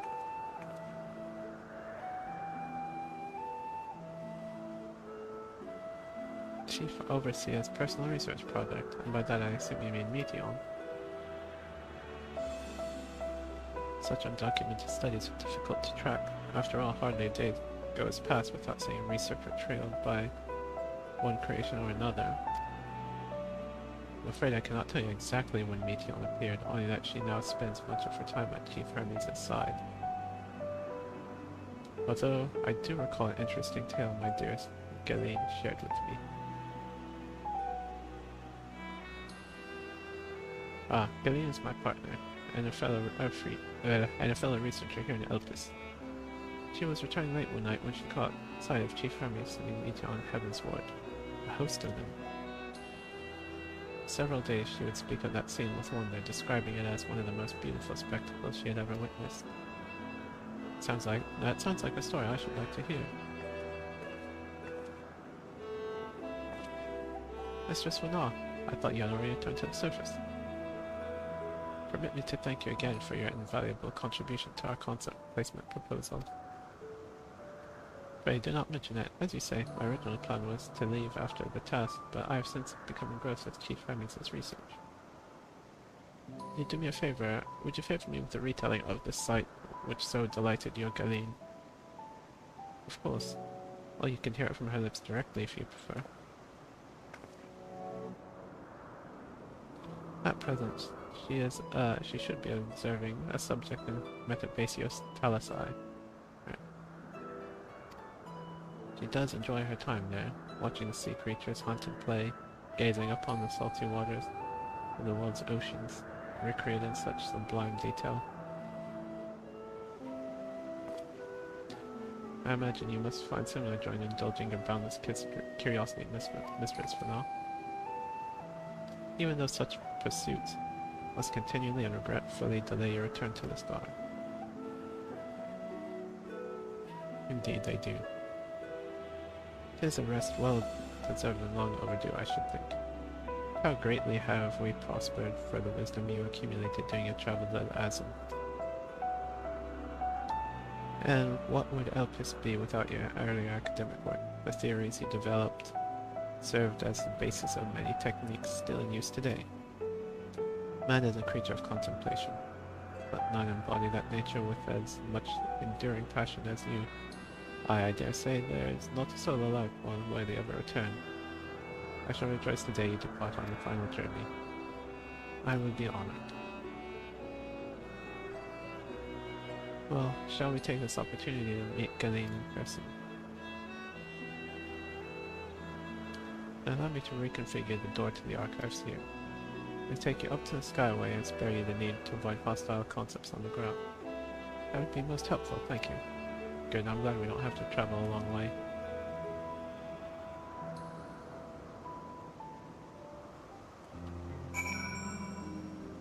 Speak with the archivist again. The other archivist said not we hadn't already heard, but the story of Galeen sounds promising. I've opened the path to the skyway. Once you pass through the door, simply walk straight across to the next tower and ask for admittance to the upper tier. Upon arriving at the upper tier, walk straight across the skyway and you'll find yourself at the entrance to Metabasios Thalassai. Galeen will be eager to share a tale with you, I'm sure.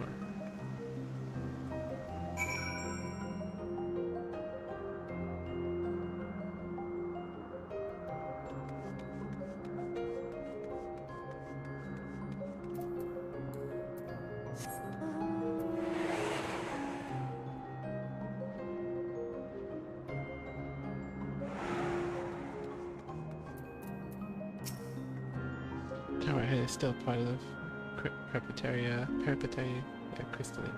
We will leave the Earth for a passage through to the upper tier. Mistress Vanilla, just passing through? Allow me to prepare the path. If you need our further assistance, there is always an observer or two out on the upper skyway.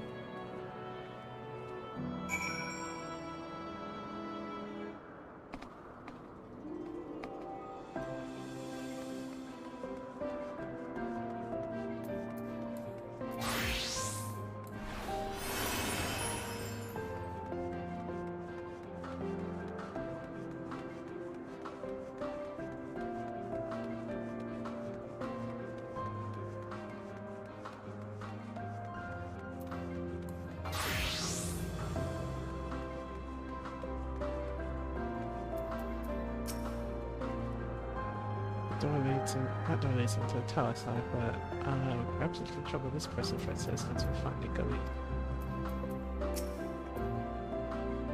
Mistress Fanar, I was not told to expect. You were just prepared an official welcome. Please, there is no need for fanfare. I only wish to speak with Galeen if that might be arranged. Yes, Galeen, of course.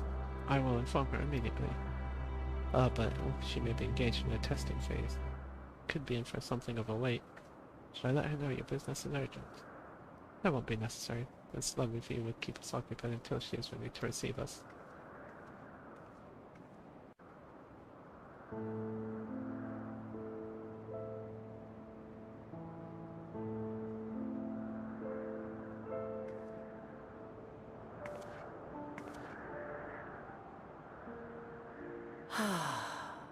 A delightful breeze and a breathtaking view.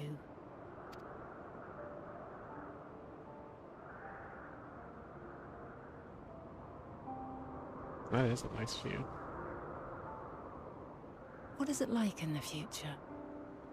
Is the world still a beautiful place? More or less.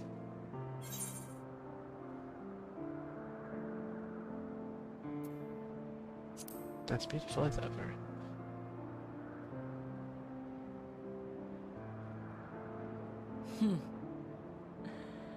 I swear I could hear the glimmer in your eyes and the adoration in your voice. While we wait, will you not tell me about your adventures? Well, not the portentous events which led you here, but the simple delights all your own. By learning about the future world, I may gain insight into future me's plans. But more than that, I have an interest simply as a fellow traveler. Short of going somewhere oneself, there's naught more stirring than hearing another's account.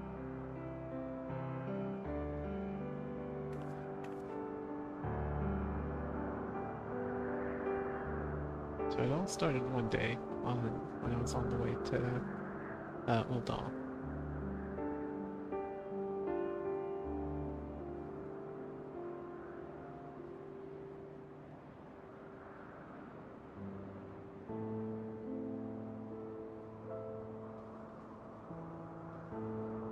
I love how animated I am.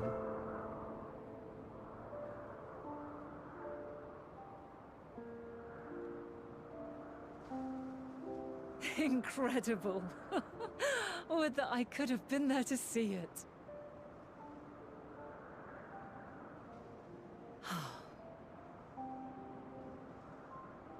Yours is a harsh and unforgiving world. Yet in spite of this, your brethren hold fast to their virtue. To know that the light of mankind's potential still shines, even in that faraway place, it gives me heart.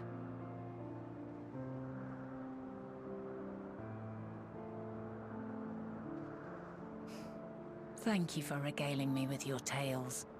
I will treasure every word.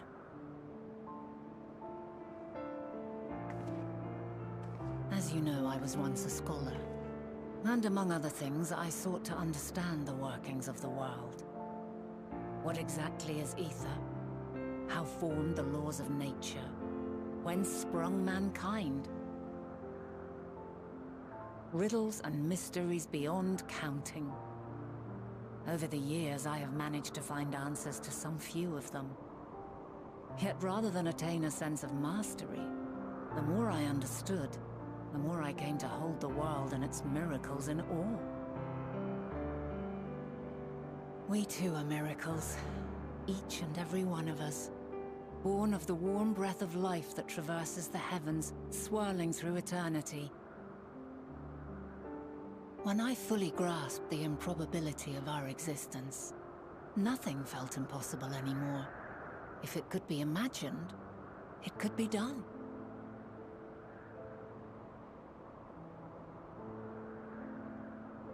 A passion swelled within me. An epiphany dispelling all preconceptions of what was natural and true. And a presence without. Immense, yet intimate. Fate, perhaps, holding us in its tender embrace. As reassuring as it was intimidating, how keenly aware I became of creation's fragility, built as it is upon precarious happenstance. I was overcome with an irrepressible urge to know the world more intimately, to hear its voice, feel its breath.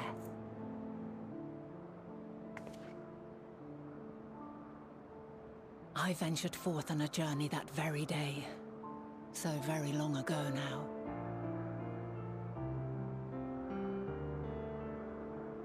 Freed from presumption and prejudice, I saw the world through a newborn's eyes. Everything fresh and new, and so beautiful. Lands that stretched on forever. Skies one could drown in. The heartbeat of nature, silent yet strong. And amidst it all a people. Beacons of light and life. Laughter that warmed my heart like naught else before. They are my meaning, and my purpose. My love. And so long as they need help, I cannot return to the star. Perhaps my future self is still waiting for it. The moment she can let go and walk unto the end. Endwalker. Safe in the knowledge that man will find his own way.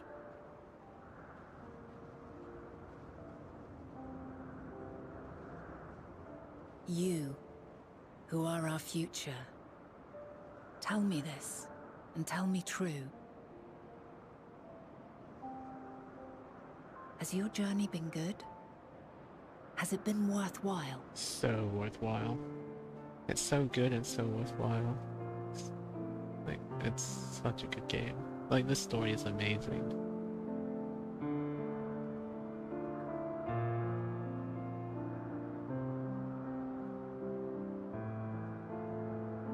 Pray forgive my lateness. Ah, got interrupted. My observation subject was rather irritable, and it took a while to settle it down. No need to apologize. Your work takes precedence. Besides, we had a pleasant conversation in the meantime. You're too kind. Now then, I'm told you wished to ask me some questions. Indeed. I've an interest in one of Hermes' creations. Meteion. You witnessed a host of them take flight, yes? Oh, that! Yes, yes I did.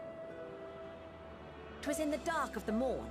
I'd left the Thalassai after nocturnal observation. That's far, not tough. As I walked along, I spied a bright light climbing high into the southeastern skies. Then, in an instant, it was gone. Like a shooting star, only rising rather than falling.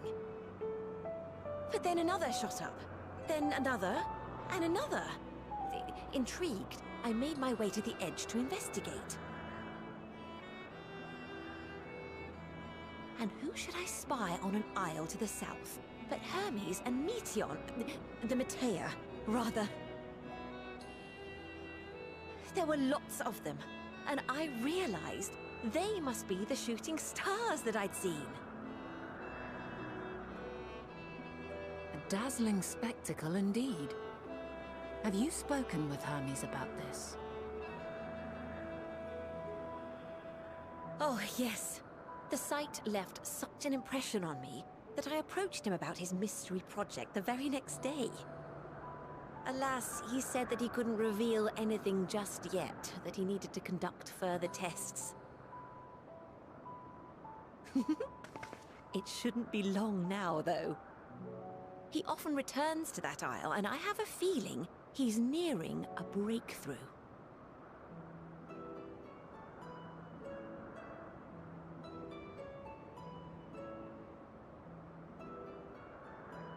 Splendid. We are likewise eager for the details. Well, that is all we wish to ask. Thank you for taking the time to indulge our curiosity. You're very welcome. It's always a pleasure to speak with other inquisitive souls. Oh, and will you be descending now? If so, I shall link the doors for you. Please.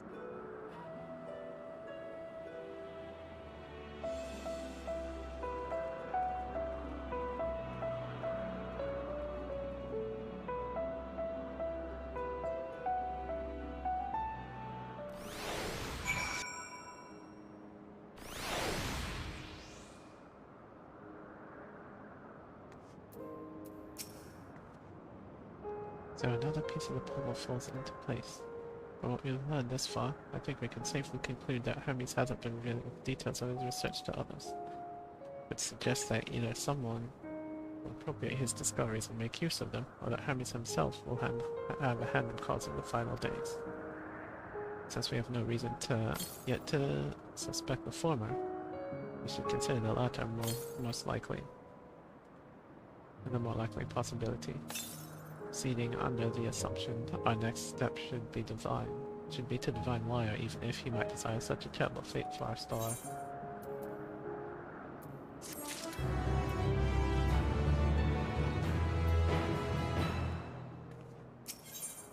Worthy of respect, and now has a new course of investigation in mind. I should like to visit the site from which Hermes sent forth the Matea. If we are fortunate, we might find some hint of what drives this research of his.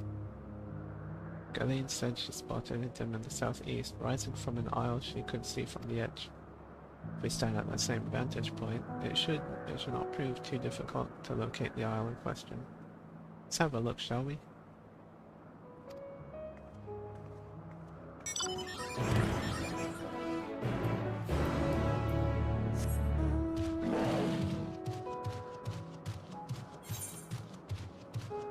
Yeah, I'm getting lucky with these, well, not lucky, but like, I wouldn't say lucky, but like, yeah. It's been, it's been T-Rex last 3 times, I think.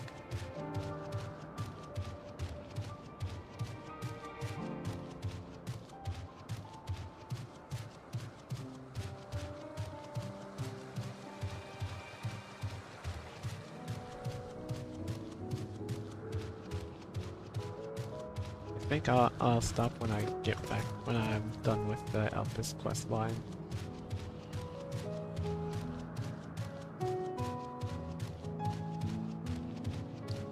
Or when I get to, or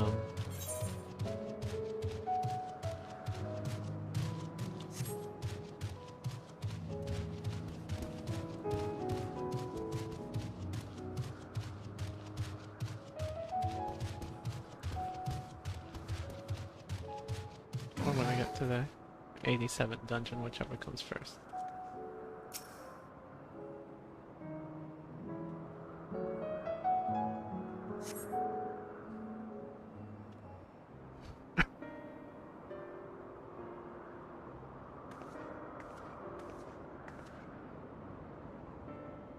If I were conducting some mystery research, where would I go? Out there, most likely. Ah, what about that one? Have you the means to fly? It was quite a distance away. Not here, I don't.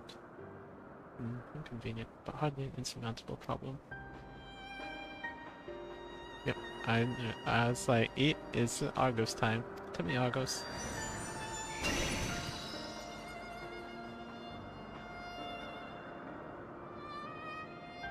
My friend, do you mind creating a double to carry Sammy over there to that island?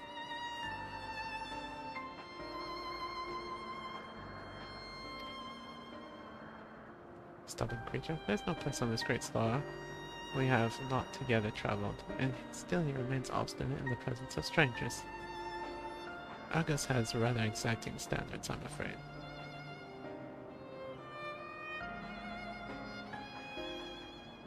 What? You've ridden him before? Your before, meaning my after. Not all confusing that.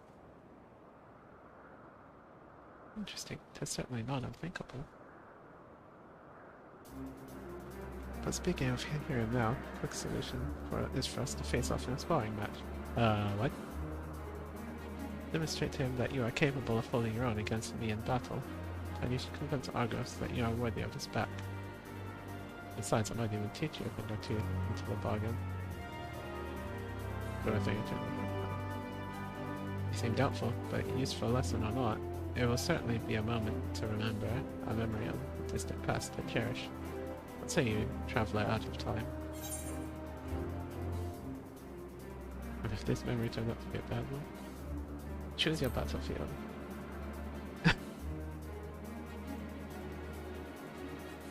I admire your confidence. Clear your mind and prepare your weapons. I will wait you at the clearing over yonder.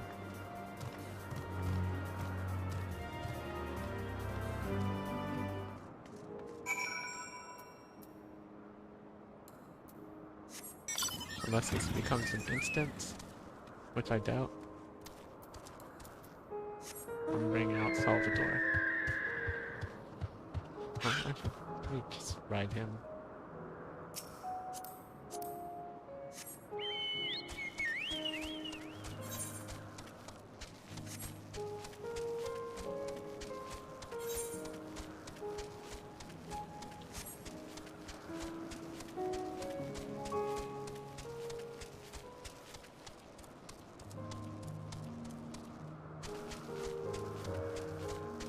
Yep, it's an instance, okay.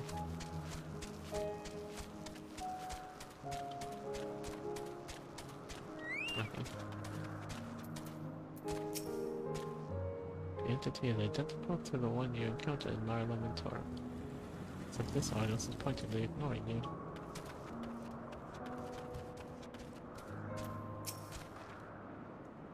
Shall we begin? Be warned, I'll not go easy on you.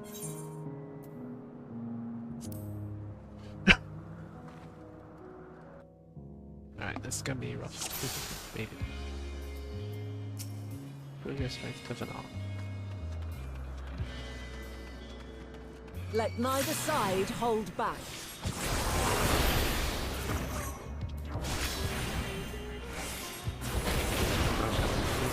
Yeah, she's got a lot of HP.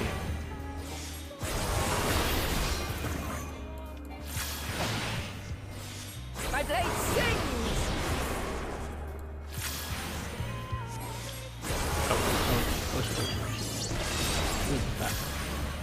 Ah! That took all my HP, basically.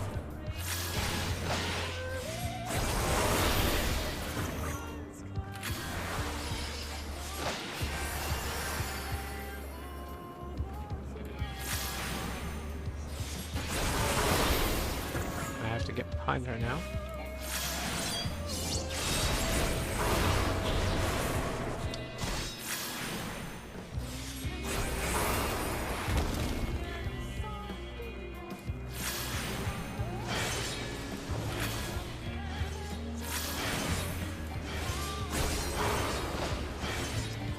My blade sings!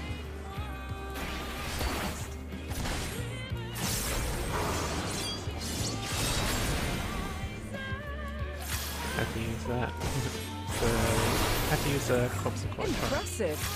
I shall have to try something different. Not getting hit by that. Oh, dancer now.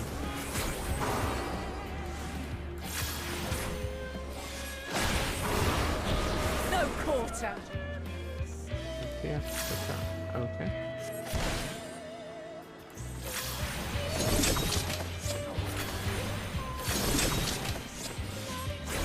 Oh, this is the vocal version of it. Have a taste.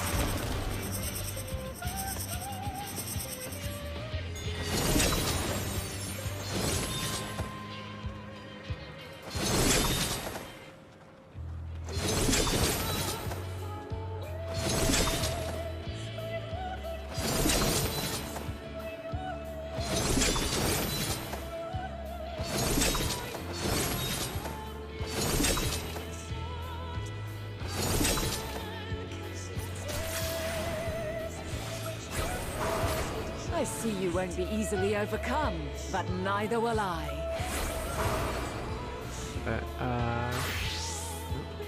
Okay. She's,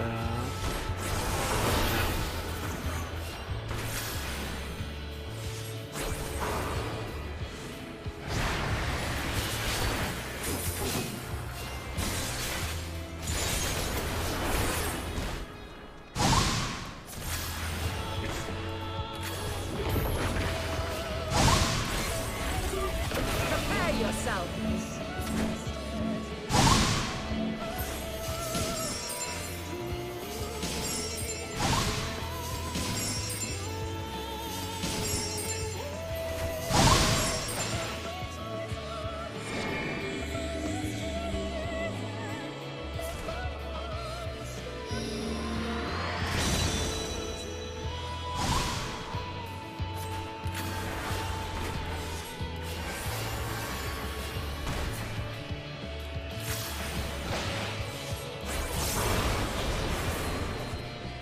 dang it. Sarah.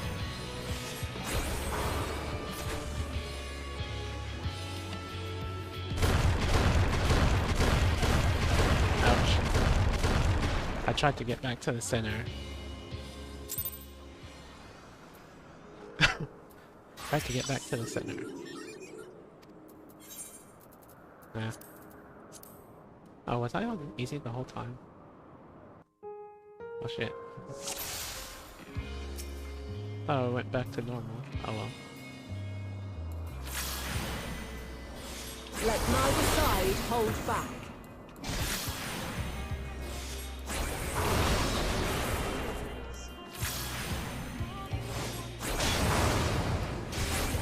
Yeah, that did a lot.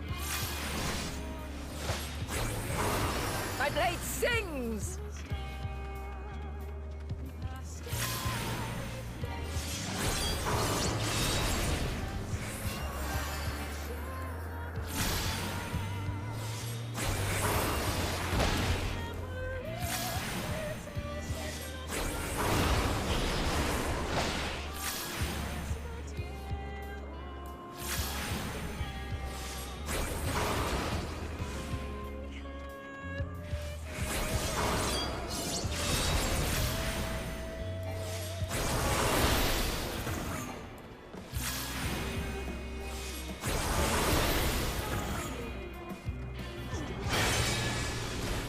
Dang it.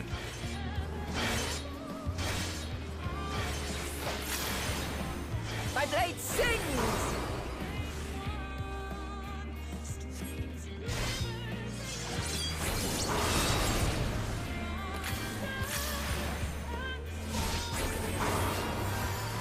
Impressive. I shall have to try something different.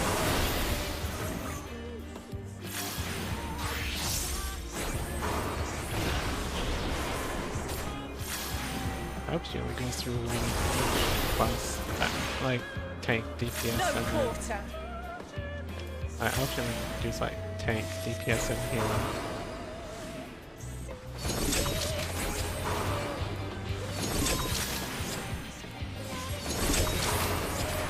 Or not like goes through every single thing. Have a taste.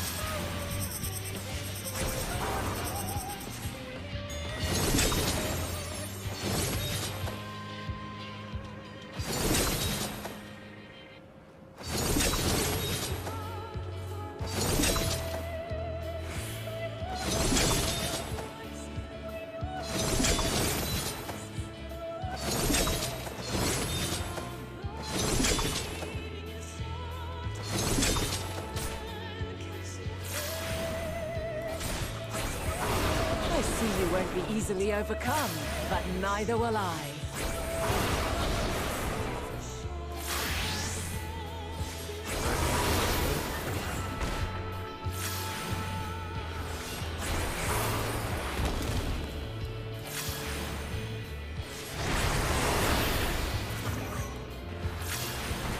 Over here, it's in a safe spot.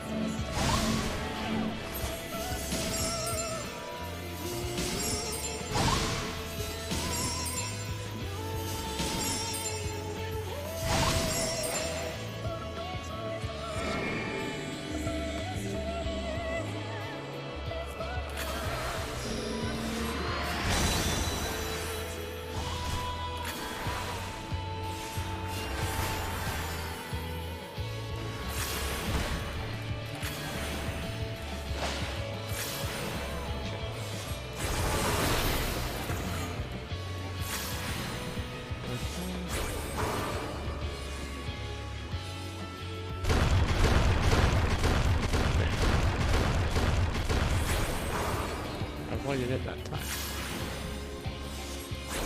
You've only just begun. Come at me with your all. Oh. Is she Sam now? No, she's Paladin now. Oh, it went back to Paladin, okay.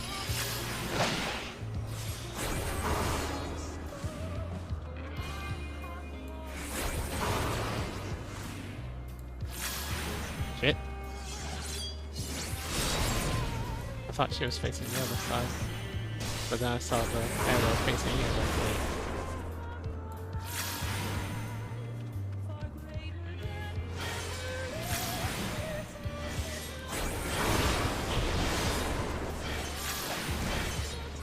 My blade sings!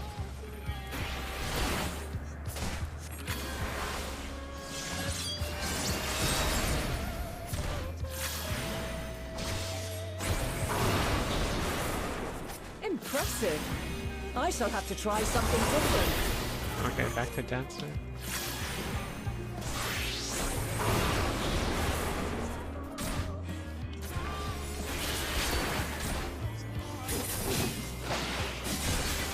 No quarter.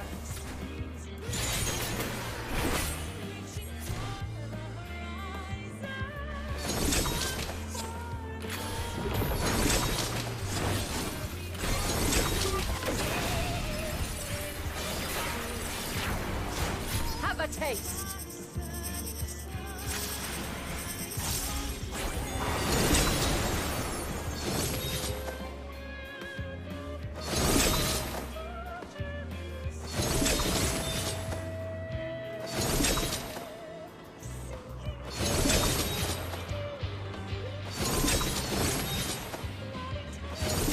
This is kind of like I don't want to say lo-fi, but like it feels that way to me.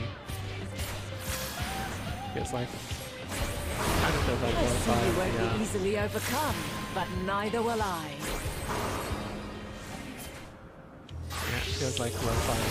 The Endwalker battle theme.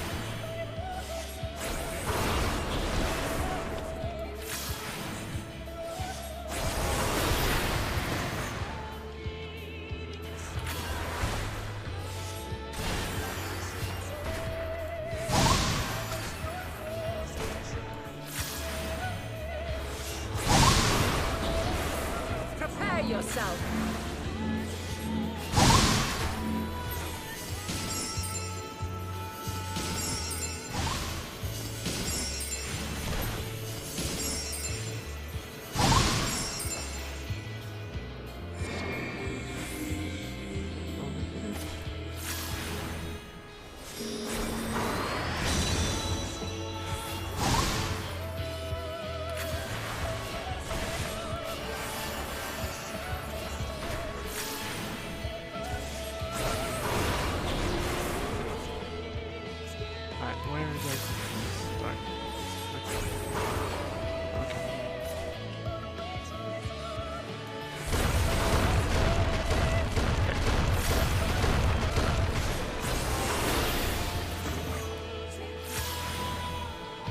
only just begun.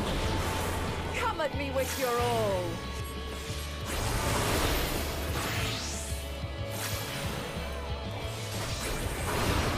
Man, this is really long. I thought it might stop at 50.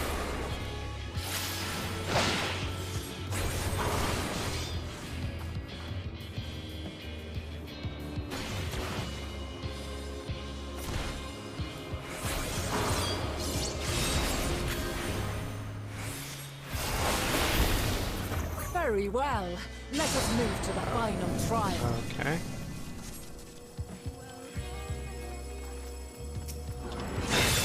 I have to stop these things, I'm guessing.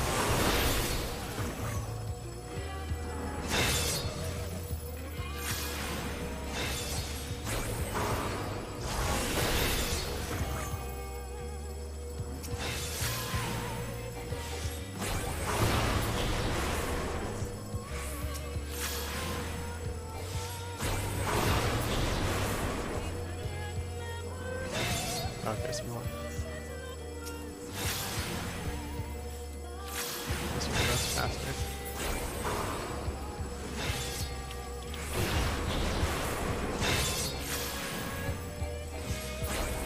Okay.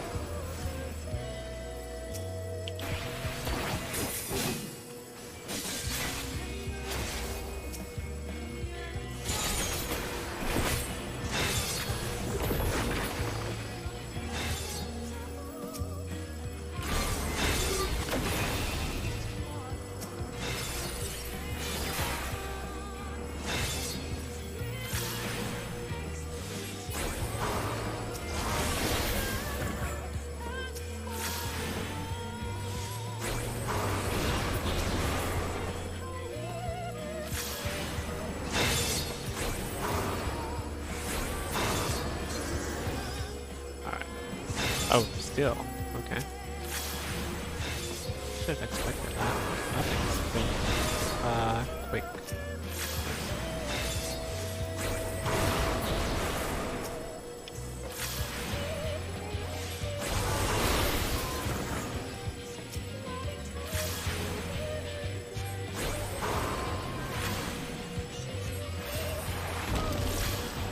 Why is it?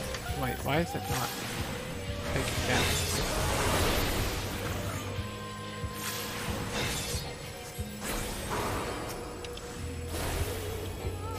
Why are they not taking damage?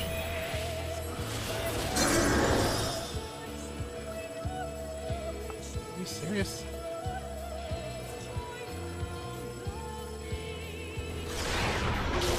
Well, it didn't get to 100, so it's not a white, at least.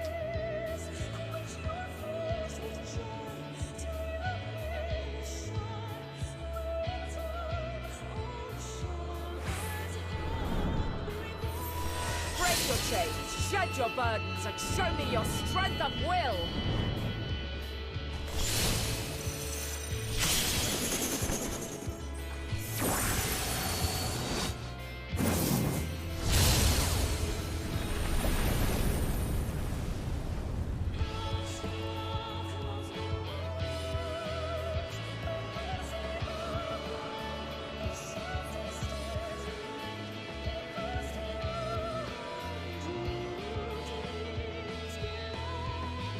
I've seen enough. Okay,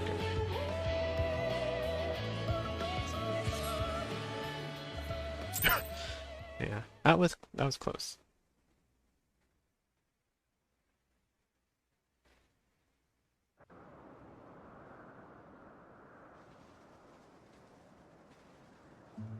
Twas my intent to finish it, but clearly I underestimated you.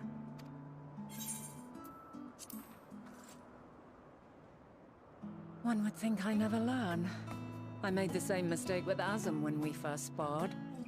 Despite being less than half my age, her strength was astounding. As is yours. 'Tis plain you have weathered considerable hardship. Far more even than your tales would suggest. It seems we have both learned much on our journeys.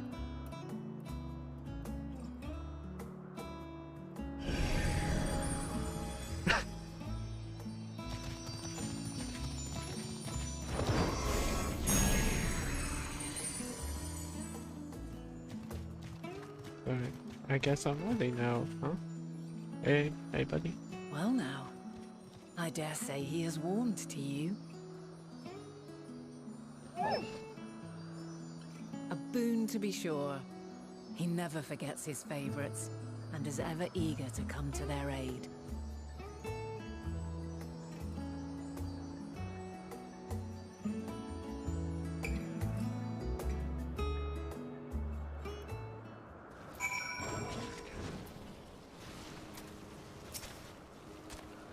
Argos will soon have us standing on the very spot where the Matea made their departure into the night sky.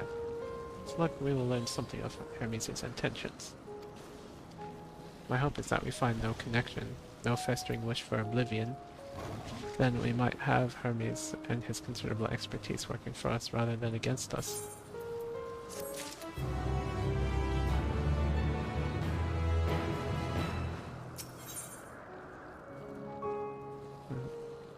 Grand designs are no execution.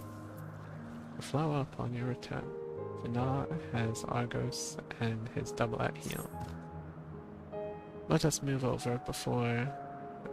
let's move over to the edge before mounting, shall we? That will allow Argos to catch the currents rising up from below and give us a smooth ride over to the isle.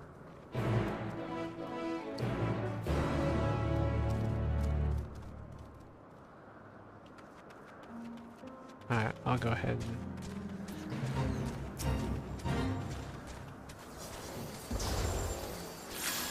I'll join this.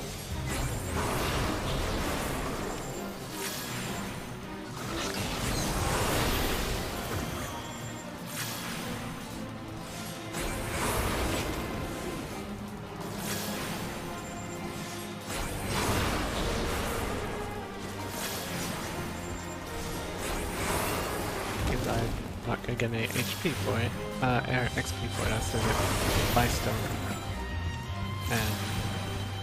and have a fate on record for the area.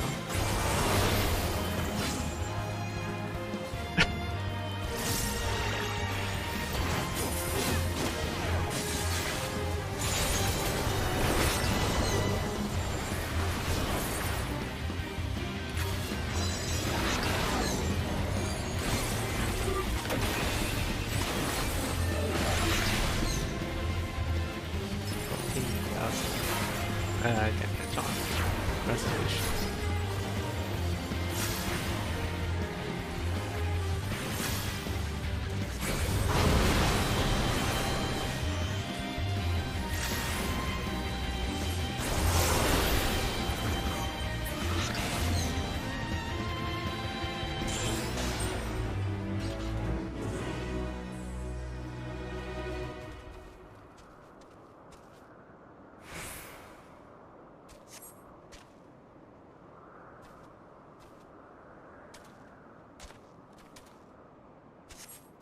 Ooh, there's an ether current over there.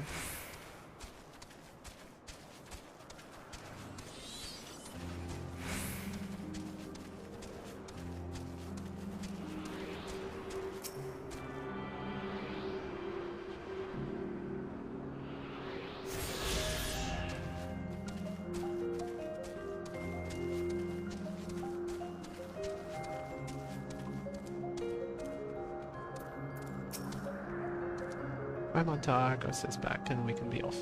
You know, I honestly cannot remember the last time he carried anyone but me.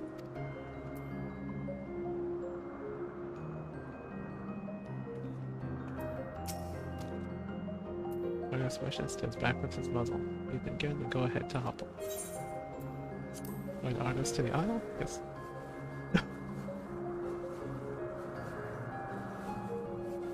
To this present, Argos seems to think so.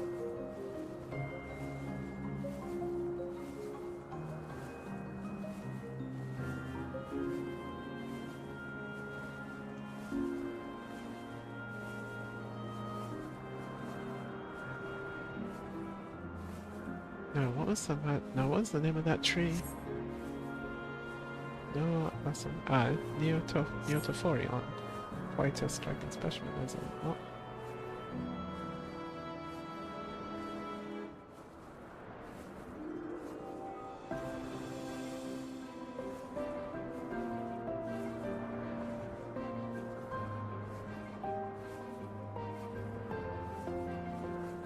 Brace yourself for the landing. I won't want you tumbling off at the last moment.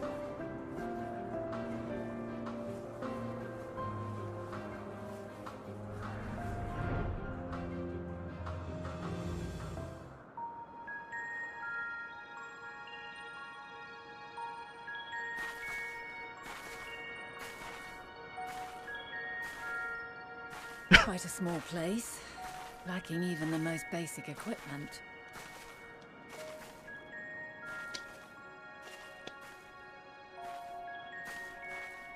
The present may yield no clues, but we may yet try perusing the past. Have you done this before?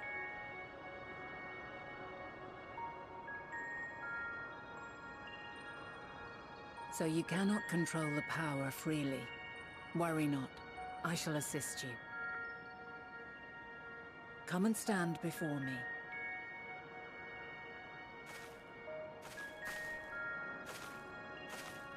There are two ways to see the past. The first entails peering through the walls of the soul in the moment a subject is recalling a memory. The second requires no subject, and is instead a process of piecing together an event from ripples left in the ambient ether. As memories are etched upon the ether of the soul, so too are they etched upon the ether of the world. In this way can history be preserved. That's neat. Such memories are given to fading, however, and can prove challenging to visit. Excuse me. But come, let us try. Close your eyes.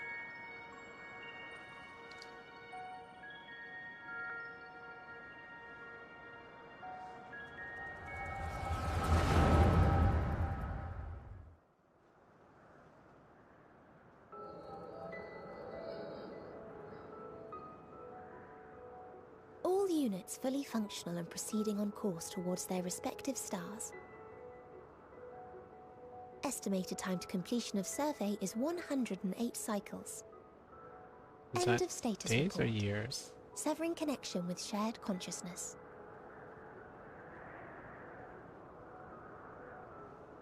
Did you hear that, Hermes? All is well.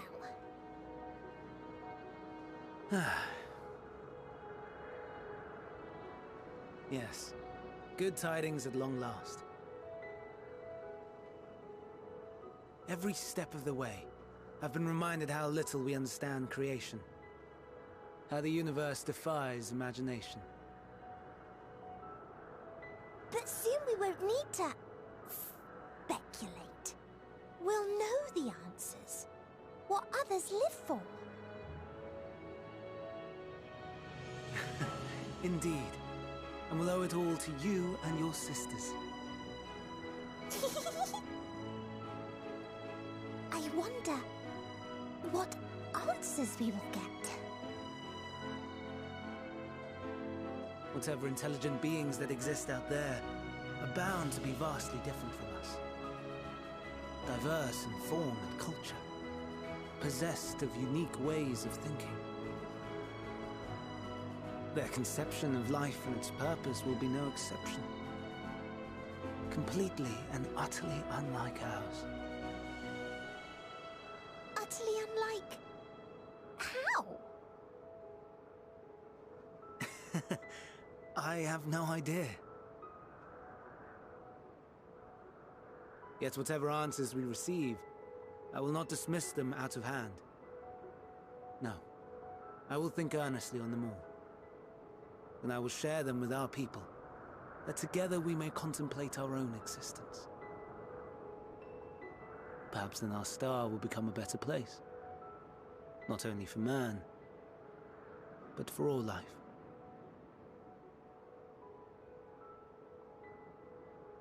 Meteon, as though I gave you wings to soar the heavens, I did not teach you how to walk the earth.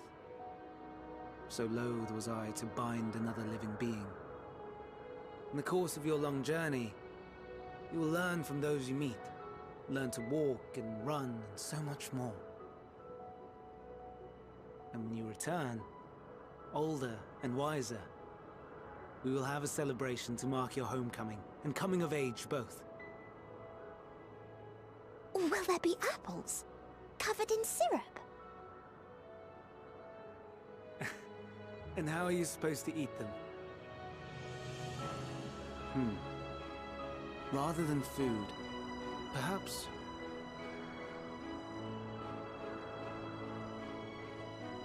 a flower. Yes. Upon your return, I will gift you a beautiful flower.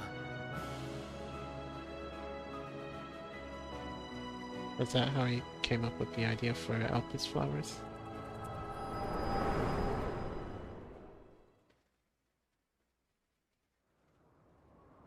And this is the echo, but without the headache.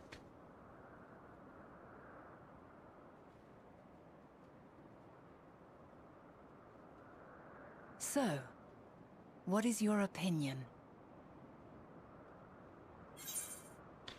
Hermes wouldn't wish for the final day.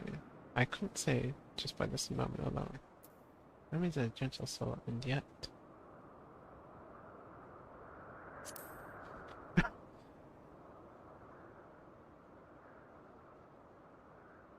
I understand. He is a gentle soul, and well-intentioned. Yet it does not take ill intent to beget ill. We must consider the possibility that something may have gone awry. Perhaps it was oversight, or simply an accident.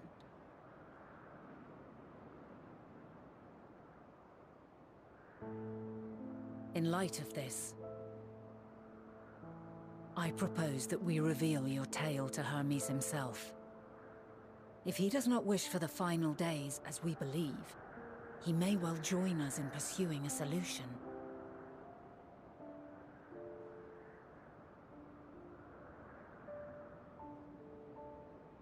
Okay. Then it is settled. Let us seek out our friend with all swiftness. 'Twould not do to let such a pure soul be blackened by tragedy.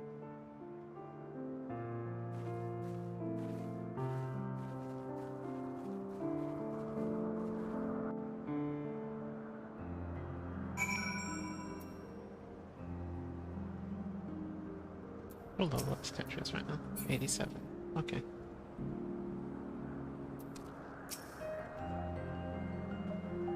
Alright, any number of places where Hermes might be in Elpis. Well, we could do worse than to look at this Hyperborea, the largest facility. It stands in Ethosoliticos and Boreas, the northern isle. Order Sami for an institution which claims to study research every species destined to studiously research every species destined for release into the world. Did you not question how they find room for the mill on so few islands? The answer lies within Kitissus itself. I touched upon the praxis before back at the archives, where a vast area is stitched together out of multiple conceptual spaces. The same holds true for the interior of this facility and its magically constructed environs. 'Tis there, within those sprawling habitats, that the chief overseer and most of Elpis' observers conduct the bulk of their work. Come, the simplest route is via the teleporter, north of Poitin Oikos. I am going to take a quick bathroom break. Alright, now let's go. Travel to Boring, I guess. Okay.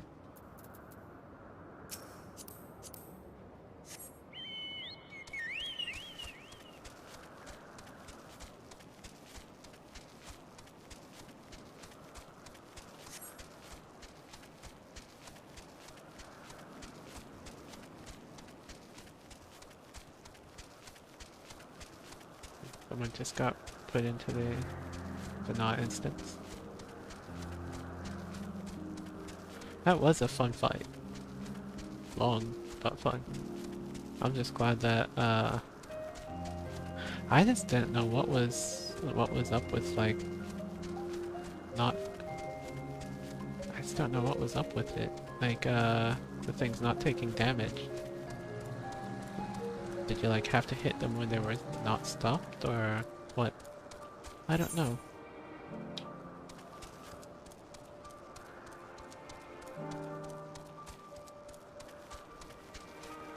I'm just glad it didn't cause a wipe. Or a failure, I mean. Oh, wipe. I guess you could call it a wipe too.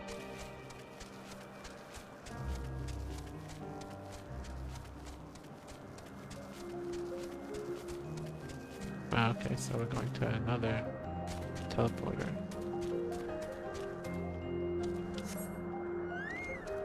Passage to Ethoceliticos and Boreas. This appears to be the teleporter from that I told you about. Notes a light yet hang in the air, suggesting the device was but recently activated.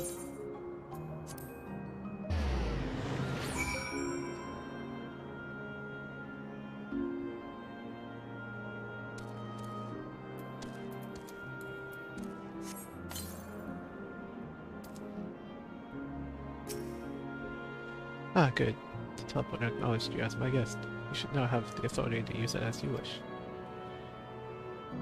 As for the way to Ctesis Hyperborea, we follow this path to then turn left at the crossroads.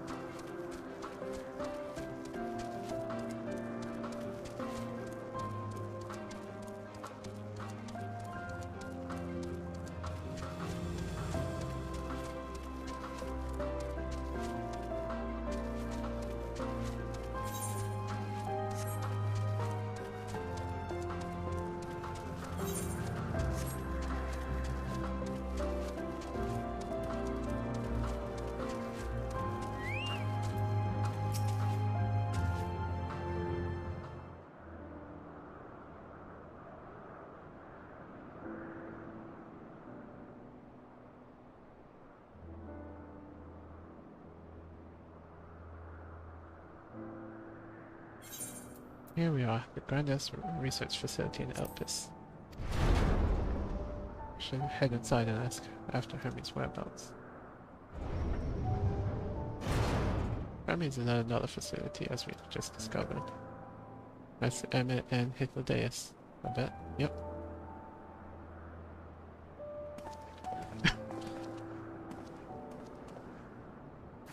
Furthermore, we've confirmed that his studies into Dynamis as well as his creation of Meteon, entirely private pursuits. No one else we spoke with appeared to possess the chief's depth of knowledge on the subject, and neither did we hear any tales of stolen research. Which means that if Hermes himself harbors no desire to bring down an apocalypse, he might be recruited to help prevent one. Or saith the illustrious Emmett Selleck. That's the exact same conclusion we came to. According to your story, the 14 divined the connection between the celestial current and the final days, but were never able to pinpoint the root cause of the calamity. Some people's greatest minds, not to mention Hythlodaeus' sharp eyes, committed to the pursuit of solution, such an outcome seems inconceivable. The only possible explanation is if the nature of the catalyst was so inexplicable that even we failed to perceive it.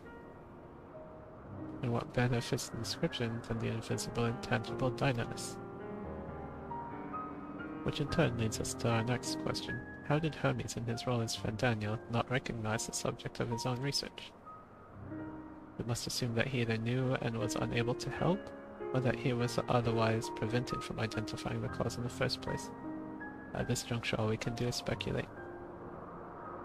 To be clear, Convocation does not tolerate acts of deception or malice. We are practiced at perceiving truth, and would have known had Fandaniel lied to us. Hermes has no conscious wish for the world to end, of that I am certain.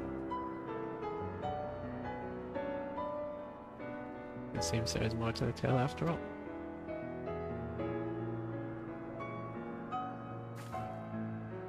We conducted an investigation of our own, you see, and we came to the same conclusion.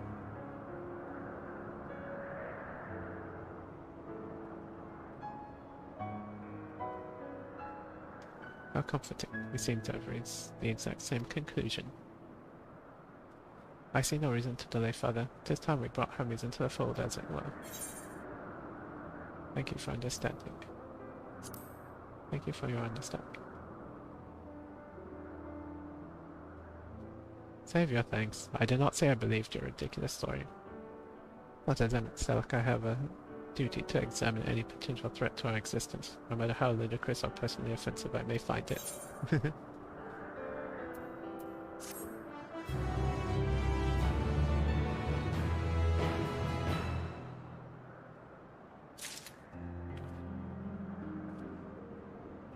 I know we're still on level 87 quest because, yeah, there's a dungeon associated with this.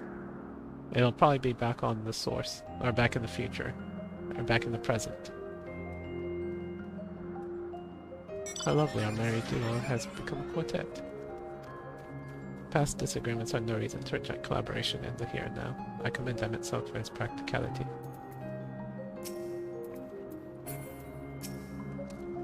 Do not approach me, do not speak to me, and do not dare presume to treat me as a friend. I am merely carrying out my duty. If the day since eager to find Hermes. I think the time for leisurely exploration is past. If I might have a moment to adjust my vision. There he is. On the next aisle over. Meteon is with him. Hermes appears to be in the midst of an observational study, but I suggest we hurry over before they venture elsewhere.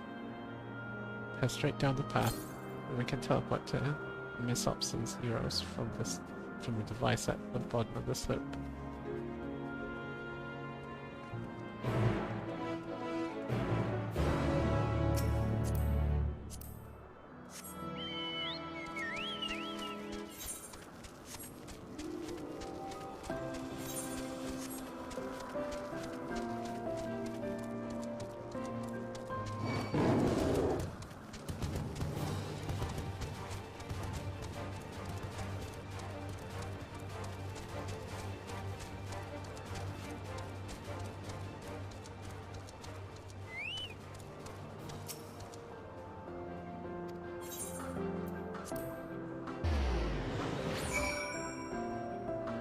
From each of the barriers to Uranus.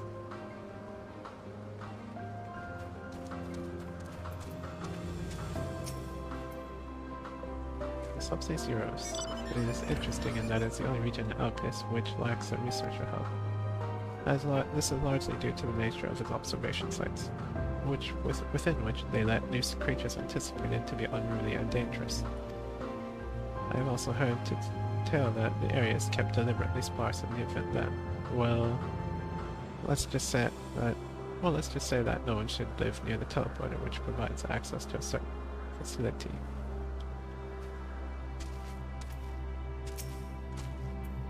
What, you expect me to praise you and your progress? On the contrary, I'm simply surprised you made it this far.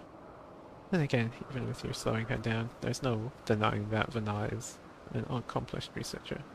Her wealth of wisdom and experience is unmatched, and her achievements in creation magics, in any field frankly, are nothing short of extraordinary. Though the singular brilliance which sets her apart can make her motives somewhat penetrable at times. As her student and successor puts it, she is a force of nature, at once so close and at the same time so very distant. They are close by, within the Hungering Gardens. That would be the circular enclosure you see just up ahead. Well then, Sammy, make yourself useful and bring Hermes out here to us. If I were to go, he would assume I was only there to press him on the Fandaniel matter. Of all of us present, you stand the best chance at convincing him to put aside his work for the moment. But the creations in there are not exactly... Then again, perhaps Sammy can handle them. She did survive a bout with Vana after all. Off you go to find Hermes, but do be prepared to come to blows with the Guardian's denizens.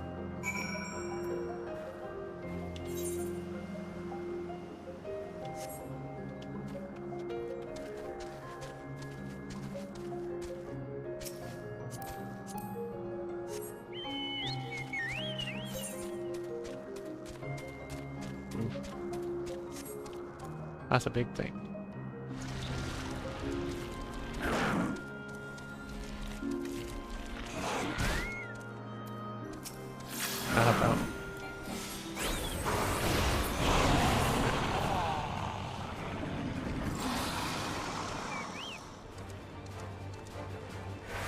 attack or how? Yeah, anyway, malicious.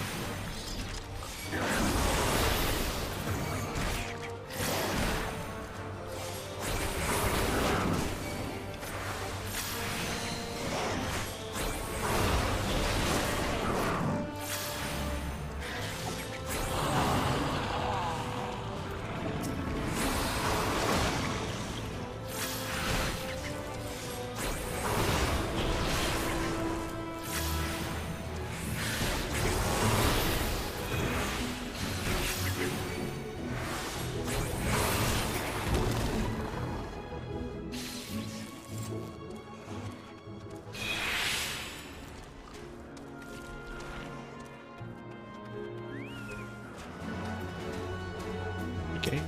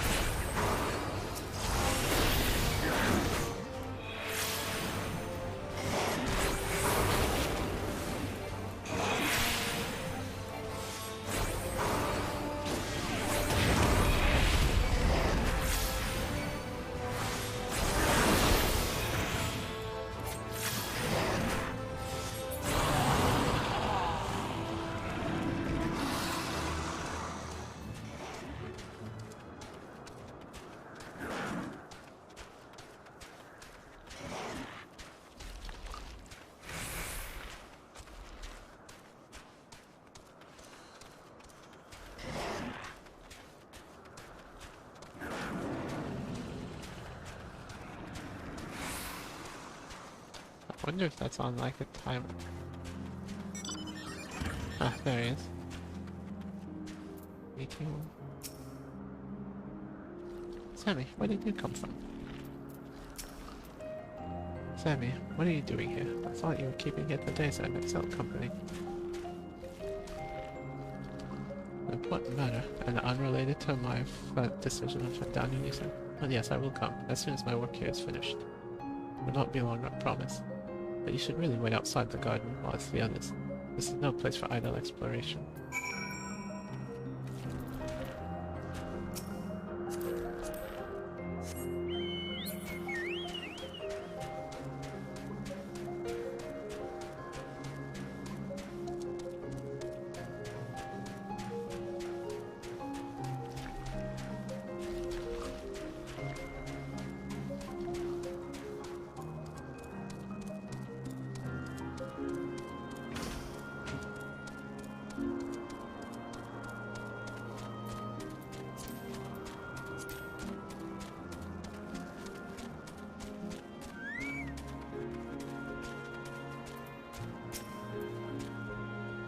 I was prepared to submit if need be, but it's clear you faced your fair share of the monstrous opponents.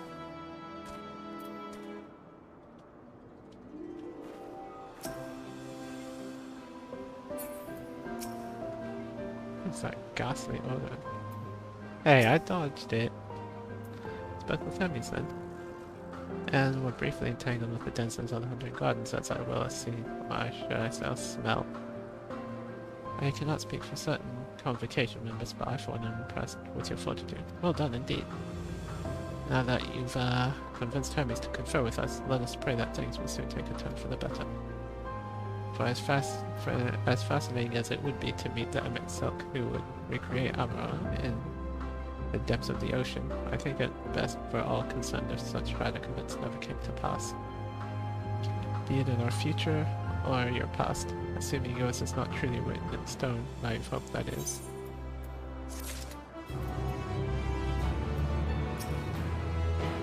Why am I always so forward-thinking? I simply wish to enjoy all that life has to offer. Words without sound. Seems content to stay where he is.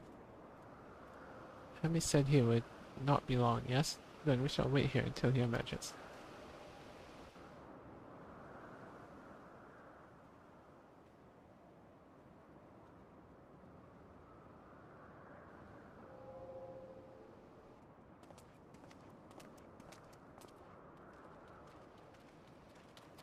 My apologies for keeping you waiting.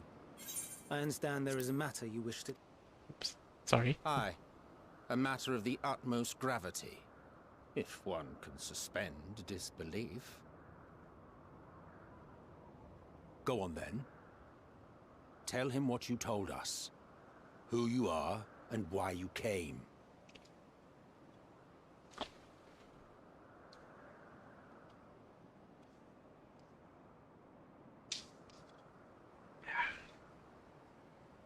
The final days.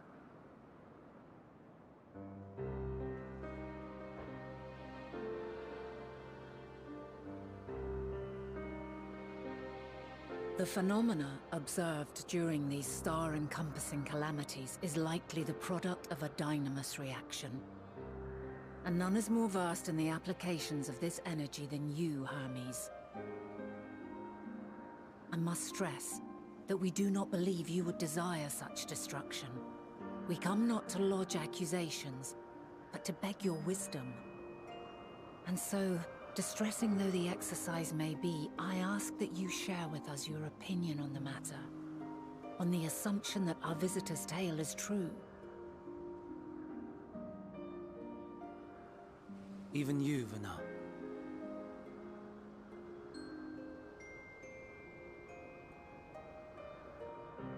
As you say, the phenomena observed in the two calamities may both be attributed to dynamis. Of note is the difference in its effect. In the first final days, it warped creation magics. In the second, it warped the people themselves. The key variable, I suspect, is the etheric density of the men of each age.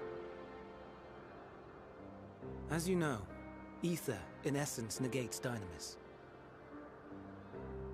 Harboring high concentrations of ether, we ancients cannot readily manipulate dynamis, nor be manipulated by it. Therefore, rather than ourselves, the calamity affected our magics. In contrast, having been sundered, the people of the future are composed of but a fraction of our ether. Thus are they susceptible to the influence of dynamis and its transformative potential. But that would explain only the mechanism, not the cause. Though perhaps...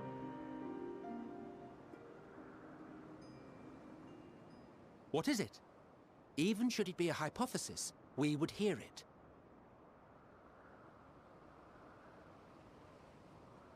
Dynamis is an energy put in motion by feelings.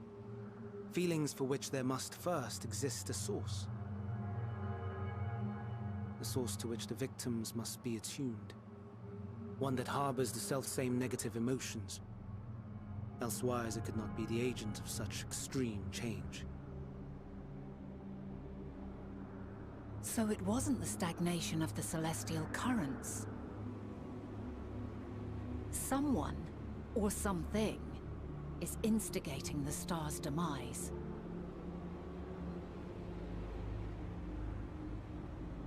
So, we've a villain on our hands after all. Any idea who or what it could be? The celestial currents comprise the outermost layer of the star's ether, encasing it like a protective sphere.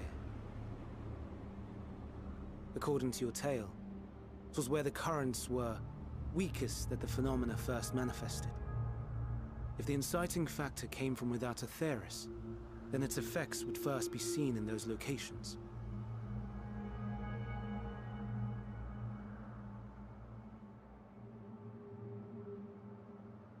Greetings.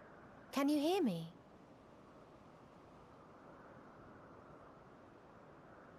Do not be alarmed. I mean you no harm. I wish only to hear your words. Share your I knew it. feelings. It's one of the know your medions. thoughts. They went bad. May we please be friends? Meteion. What is it? Executing scheduled task, suspending individual self and connecting to shared consciousness. Connection established. Commencing status report.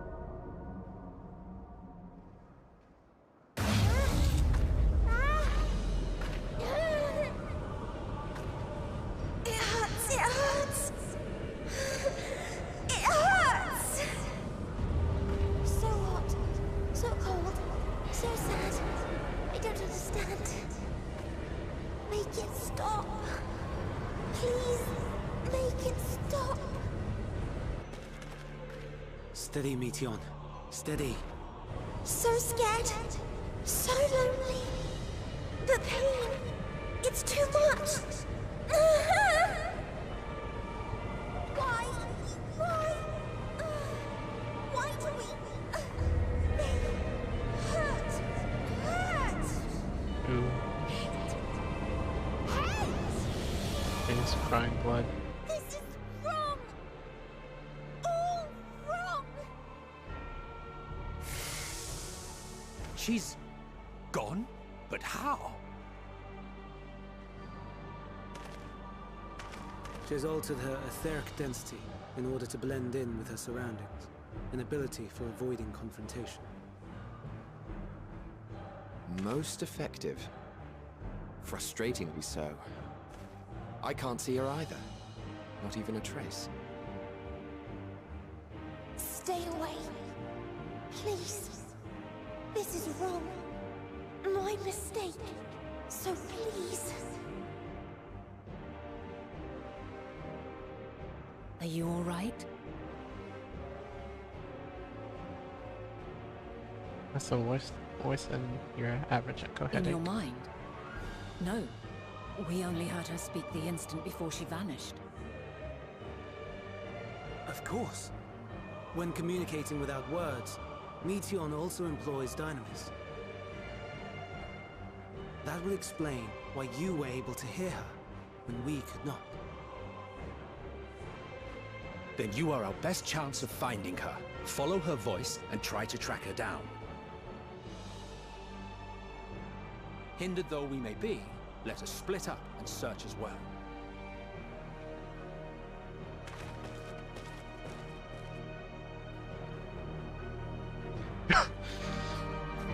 Yeah, it's... I guess it could be the Meteon Collective that... The ones from the other worlds.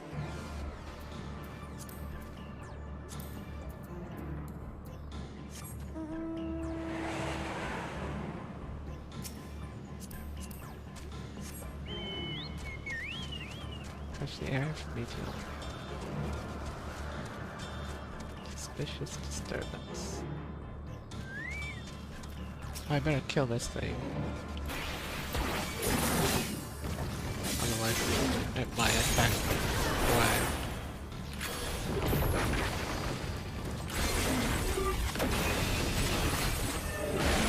There.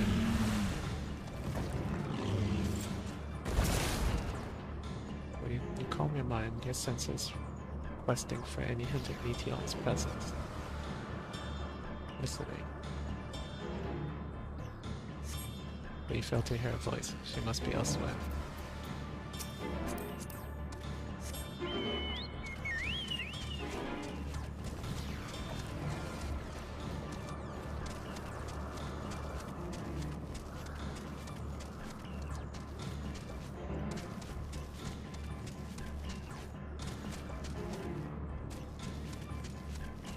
Oh, okay.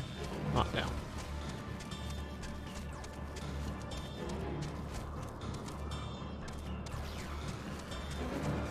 Shoot. How do I get back up there now? There's gotta be another way up there then.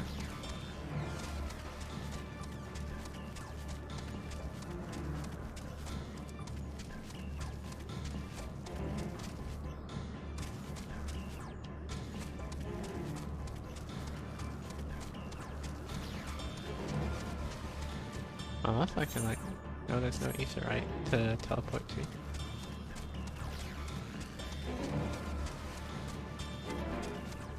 Here we go. There's my path. Yep, here's a path.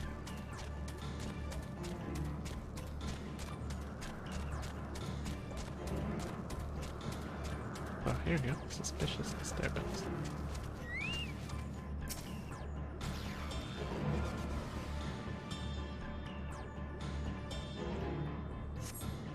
It seeps into my mind. Our voices reporting. No, no, Hermes mustn't hear them. I have to run. To hide.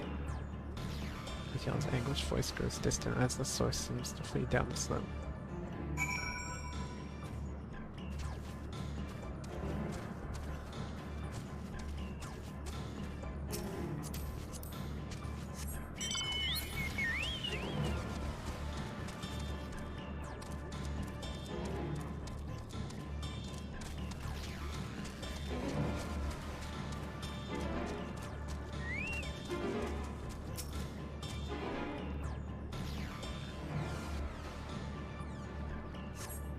Trying to catch even the faintest whisper, but failed to hear Meteon's voice. She must be elsewhere.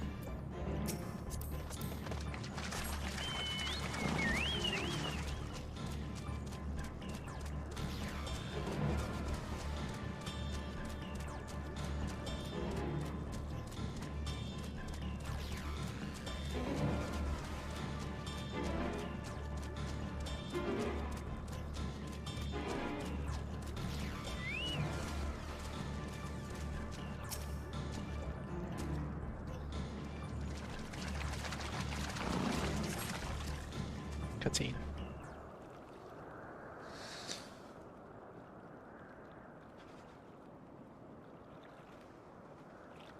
Greetings and salutations.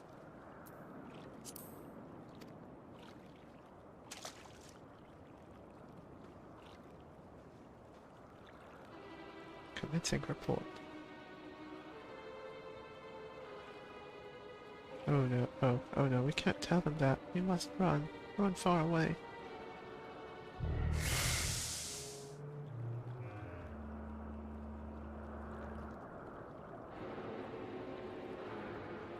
Please, don't follow me. Meteon's anguished voice fades as he sends her climbing to the top of the ridge.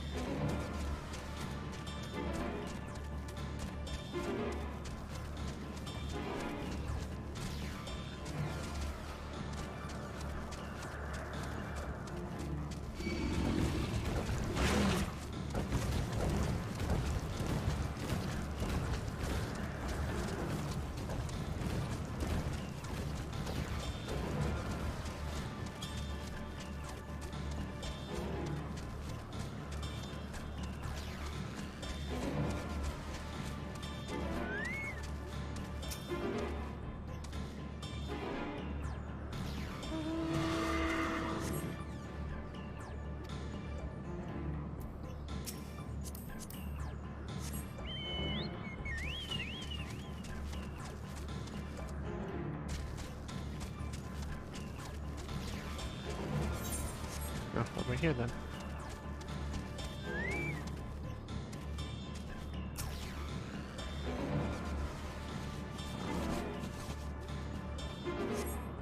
How did you come to this?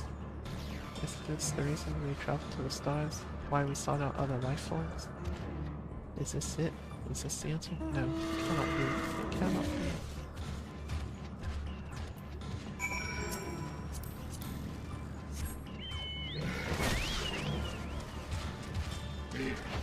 Yeah, either they found other life forms that are not friendly, or they went alone, or they found uninhabitable lands that are really fucking hurting them.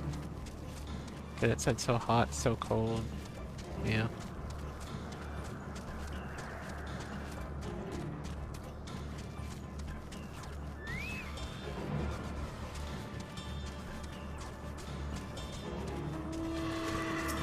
so keep on going after this.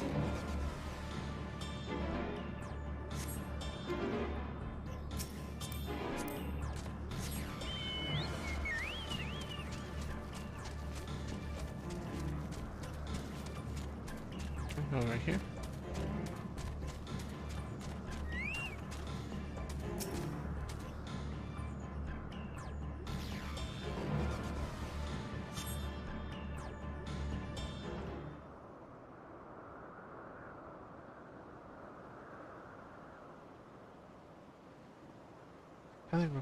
Compiling report for dissemination to Hermes and all people of Theris.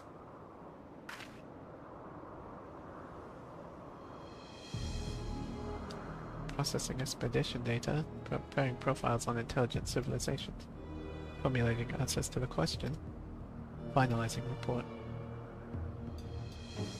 No, Sammy, you mustn't listen.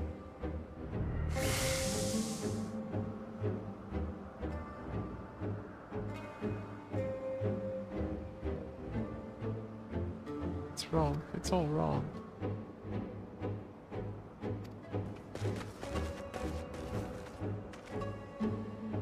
Any sign of Meteor?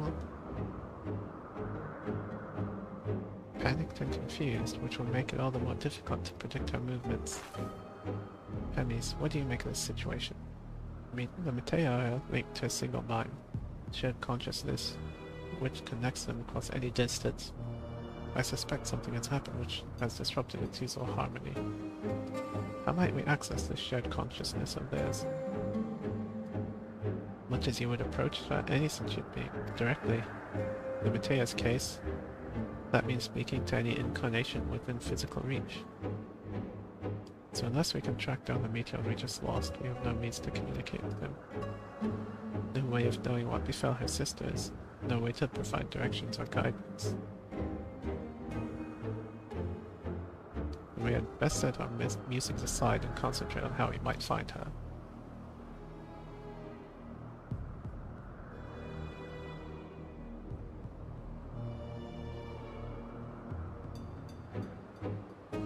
He's looking over at the lake, maybe?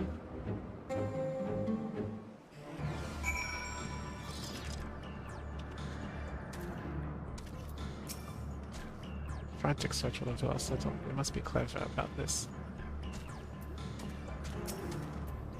To the shame, there is no registered concept we could use to create another Meteon.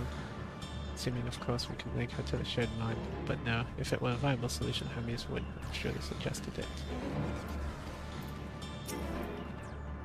Final days, Ether is twisted by the invasion of Dynamis from beyond the star. Its progress is intensified by feeling the fear, and despair, and anguish. Nay, I like not the picture which emerges with these latest pieces. My dear Meteon, what did you witness out there that frightened you so? Why do you seek to keep it from us? How terrible could it possibly be?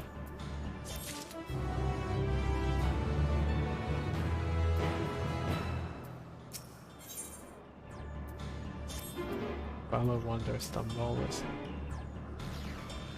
We should focus on the task at hand. Step here, feel, think, follow, wander, stumble, listen. Right, correct me if I'm wrong, but Meteon renders itself invisible by matching her etheric density to that of her surroundings, does she not? If so, could we not then disrupt her concealment with a strip of ether?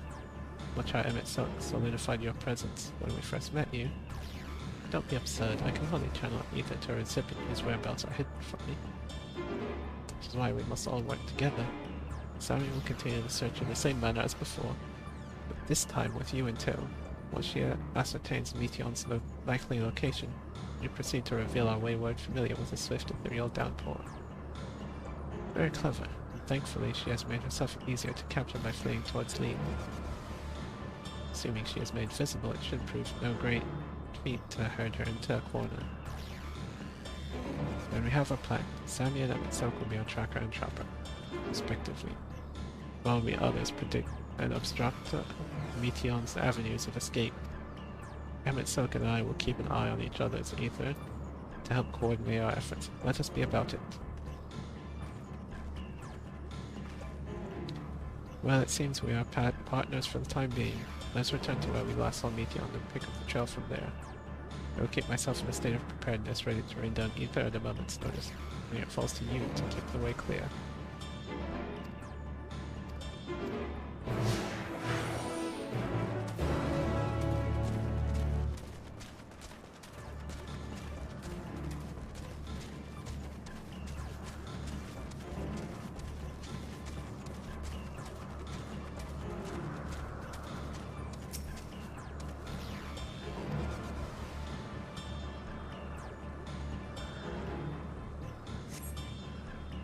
Alright, not here. Nothing this way. We try another route then.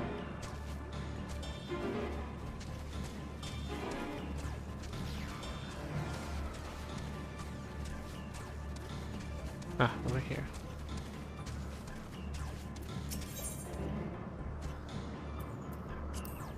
Right, then Meteon goes straight ahead towards the pyramid, straight from the pass somewhere.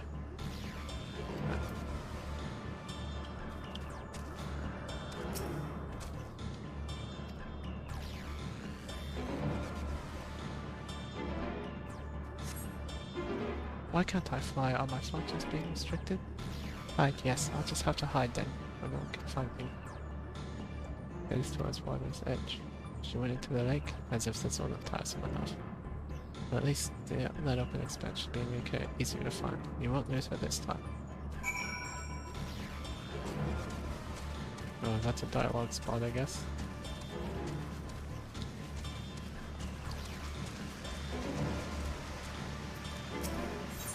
Discuss the waters. Should be able to reach the bottom of the drop. Oh, this drop by climbing down the rocks at water's edge. Do not even think of dragging me over the falls. Final days are near. If I end up drenched from head to toe, I swear I will feed you to Remora. Okay.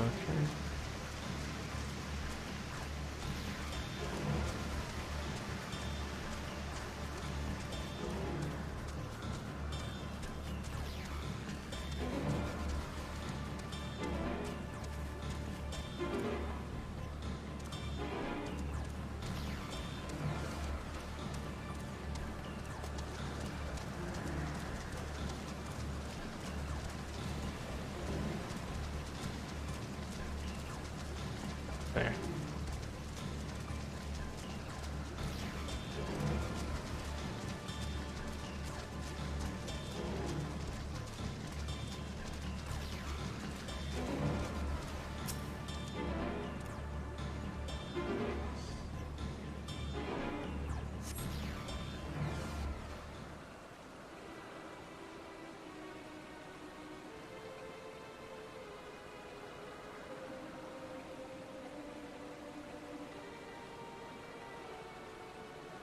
Not here. I'm not here. Please.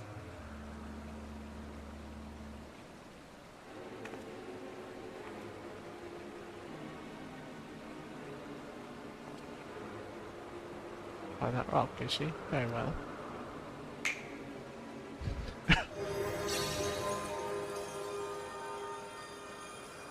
Why can't I hide?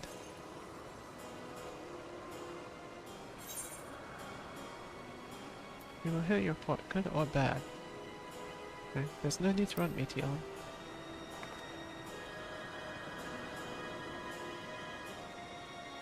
Sammy, what are you saying? Everything is so faint. Sorry, I'm not strong enough. Stay away, I'm begging you. Don't make me say it. It will break him. His poor, fragile heart.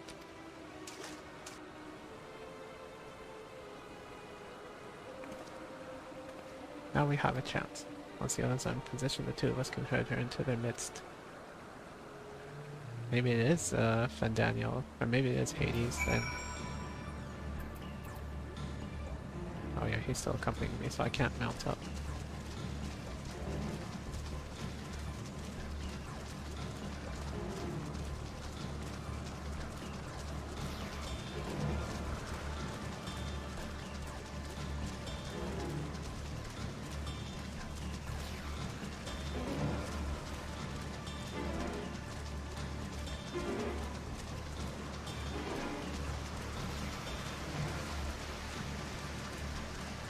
Oh no, it can't. Oh, I don't know. Maybe it is, maybe it isn't.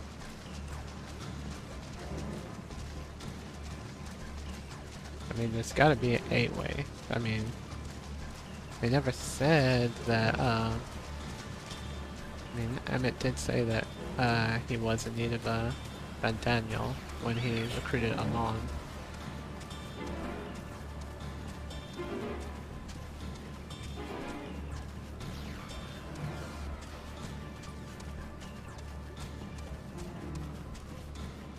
Alright, I'm gonna go here first.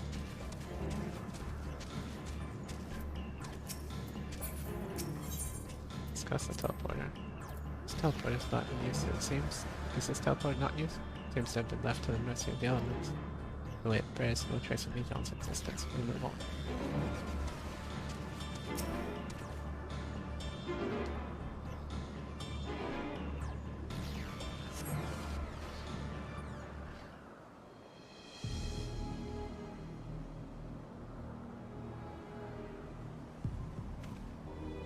There, I see her.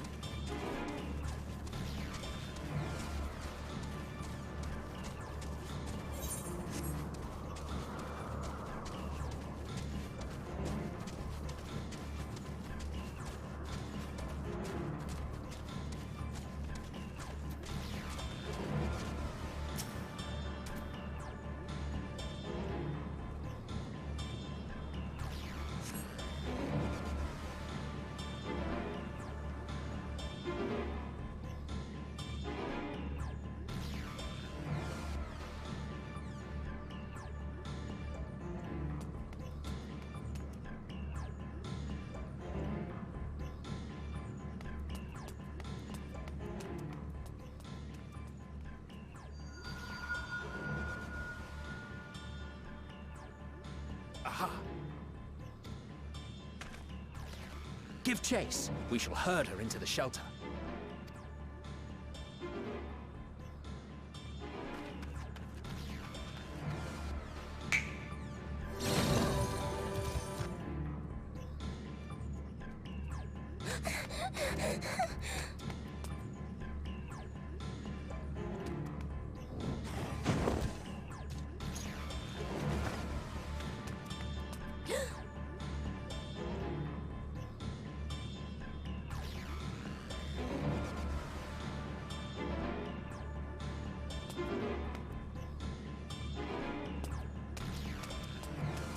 Yep, just like he predicted.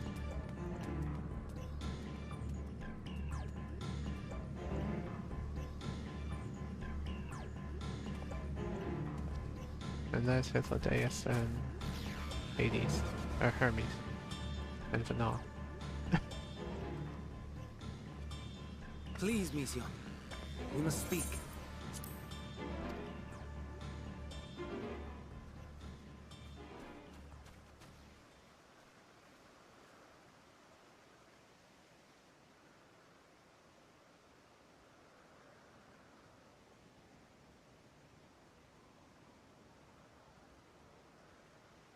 I'm sorry, Hermes. I'm so sorry.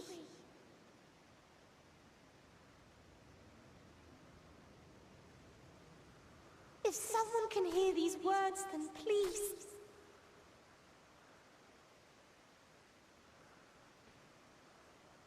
Please protect them.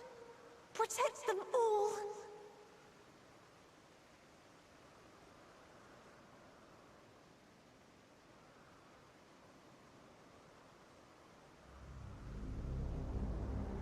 Individual self-suspended.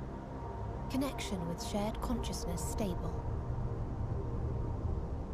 Our survey is complete. We shall now report our findings.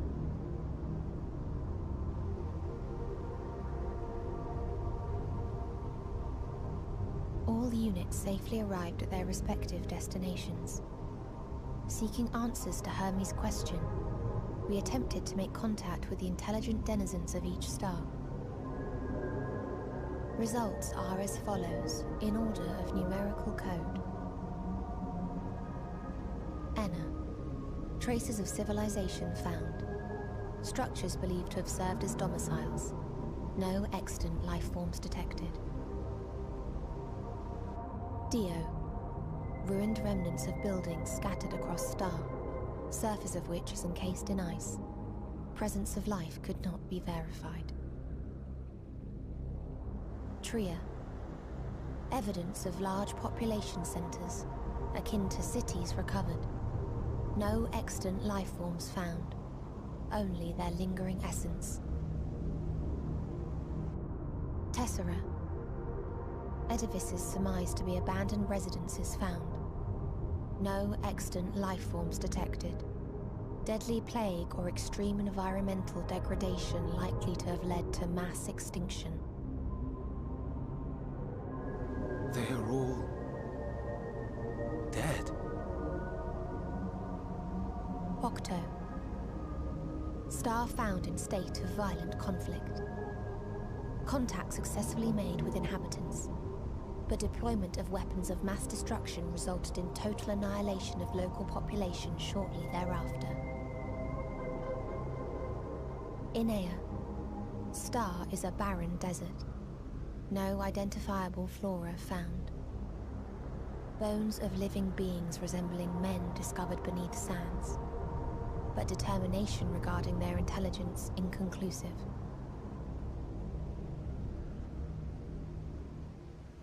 Remind me, Hermes, what exactly was the question you entrusted to Meteion? I tasked her with asking what others live for. What gives their lives meaning. Did you consider what may happen if the premise of the question is flawed? To be able to answer it, one must be living and desire to continue doing so. But if Meteion finds no living beings in the course of her journey, or none who desire to live, what then? What answers would she derive from their silence?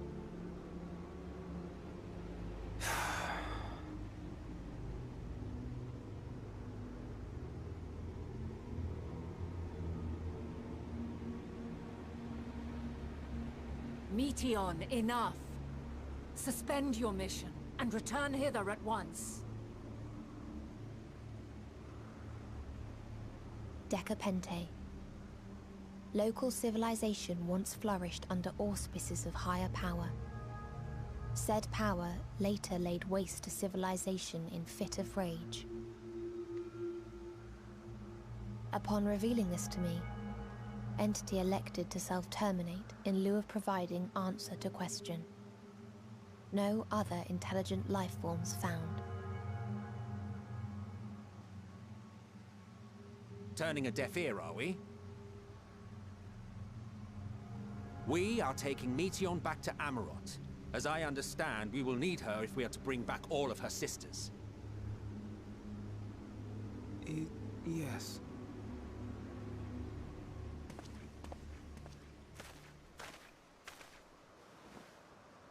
Meteion.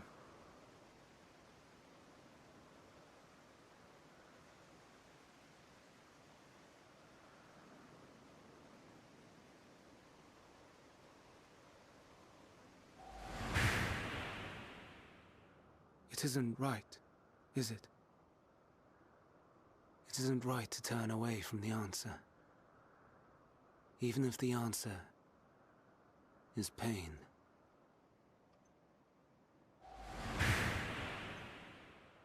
Even if we aberrations must scream ourselves hoarse to be heard.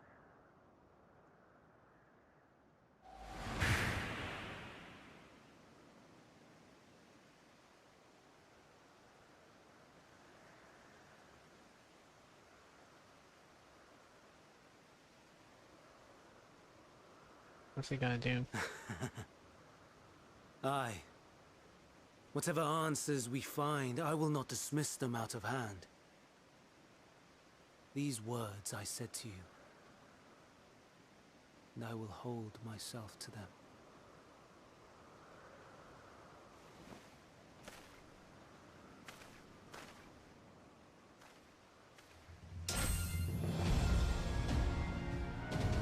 What's he doing?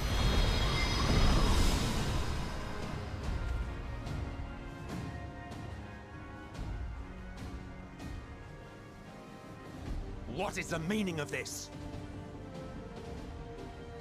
You cannot take Meteon, not until she has finished her report. All else must wait.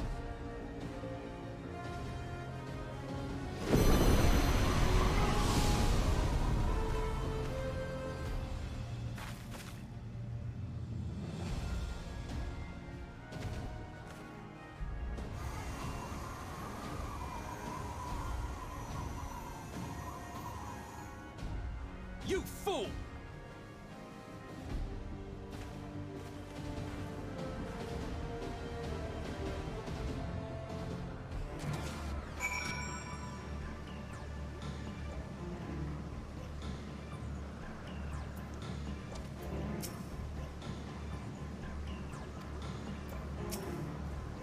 If all Hermes means to do is listen to Meteon's report, then it's his right to do so. But once he receives the answer to his question, what then? The fate of the world may very well hinge upon the choice he makes in that moment. We must be there when he makes it. Why, Hermes? Why could you not leave well enough alone? This answer has assuaged the pain you feel when a creation is returned to ether. Had you never cast your accursed question to the distant stars, you may have one day learned to be at peace upon this one.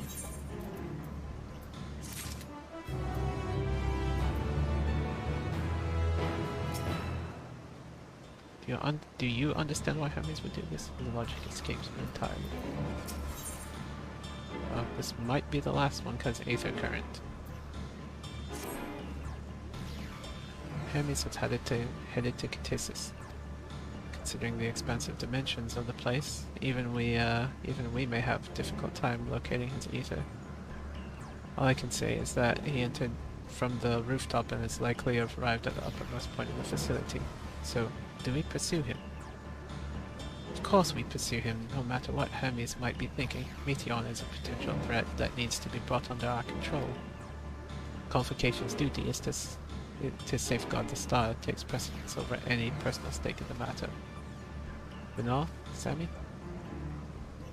It is clear we stand on a precipice, but we have yet to determine beyond a shadow of a doubt that Meteon's is the hand which tips us over the edge. Nevertheless, if we are to learn the truth of the final days, we must give chase. And even if neither Hermes nor Meteon is ultimately responsible, we cannot leave them to suffer this torment alone. Agreed on all counts. To Ctesis Hyperborea we go. Maybe this is the dungeon. I would have assumed that since we have trusts, since we have the trust system now, the dungeon would be back in the present. But since he just turned into a boss, basically, maybe we end up killing him, and that sets Meteon off and starts the final days.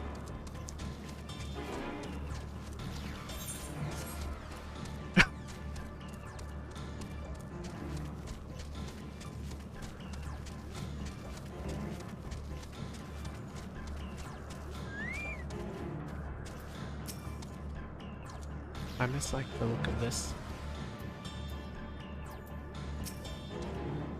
Judging from the crowd, something is afoot.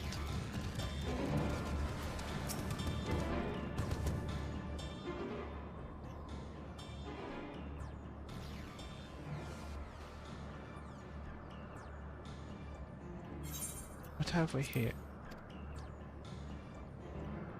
Excuse me, has something happened inside Ctesis? Mr. Svanar, I'm so glad you're here. No one knows what prompted it, but the alarm was sounded and Ctesis put into a state of alert. Procedure dictated that we evacuate immediately, and we have yet to investigate further.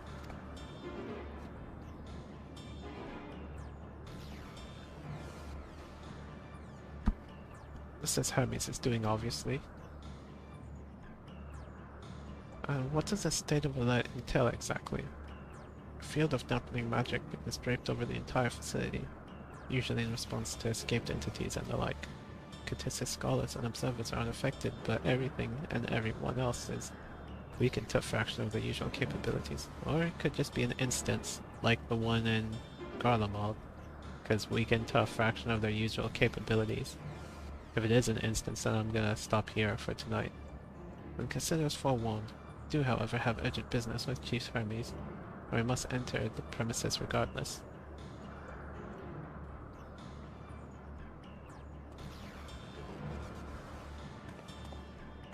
That said, if Hermes is willing to enact such measures, I wonder what other obstacles he has seen fit to drop in our path. If an enfeebling spell in place, we're not like to be at our fighting best. That was hardly an effective combat to begin with. I have little to offer beyond my ethereal vision. You will put that talent of yours to good use. You are fairly skilled at spotting weaknesses, I recall. Fairly skilled? Now you've gone and raised everyone's expectations. You will need to make the most of your strengths, and I will fill in the gaps as required. I was once Azam, after all. 'Twas my job to rise to the occasion. Be that as defender, aggressor, or healer. Feel better about my lack of prowess already. And you, Emitzel, can impress us with your arcane majesty. You love potent spells as easily as breathing, but can also challenge that power in a protective manner if you so choose, yes? Yeah, well, yes, should the situation call for it. Excellent. That should cover us on all fronts.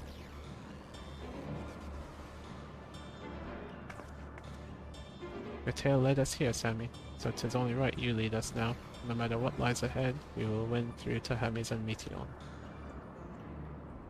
Then we will face the future together.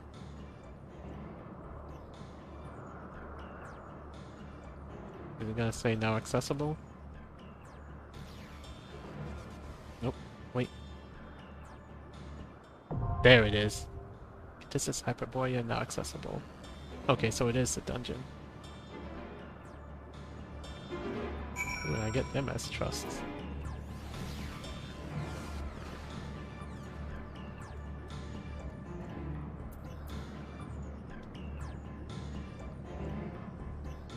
I'm half tempted to just use them, because who knows, I might not get to it. But at the same time, it'd be so much easier with a group. You see, Fanat's obviously all-rounder.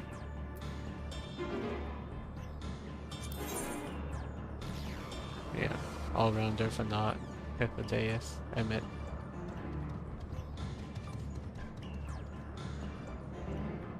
Average item level 515.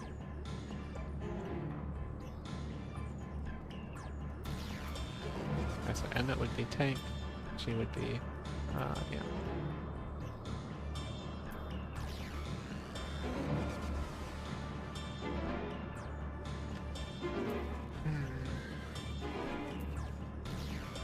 Do I try to enter with Q or with them?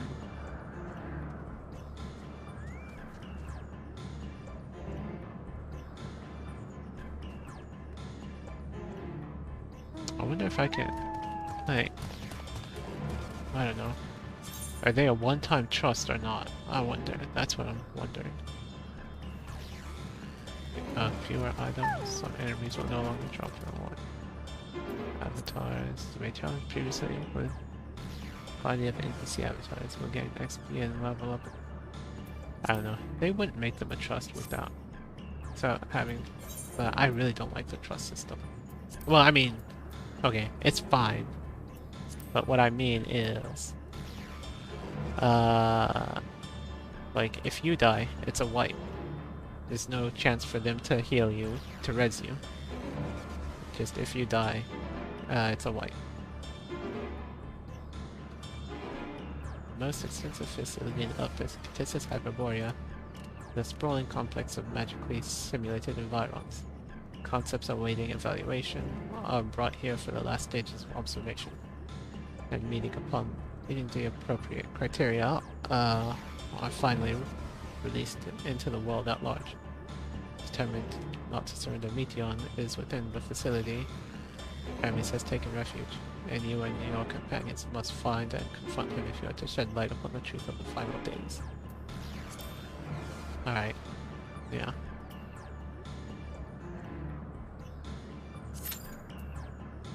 Okay. Small talk. Let's see. Bleak as the contents of Meteon's report might be, many could hear it and remain content with their lives. Not Hermes. For him, the veneer of perfection has long been cracked, and it was to the distant heavens he looked for the means to repair it. I understand his anguish after fashion my own refusal to return in opposition to the world's established order. Yet for me, the imperfections only enhance the fragile beauty of our star. I will fight to see it delivered from destruction, once and all.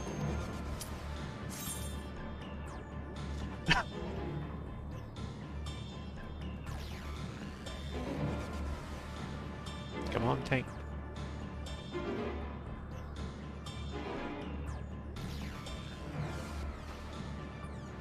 Okay, there we go.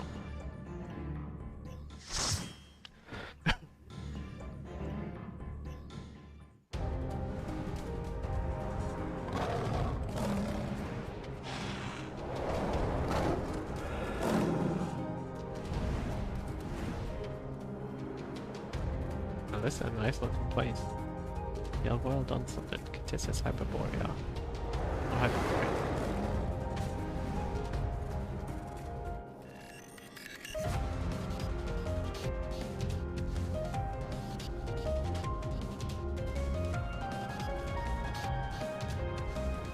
Ooh, this music is nice.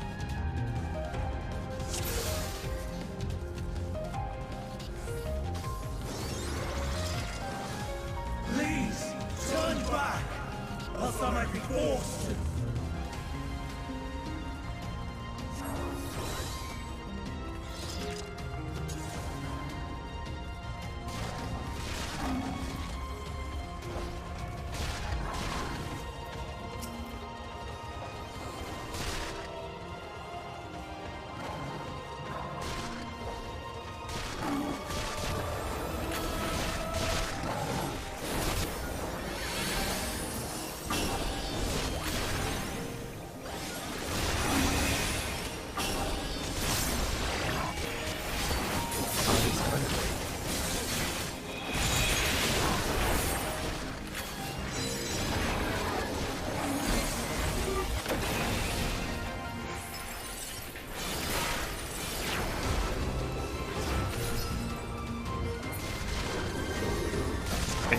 Talk language.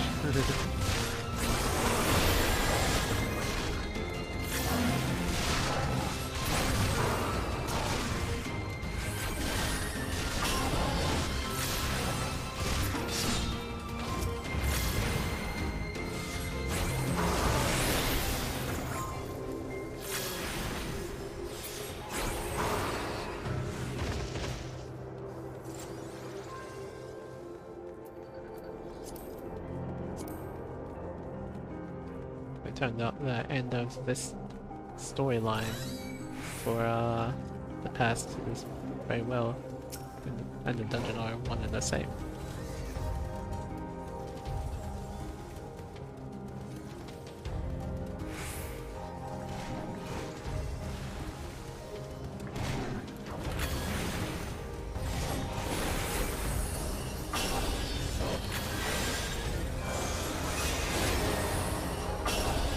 I know I've probably said it already, but I love the changes they did to Verholy and Verflare. I feel like I can use my melee combo on ads now too, instead of just save it for bosses.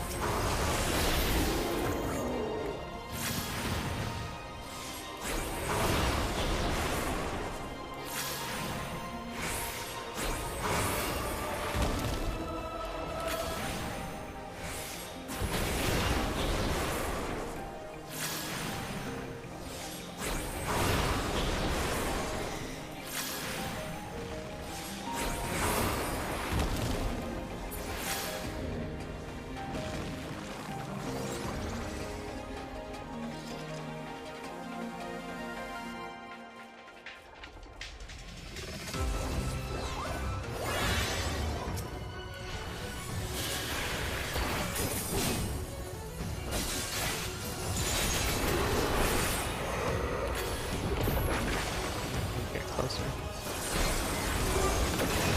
Do that.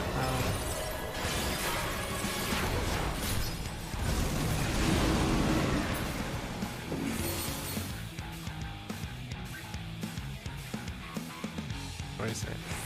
Okay.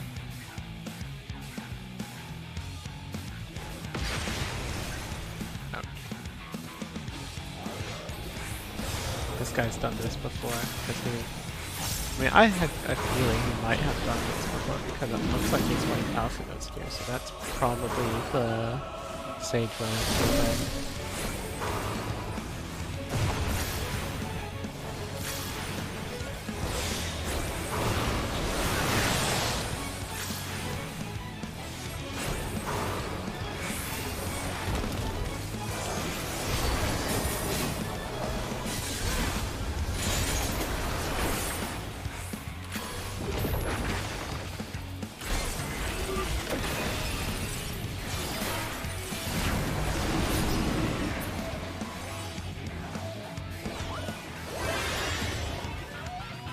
Okay, I think we follow the footprints.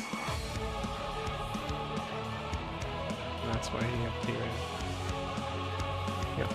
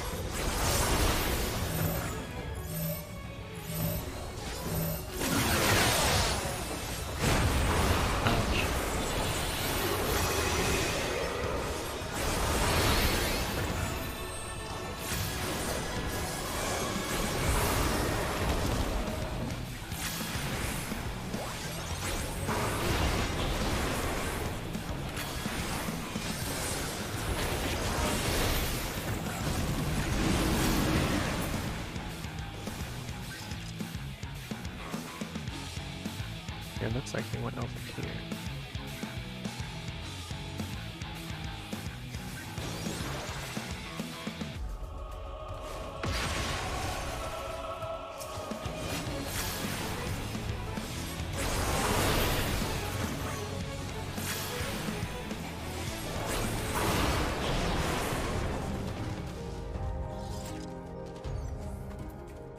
Come on, casting gear. Nope.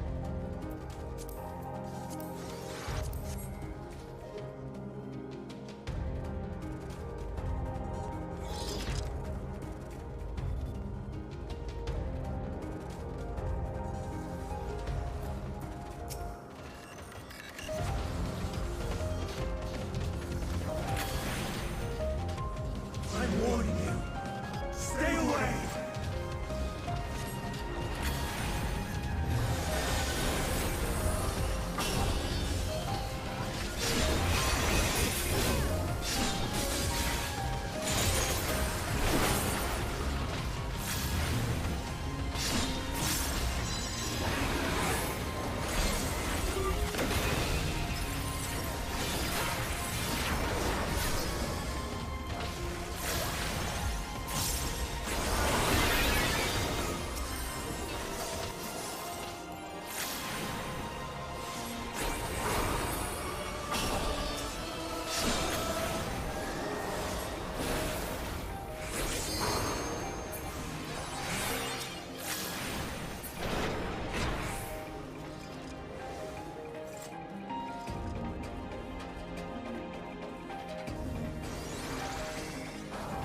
Feels like... Oh, boots of casting. Heck yeah.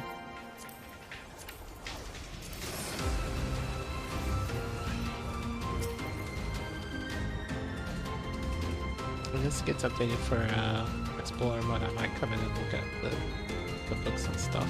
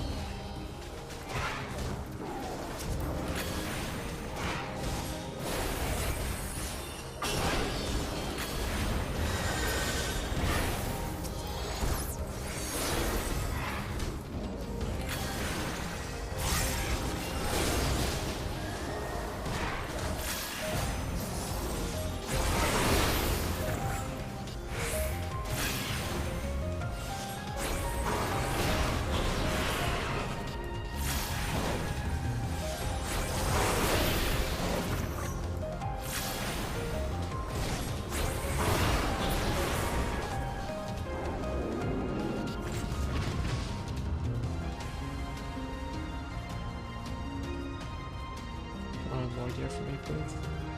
Maybe. Well, this can be go. This will go to my Oh, nice! I got all 3.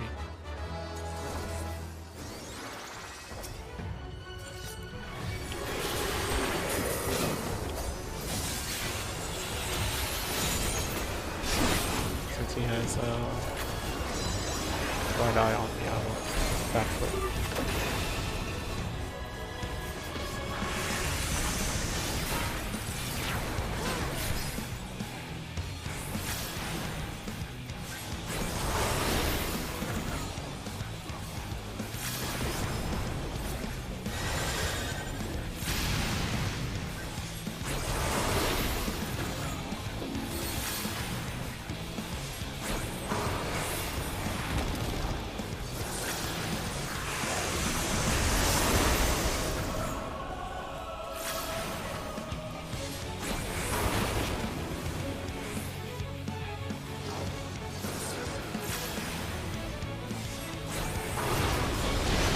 Oh, okay then. Oh, shit.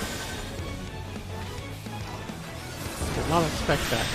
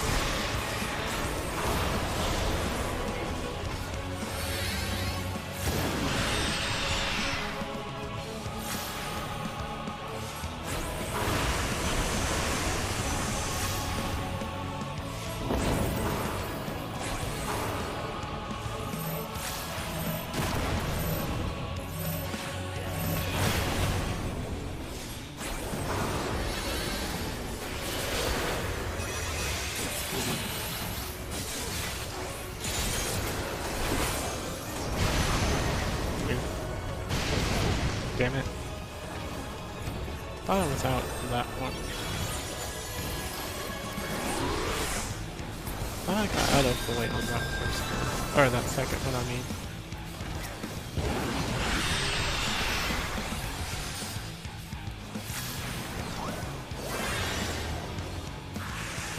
Gotta guess over here. Yep.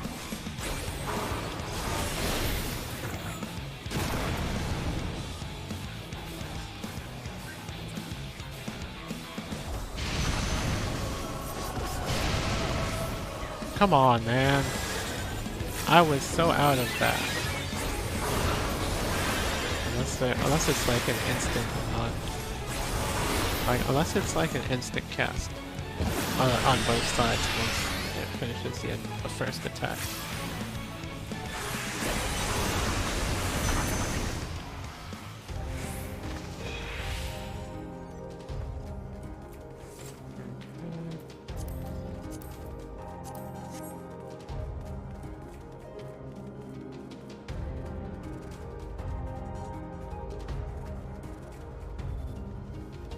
I cannot let you take Mission. Not yet.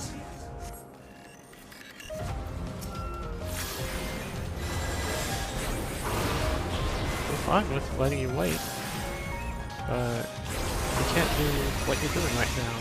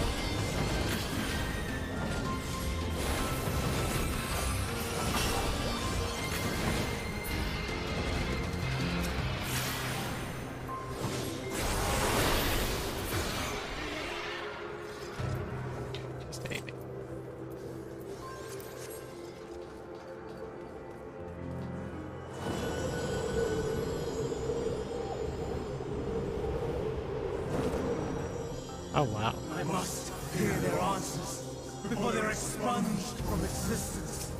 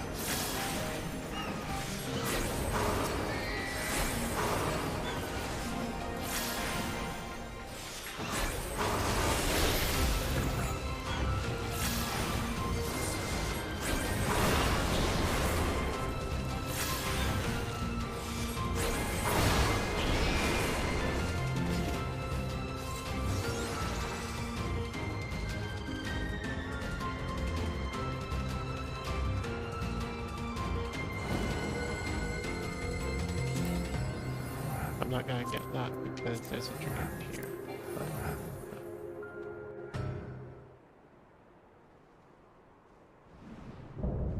Wing Defiance, Hermes.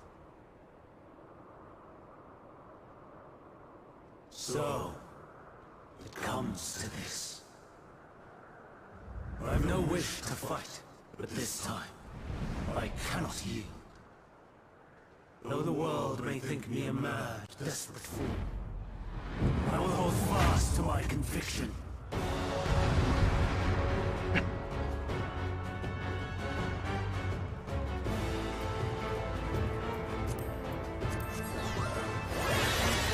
I will have the time and tranquility I require.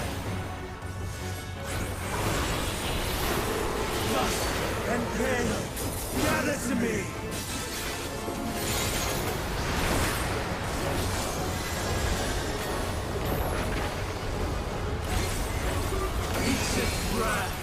Unleash your power!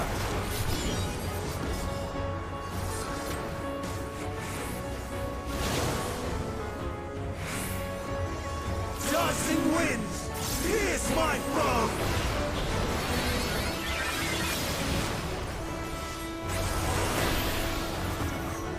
Stars on high, fall and rain!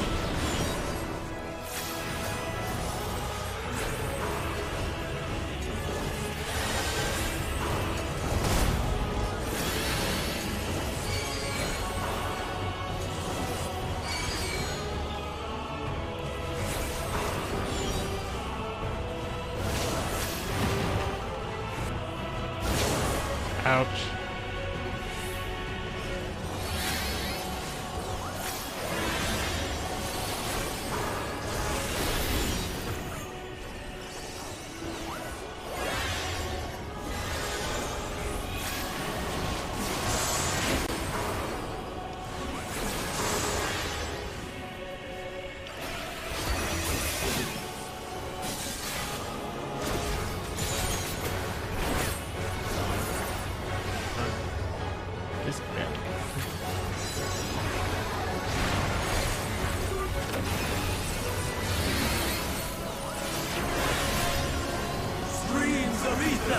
Surge is one!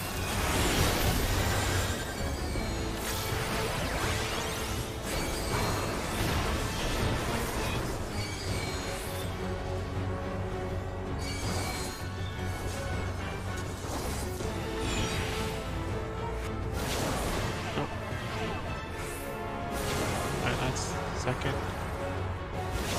There, and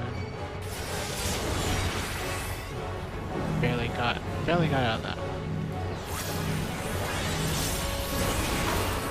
And that got me. Boost DPS for down.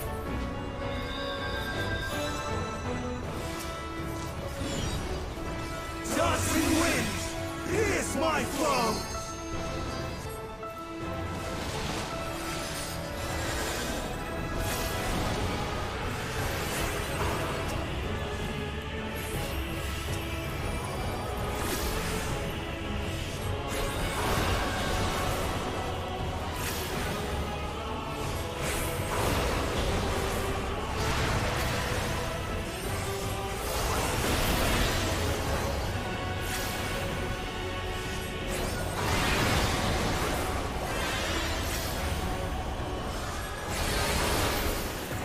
Stars on high, fall as rain!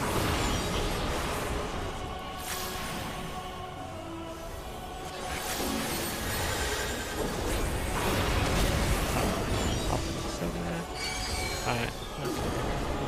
There. And there. Okay.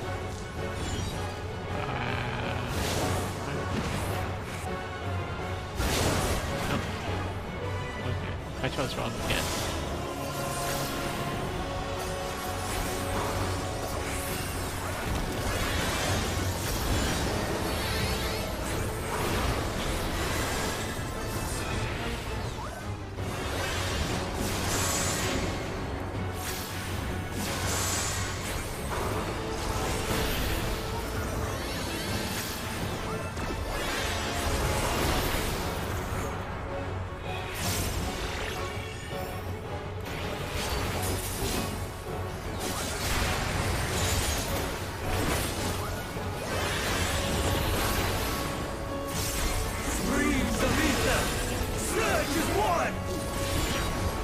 Even when transformed.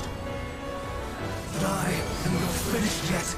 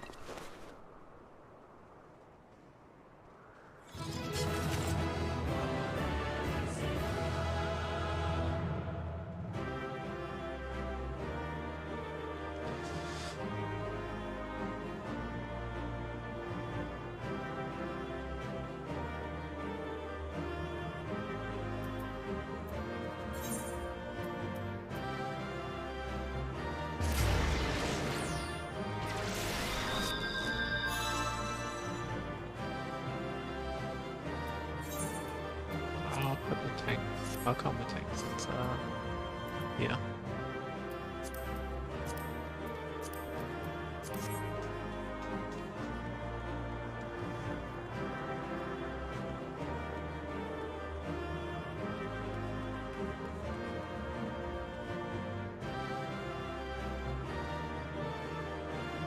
That's the rest of it, so hopefully it has calmed down a little more.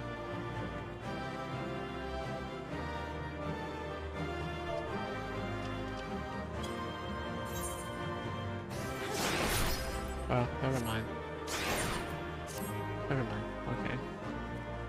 It has me doing an attack. I was gonna take a picture, but I guess not. You say the player commentation.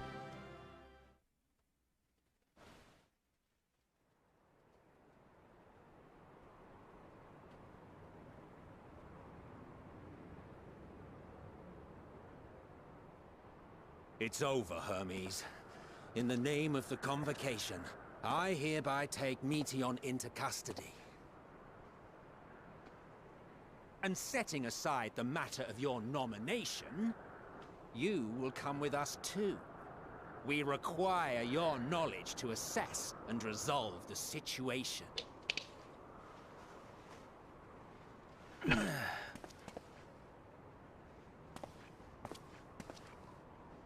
Meteon, I am so sorry. Would that I could have listened to your report in full. Reflected upon its meaning and conveyed it to others. That they might reconsider their chosen course. But I have failed. And that wish will never be realized. However, ere our fates become the province of others, I bid you tell me just one thing. Was there happiness in those distant stars? Was there a reason for living? She's gonna say no. And that's gonna be the catalyst, and that's gonna start the final days. We conducted our search as per your instructions. We scoured historical records, communed with the spirits of the deceased, heard the final testaments of the dying, welcomed their shadowed hearts into our own. One race had striven to create a world bereft of animosity. She's turning. They renounced relationships to avoid interpersonal strife, and in so doing brought about societal collapse. One race had renounced war and devoted itself to the enrichment of its people. They were conquered. Though they destroyed the enemy in reprisal, they could not regain their former glory. One race had concluded that finite time was the root of all woes. Aspiring to shatter its shackles, they went in search of infinity. They discovered nothing is infinite, and that neither time or death can be cheated. Disillusioned, they gave up on the future and themselves. One race had discarded all things that gave rise to sorrow, hoping to have only joy. They found joy lost its savor in the absence of sorrow, and lost their will to live. Though worlds apart, these peoples shared a belief. The belief that they had tried their best. That they had tried to fulfill their potential with every step and success. In the course of which, they learned the truth.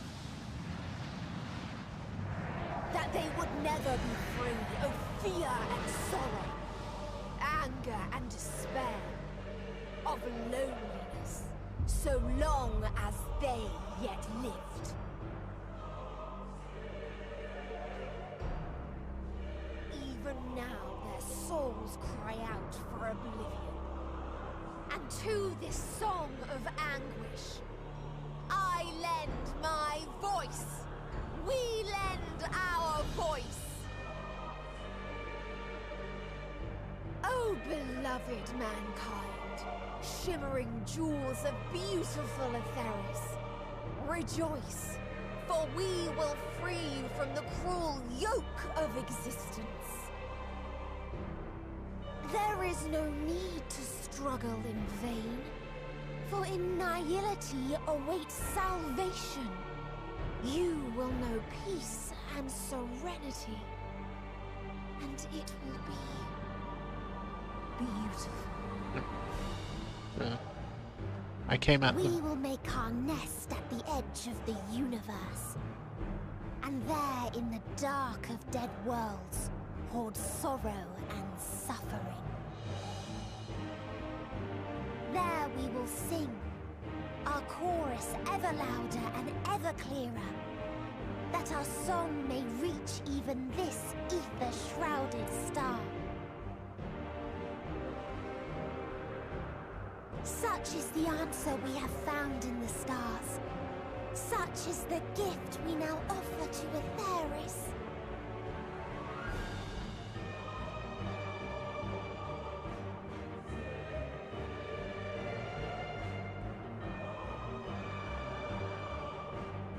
Who are you to decide our fate? To decree we live or die?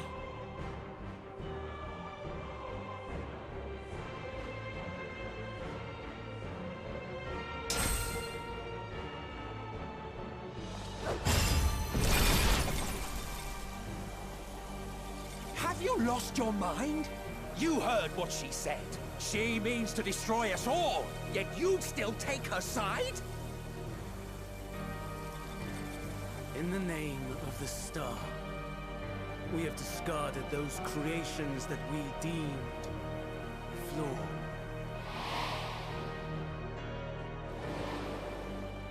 If we ourselves are flawed, does not stand. Yep, I had a feeling he was going there. That Like, we too should be discarded. I had a feeling he was going there. That is sophistry, and you know it. Never heard that word before. Perhaps it is. Perhaps I am wrong. Who is to say that you are right?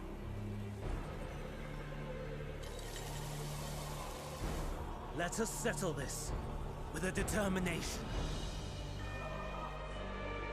In my authority as Chief Overseer of Elpis, I will make a judgment on man's fitness to exist. If he can learn to value all life and retain his will to live, even should his end be justified, he will surely find a way to avert his demise. If not, he will perish in stone. As with all determinations, provisions must be made to ensure fairness. Kairos! Awaken!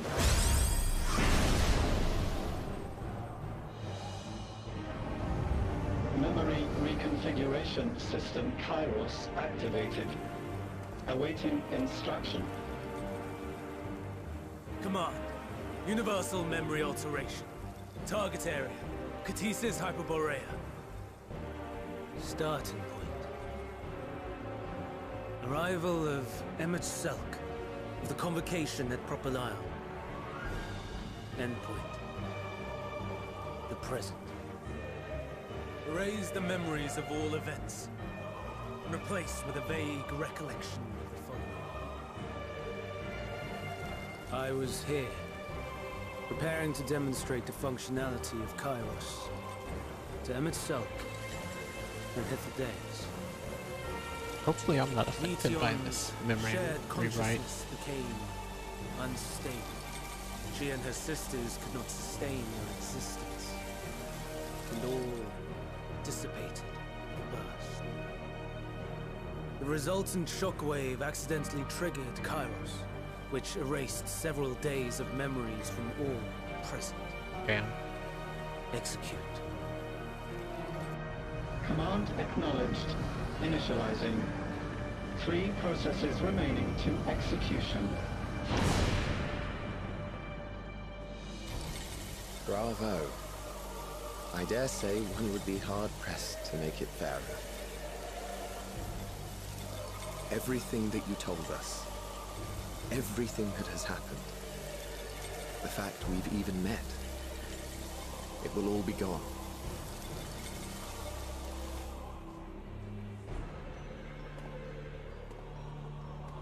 Go, Meteor. To the edge of the universe, where none can reach you.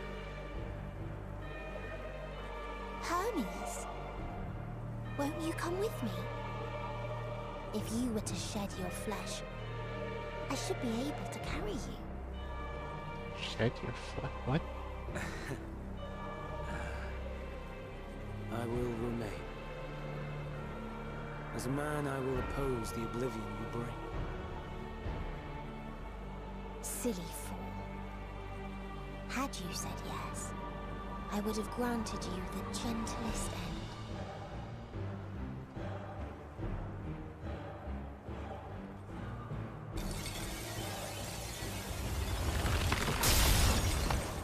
This ends here!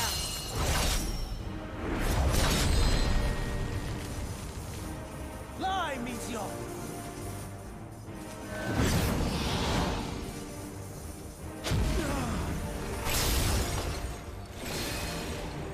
That is far enough, Hermes!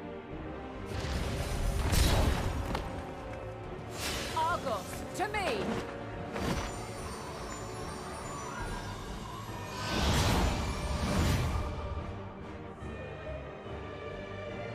First process complete. 2 remaining to execution of memory reconfiguration. As if we needed more pressure. No matter what, you cannot forget what happened today. For it is the key to saving your future. Your world. This fight is our fight. What comes after, our problem to contend with. Not yours. No. Your own struggle awaits. And no one else can take your place. You must flee this place with your memories intact. And I will see that you do. Now then, where is it? There you are, my little confluence. So Endwalker means like we're literally going to the edge of the universe, not the moon. The moon isn't the end. Damn. But now I know where the level 90 dungeon will be. And Medion or Xenos in Medion will be the final trial.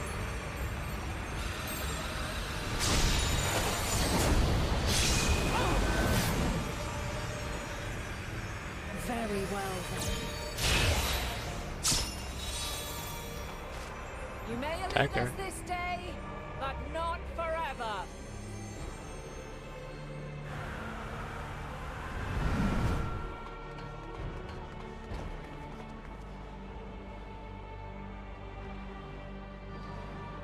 Meteon's gotten away. Second process complete. 1 remaining to execution. Should go ahead and if you're gonna. No time for brooding. Yeah, if you're gonna get me out of here, get me out of here now, Hiladeus. Beyond lies a spatial confluence that connects the interior sections of this building. I will destroy the confluence and force open a way outside. When I do, you must jump through.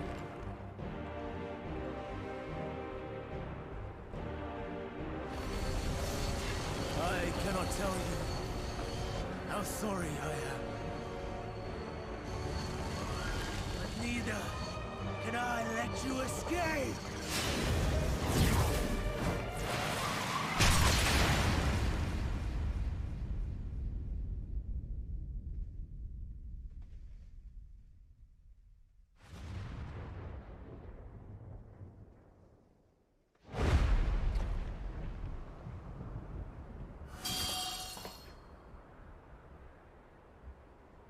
Too brave by half.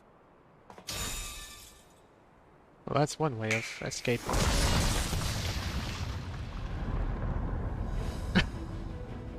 Exemplary work, as always, Emmett Selk. What? But how? I thought the confluence was... over... Over there? Yes. We were rather hoping you would. It was never anywhere but where it is now. The instant those two began making their way towards nothing, 'twas clear the plan was a diversion. I'm quite incapable of destroying a confluence, I must confess. A gambit brazen beyond words. Hello. Though we've grown accustomed to reckless improvision due to the antics of an incorrigible associate. Though, in the case of certain present company, incorrigible is an understatement. Turns out, you're Venom. I'm beginning to suspect it's a requirement for every asset.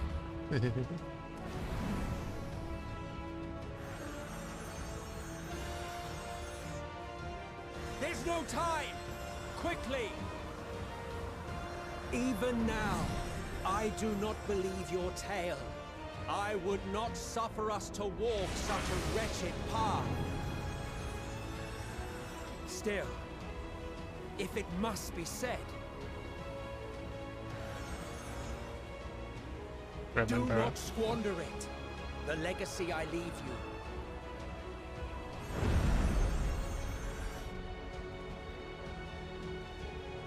Final process complete. Executing universal memory alteration.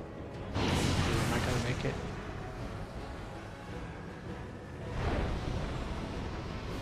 Go, Argos! Okay, we made it. Finale and I made it.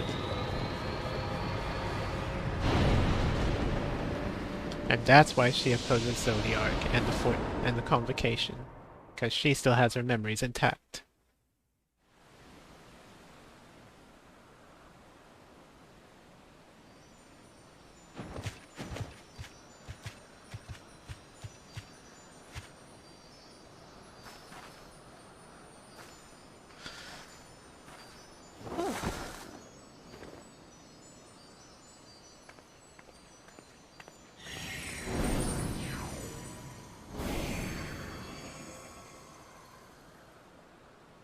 I'm fine. And Just a little I tired. just realized the moon isn't an evacuation. It's a ship to get us to the end of the universe to find Medion. So yeah, she's not. So she isn't giving up, like she said. Like she would never give up. So this is why the Laportes are making the moon a spaceship. So we can go find and destroy Medion.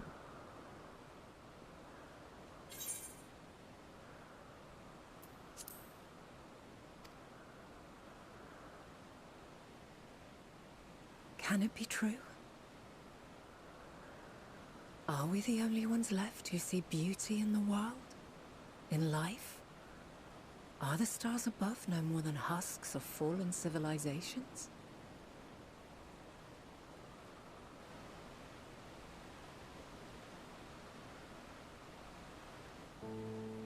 And yet, I feel her. Though she is unimaginably distant, I feel Meteon's presence, and the place where to we must go. Ere she made good her escape, I placed an enchantment upon her, one which allows us to follow her trail. She has already left the outermost bounds of Aetheris, and continues on her way. Given the vastness of the universe, it will still be no easy feat to track her down. But thanks to Emmet Selk and Hysladeus, all is not lost. We remember. So long as we remember, our fates remain ours to shape.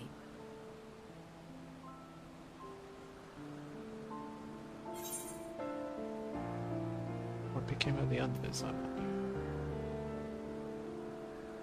So, what now? I'll go with that instead of what now.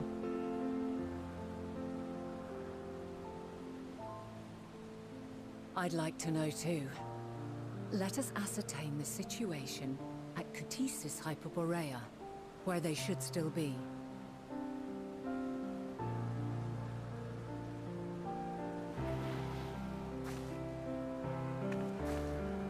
Given the likely state of their memories, however, it would be imprudent for us to approach them directly. In which case...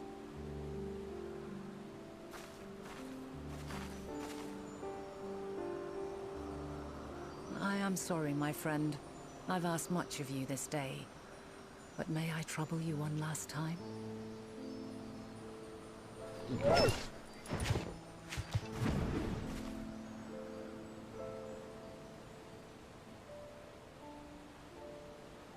Argos will investigate in our stead. We will share in his consciousness and see and hear as if we were with him. Now, close your eyes and open your mind.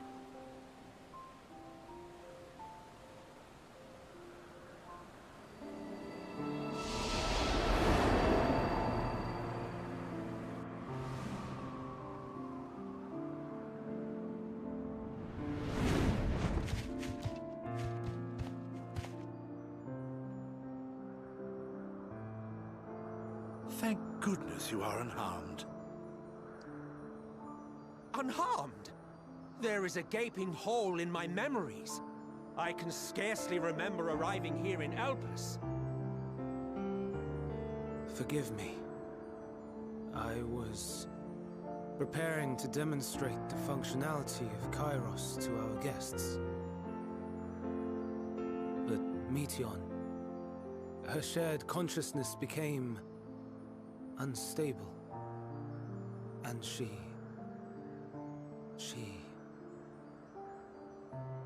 So, that's what prompted the state of alert. And when you went to investigate, you were caught in Kairos's accidental operation. So it would seem. It's all a blur to me. Such an unfortunate accident. Oh, and what of Venar and your other companion? You went inside together, as I recall. We did?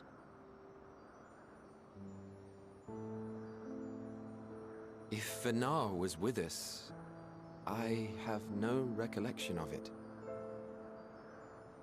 But that there is her familiar, is it not? The fellow seems happy enough, so I think it's safe to assume his mistress is well.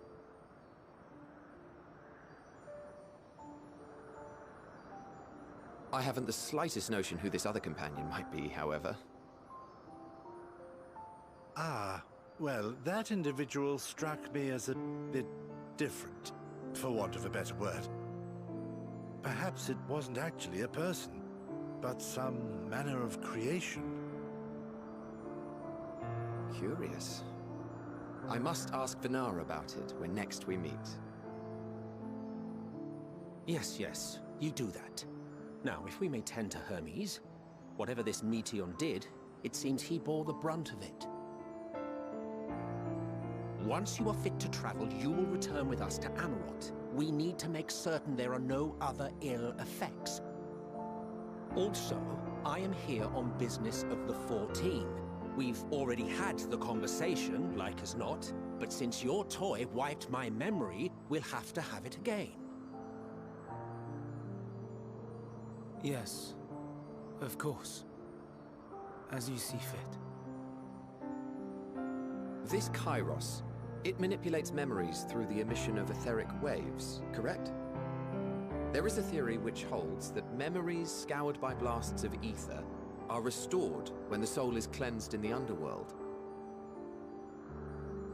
If true, then perhaps when our time comes to return to the star, we shall remember these few days we have lost. I doubt aught of interest occurred. Look forward to the revelation if you like, but I should prefer to reminisce on more meaningful moments.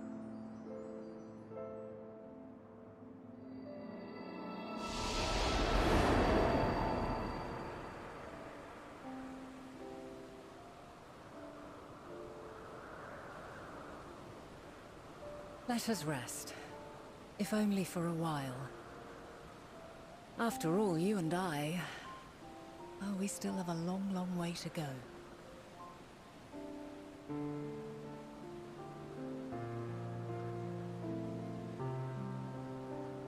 Yeah, I love this piano version of answers.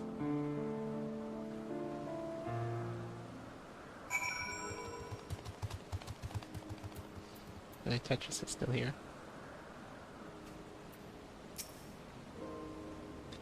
Are you feeling at all recovered? I understand that your exertions were more than purely physical, but resting one's body, if only for a moment, is never without merit. As for Hermes, I think it unlikely he will create more entelechies. He poured much of himself into Meteon, and now that she and her sisters are gone, dissipated in his mind, the grief must be unbearable.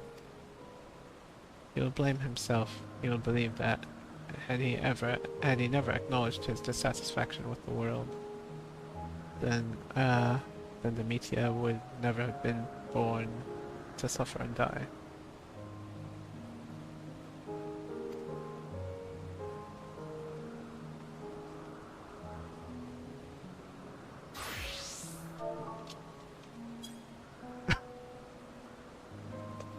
The offer to join the 14 will become a welcome distraction, and one day, hence, he will face the advent of the final days in the role of Fandanio.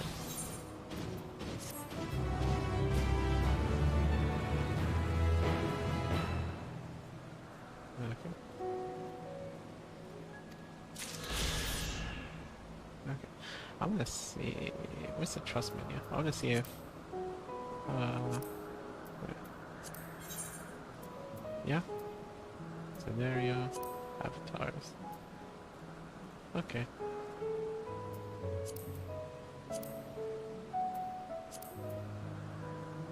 Okay. Yeah. I see.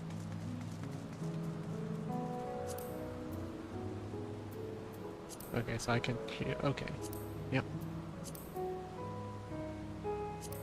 So if I ever want to do this for fun with them, I can. Okay. Still level 8. Okay. Thou must live, die, and know. For now is watching in quiet contemplation. Should I stop here? I probably should, but let's see this one last quest. I want to get back home first.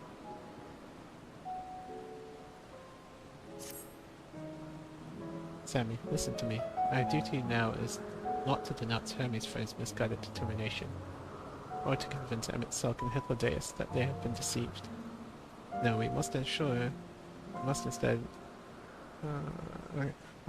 ensure that the experiences Hermes sought to expunge are preserved. What remains in our memories alone will be our weapon against the final days. We must fight this battle in your age, and I in mine. Come, let us walk together once more. I will see you to the doors of the Propylaeon.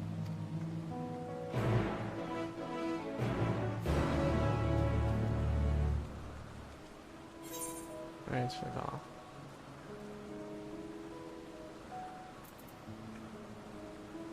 Okay.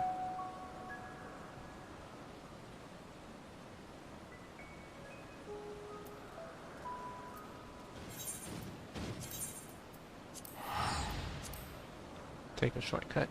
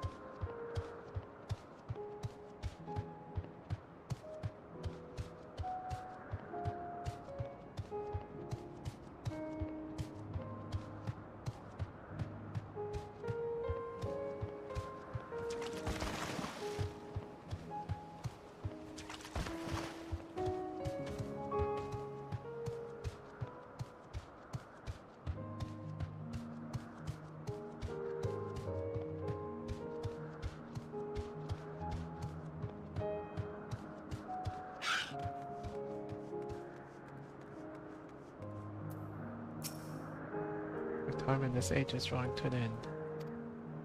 Upon speaking to Vanas, several cutscenes will play in sequence. I recommended that you set aside sufficient time to view these scenes in their entirety. Alright, might as well.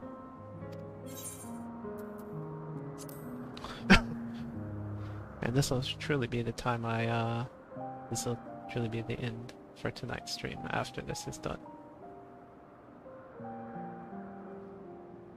So, it is within. The portal that brought you hither, and will take you home.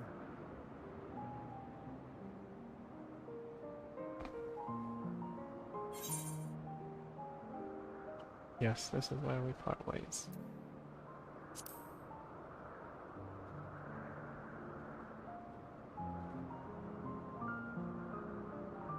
May you and yours emerge triumphant.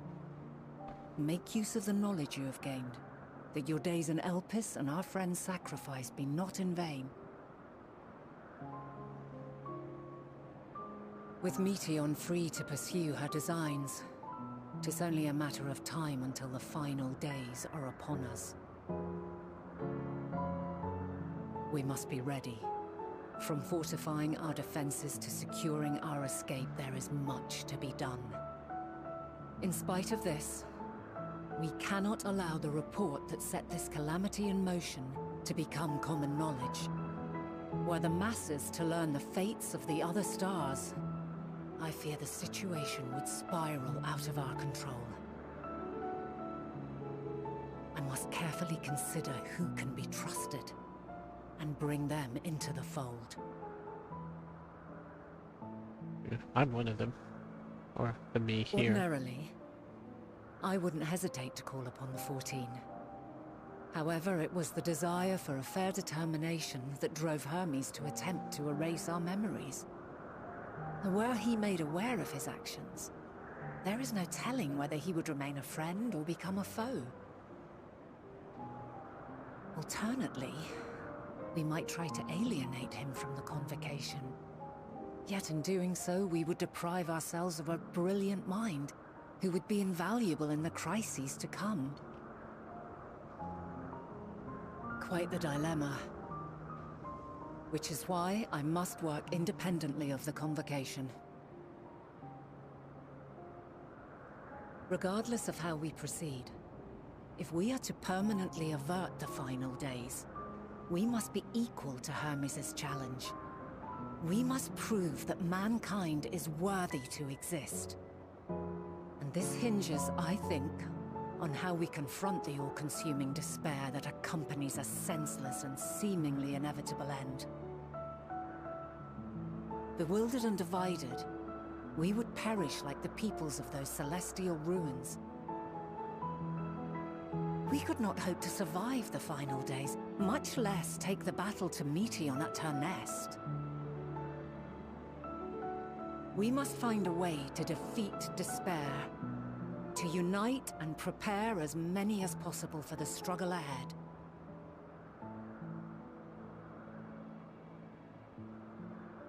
Heavy will weigh the burden of guiding this legion of souls.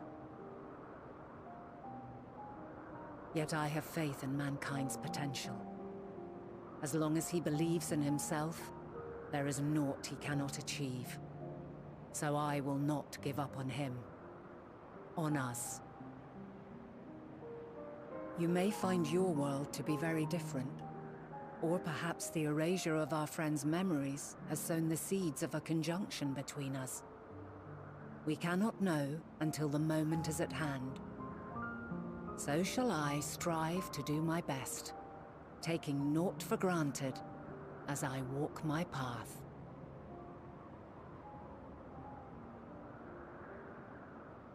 And I pray you walk with me to the end. As you move forward, so too will I, as will all, resolved to fight for the morrow. And when mankind has found the strength to stand against despair, we shall silence the song of oblivion. She who sings it will learn our journey is far from over. This I promise.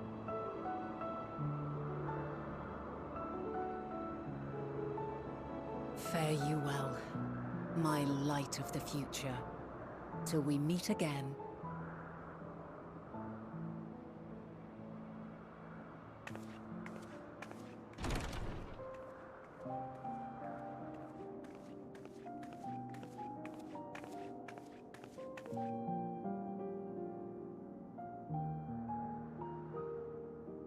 See you on the other side.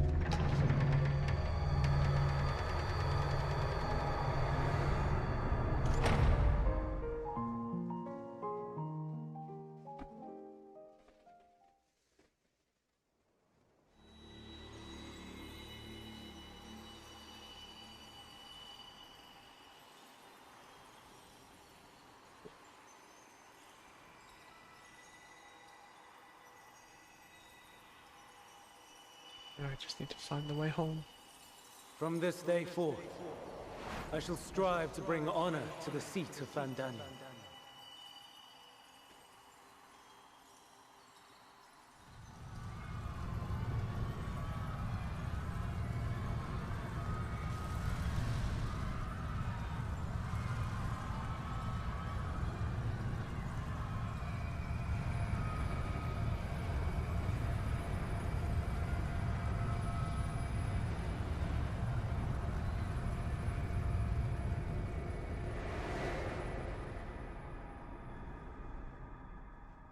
Okay, here's the part we saw in the cinematic, or no, in the trailer.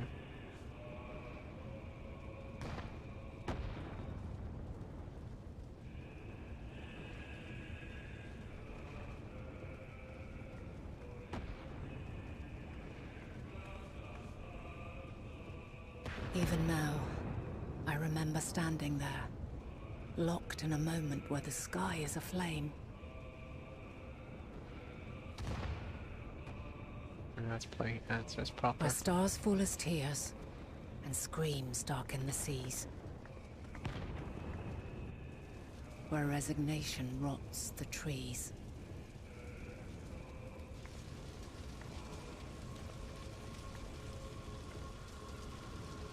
Where terror twists magics into abominations.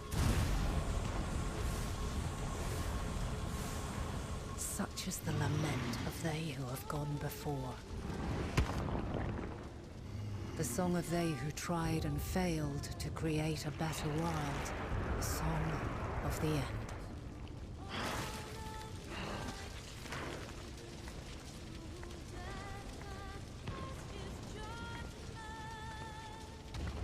This eminent hit the dais. That which hides at the edge of the universe is no longer hope's creation.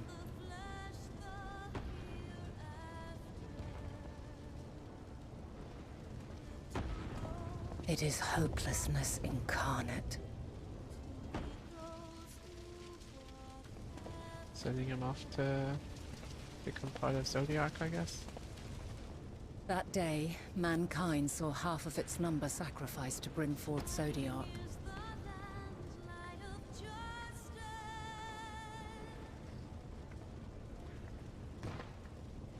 And covering the star in a shroud of ether, we forestalled the final days.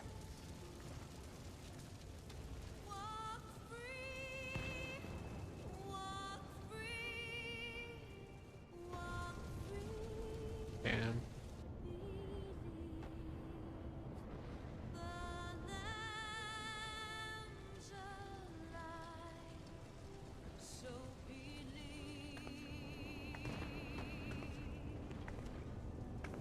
Yet the cries echoed still. We wept for innocence lost, wailed for death inevitable.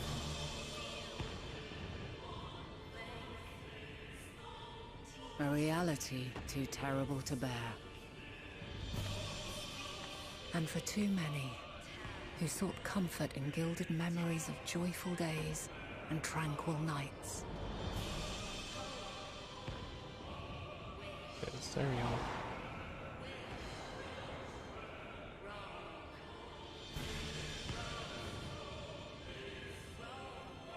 This is all wrong. Why must we suffer so? It needn't be like this. No.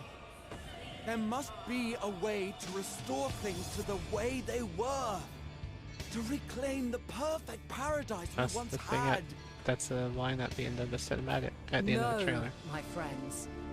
Suffering exists, and we cannot pretend otherwise. No civilization, however great, could eliminate it. If we would live, we must accept it as our constant companion. Let us not seek to forget this tragedy. Let us carry it in our hearts, that we may grow stronger and know true happiness. We can't accept it. We won't accept it. It will be ours again. A world free of sorrow. No, it will not. For there has ever been sorrow. Mankind was but spared its biting sting for a time. So please, open your eyes. To try and reclaim those lives we lost by sacrificing yet more isn't wisdom. It is weakness. No paradise is without its shadows. If we cannot accept this truth and learn from our pain, then our plight shall be repeated.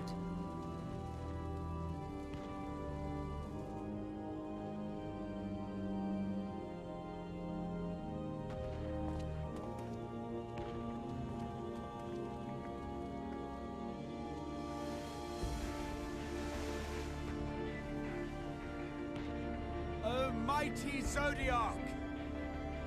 God, born of our boundless faith, we bid you, hear our prayer!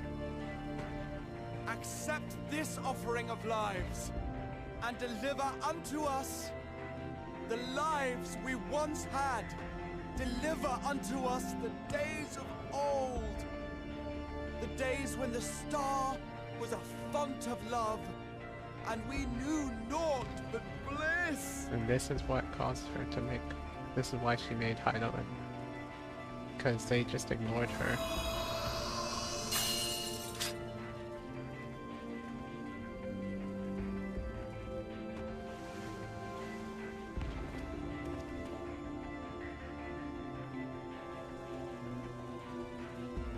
You would destroy it? Our beautiful world?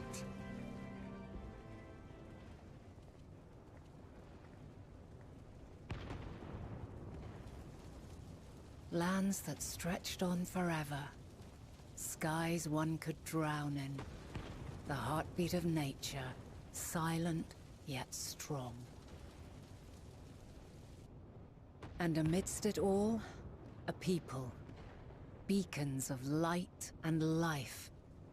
Laughter that warmed my heart like naught else before. They are my meaning and my purpose. My love. In spite of, or perhaps because of this, I choose to believe in mankind's potential, in his ability to find a way forward.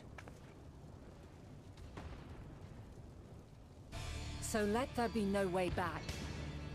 From that temptation, I sunder us. Oh, she's already Heidelin. No more shall man have wings to bear him to paradise. Henceforth, he shall walk.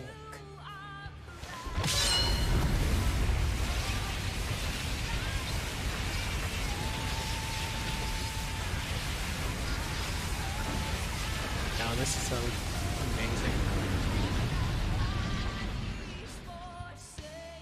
I got chills all over man.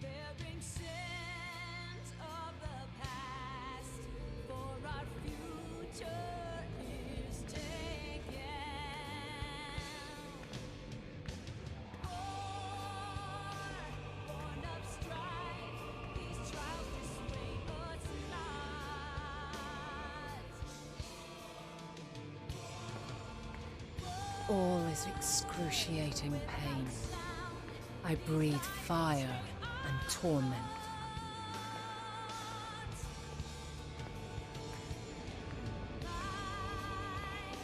I birth a world of suffering, to mire and plague.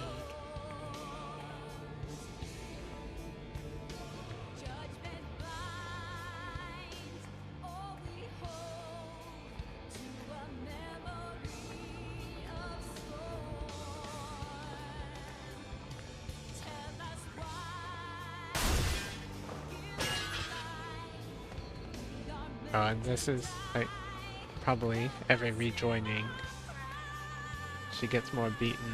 In one fleeting moment, lives come and go, ever moving towards the unknown. And in that fleeting moment, they cry for the answer to the question. Gosh, this is amazing. Like, look at her, man. Why, given life, are they meant to suffer, to die?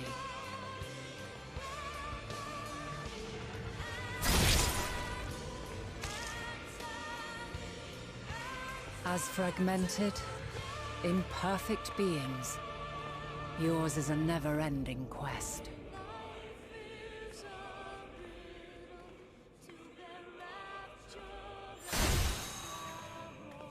A quest to find your purpose, knowing your end is assured. Oh, it's just like she said, we're walking the same path. To find the strength to continue when all strength has left you. To find joy, even as darkness descends. And amidst deepest despair, light everlasting.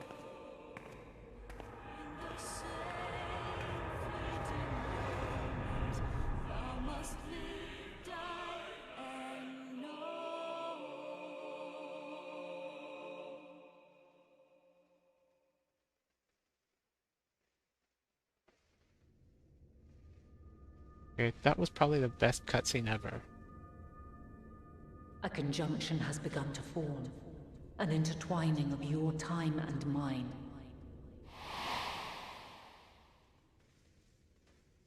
When you truly understand what is at stake, and your journey has prepared you to surmount the insurmountable,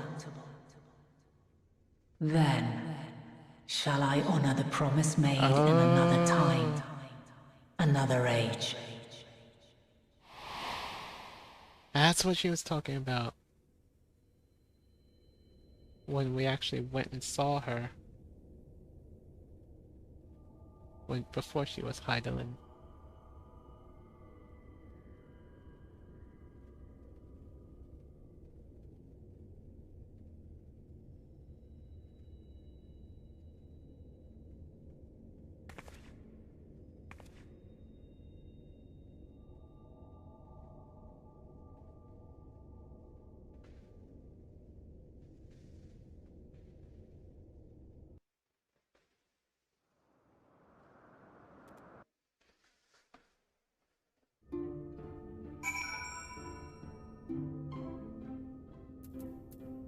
Point to Crowley, the main hall of the Baldessian Annex. What is this, guys? Yeah, travel to Elpis, return to the source. Alright, yeah. Yeah, I'll go like this.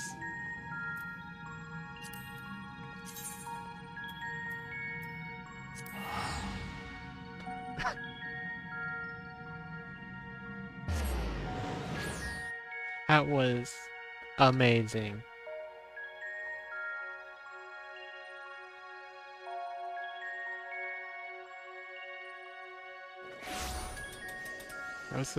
That was probably I know it's not like to say this, but fuck, man, that was probably the best cutscene in so far, at least in this entire game.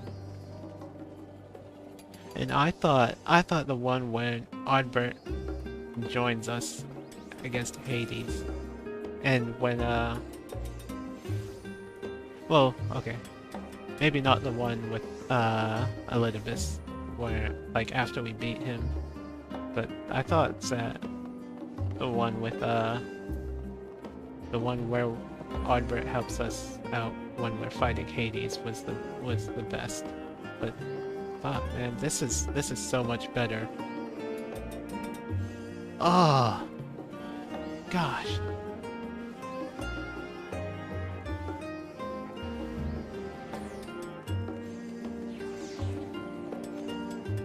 Hey, Tetris is back.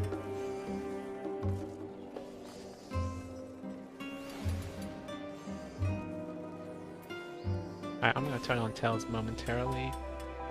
Actually, I could just DM him, maybe, on Discord. Oh, he's gone. Okay. Nice to know that we finished about the same time.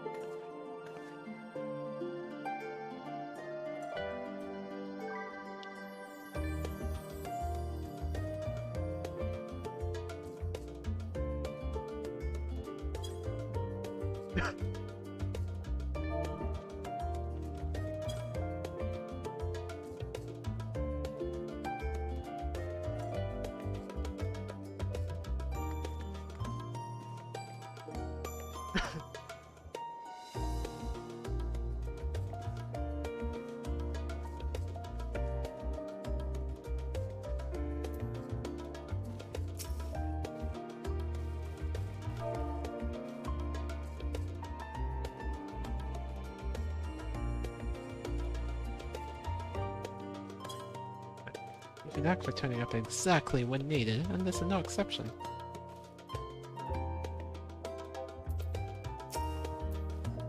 Savvy, impeccable timing as always. I'd heard you were often the first as part of our effort to investigate the final days. Well, as so often it seems to be the case, while you were away, we've had some few developments, which we can discuss in just a moment. For now, however, I cannot tell you how wonderful it is to have you back. Alright. Okay, and that's where I'll end it. Elpis. Okay, this is probably 88 now, right? Yep, 88. That's the heavens better. Okay. Let me change the title to 88 MSQ, but I'm gonna end here now.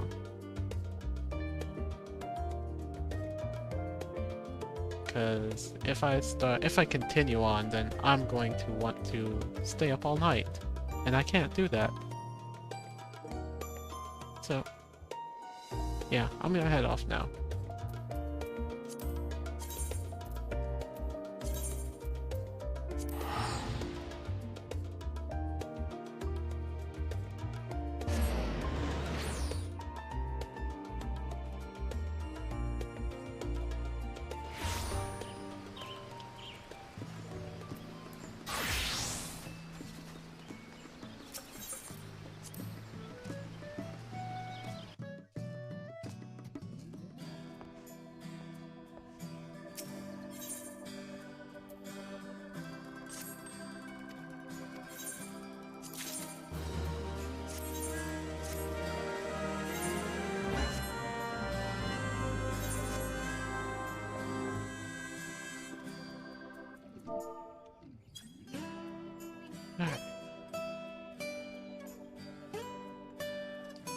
Okay, well that was amazing. I most likely am going to be busy tomorrow, so I won't be able to stream. Maybe I'll be able to do it at night. Who knows?